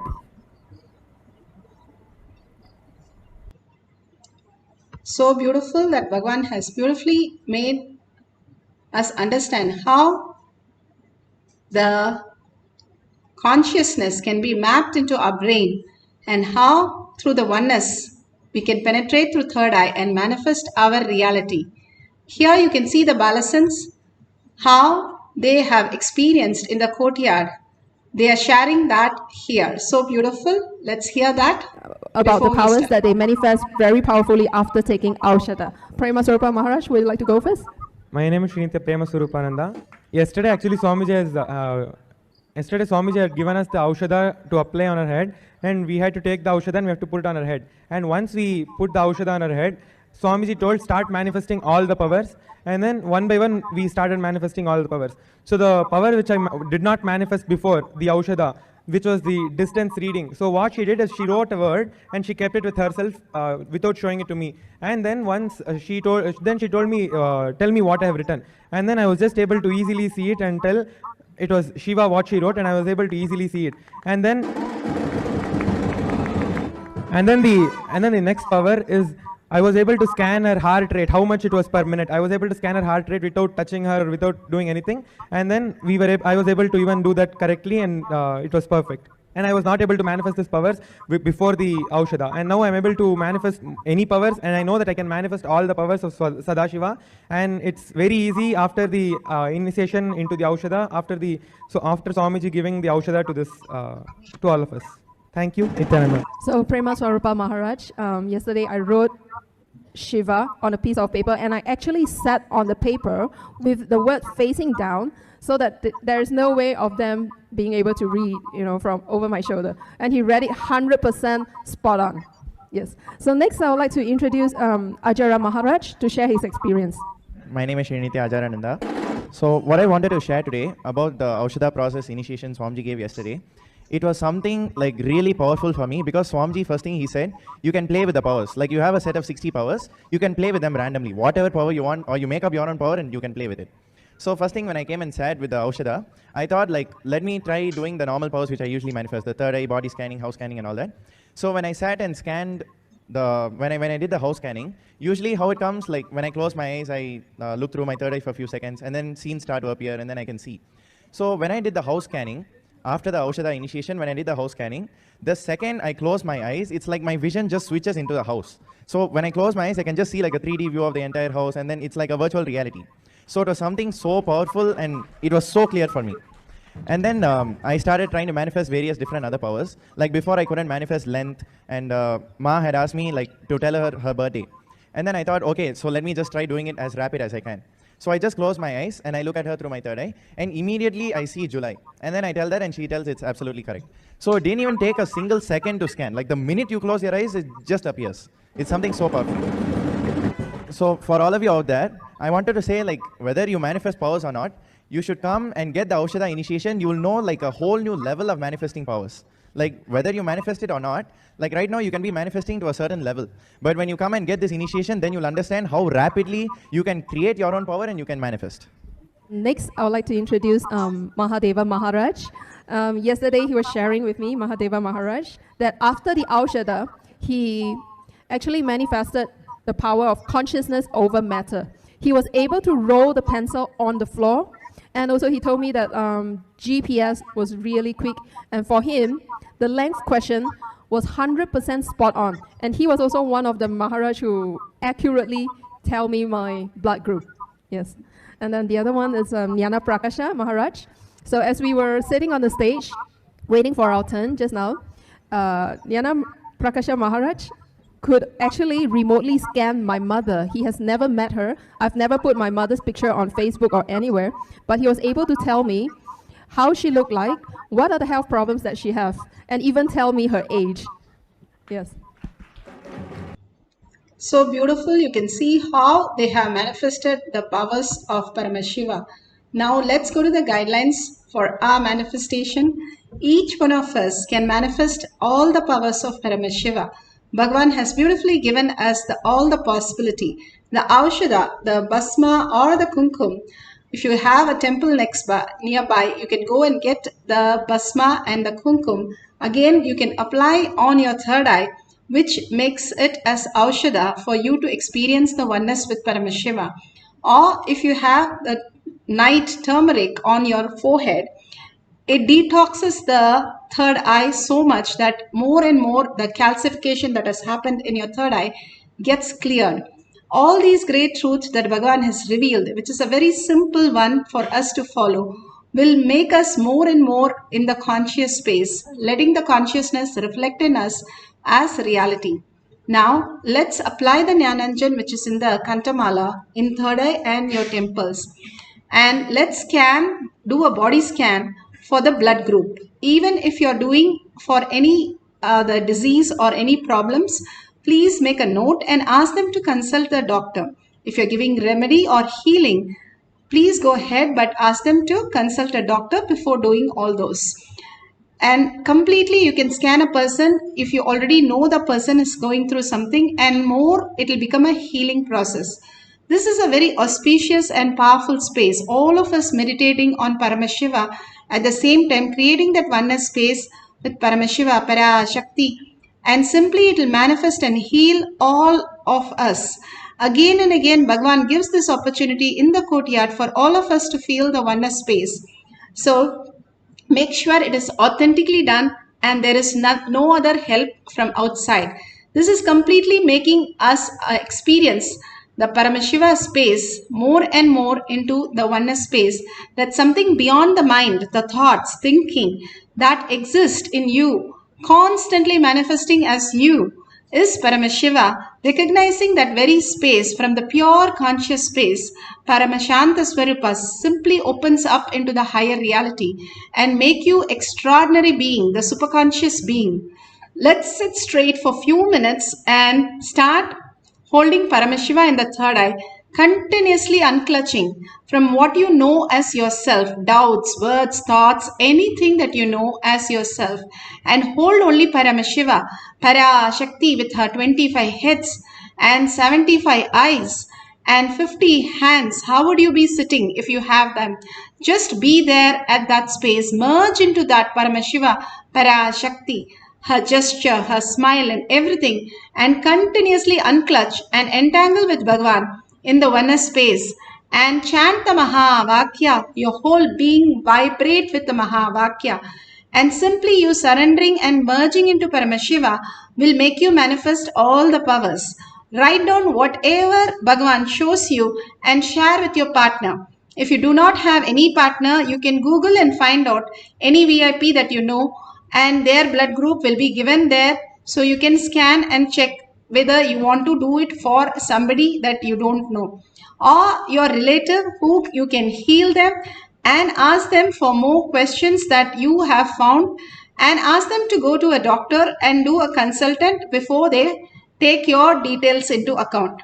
So let's start chanting the Mahavakya to experience the oneness with Paramashiva and do a thorough body scanning for your partner. Nithyananda Paramashivoham. Om Nithyananda Paramashivoham. Om Nithyananda Paramashivoham. Om Nithyananda Paramashivoham.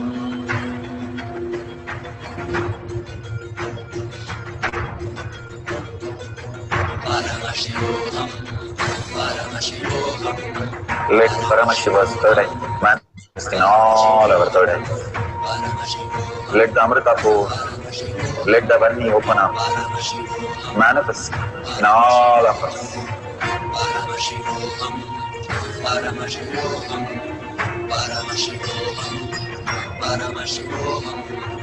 Let Paramashiva overflow, manifest the powers in all our third eyes. Om Nithyananda Paramashivoham. Om Nithyananda Paramashivoham.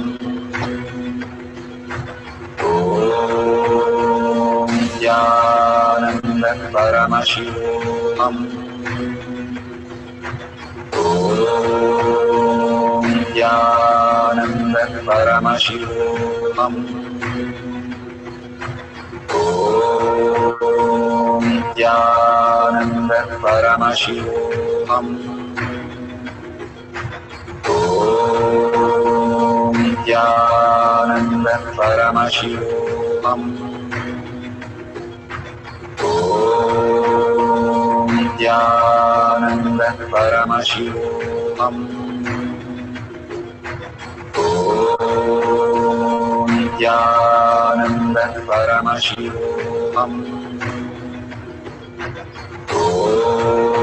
Om Nithyananda Paramashivoham. Om Nithyananda Paramashivoham.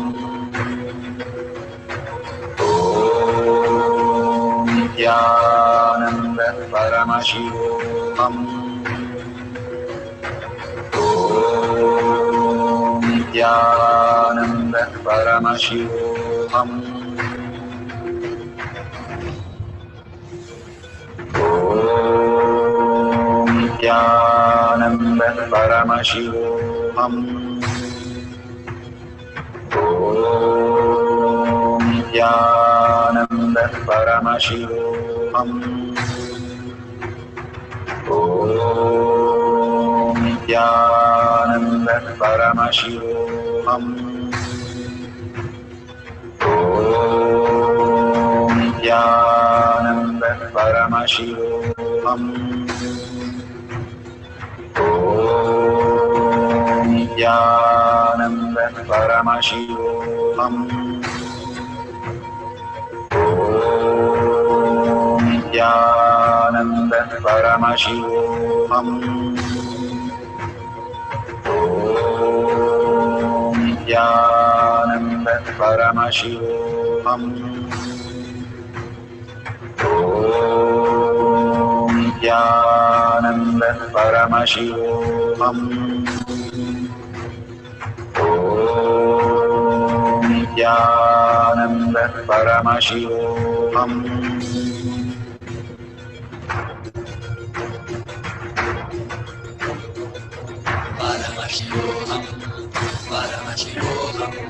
Let Paramashiva's third eye manifest in all our third eyes. Let the Amrita pour, let the Varni open up.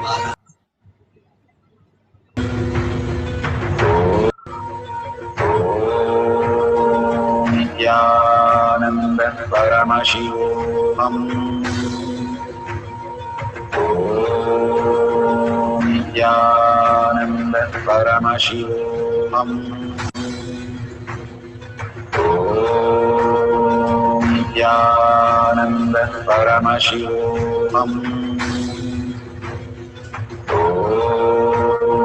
Nithyananda Paramashivoham.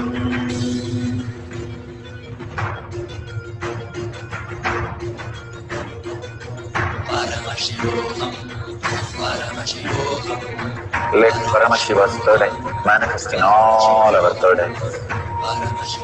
Let the Amrita pour, let the Varni open up, manifest in all of us.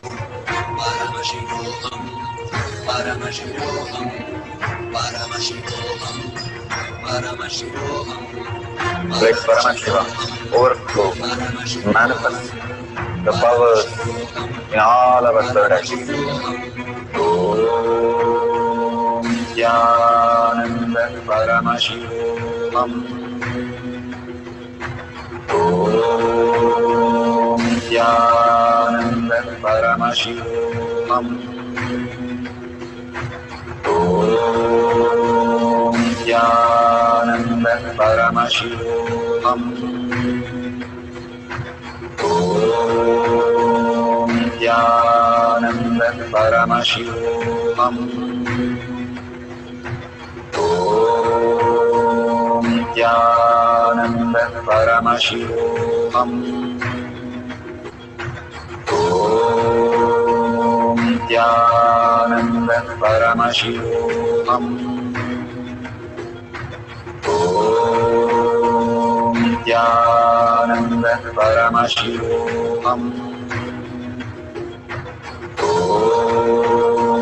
Nithyananda Paramashivoham. Nithyananda Paramashivoham. Nithyananda Paramashivoham. Nithyananda Paramashivoham.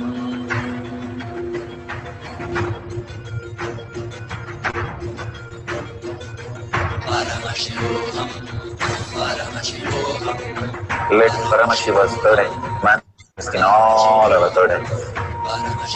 Let the Amrita pour, let the Varni open up, manifest in all of us.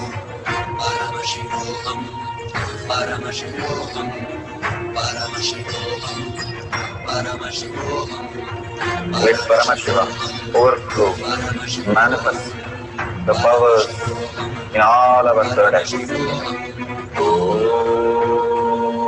Nithyananda Paramashivoham.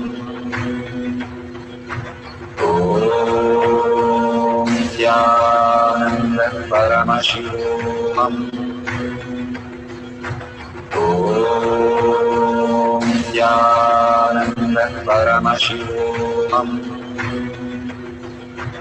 Om Nithyananda Paramashivam. Om Nithyananda Paramashivam. Om Nithyananda Paramashivam.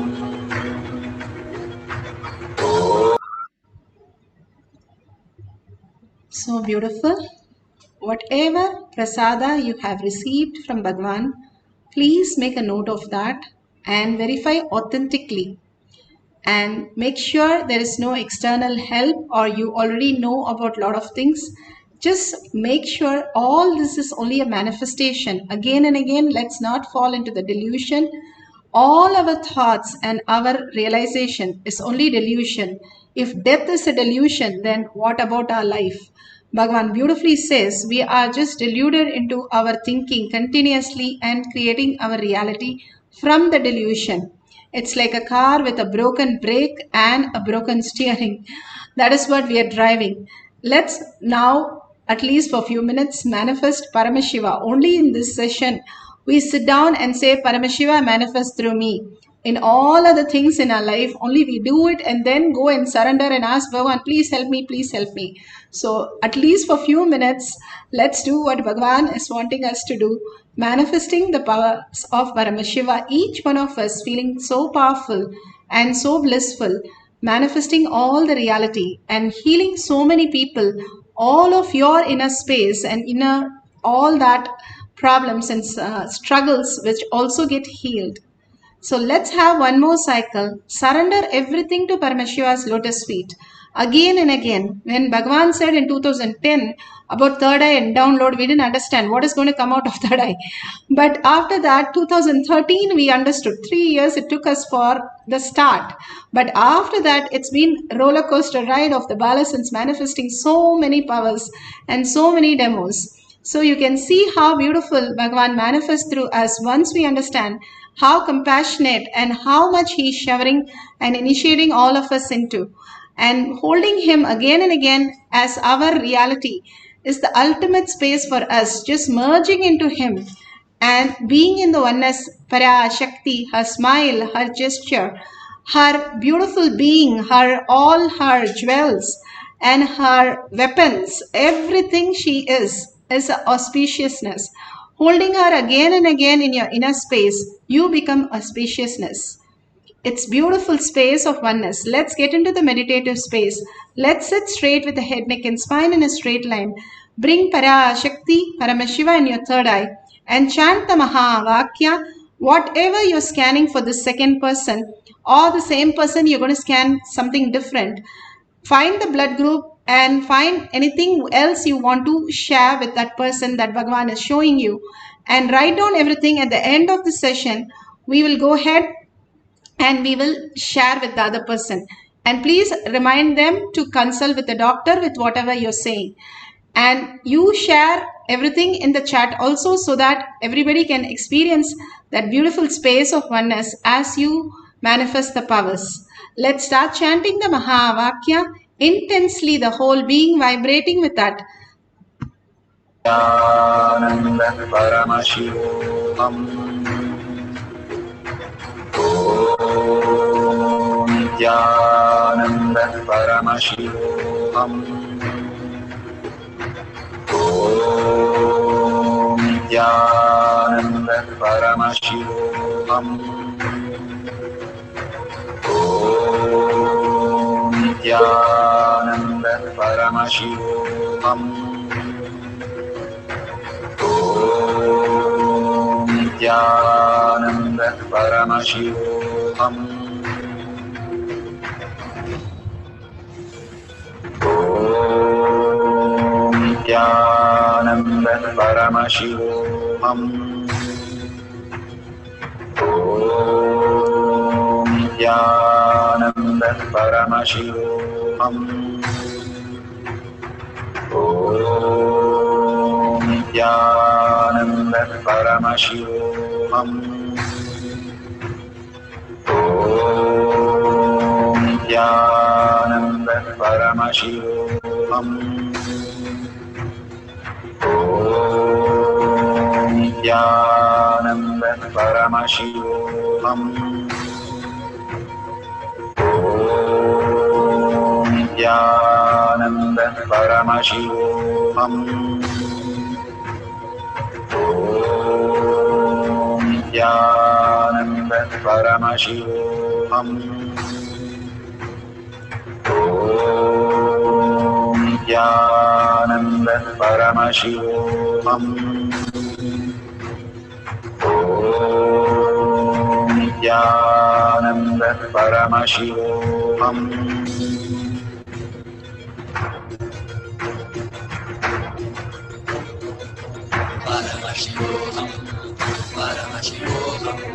Let Paramashiva's third eye manifest in all our third eyes. Let the Amrita pour, let the Om Nithyananda Paramashivoham. Om Nithyananda Paramashivoham. Om Nithyananda Paramashivoham. Om Nithyananda Paramashivoham. Om Nithyananda Paramashivoham. Om Nithyananda Paramashivoham. Om Nithyananda Paramashivoham. Om Nithyananda Paramashivoham. Om Nithyananda Paramashivoham. Om Nithyananda Paramashivoham.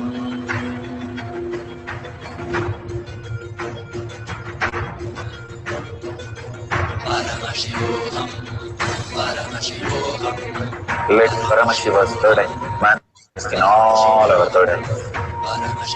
Let the Amrita pour, let the Varni open up, manifest in all of us.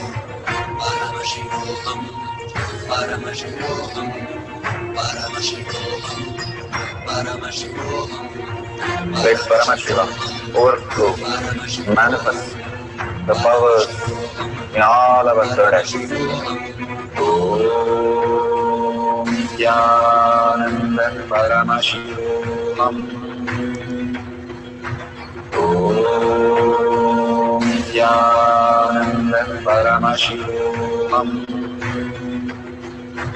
Om Nithyananda Paramashivoham. Om Nithyananda Paramashivoham. Om Nithyananda Paramashivoham.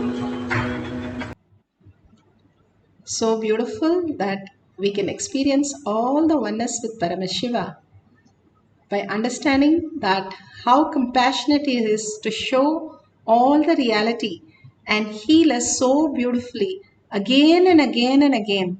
Every day we have such beautiful session.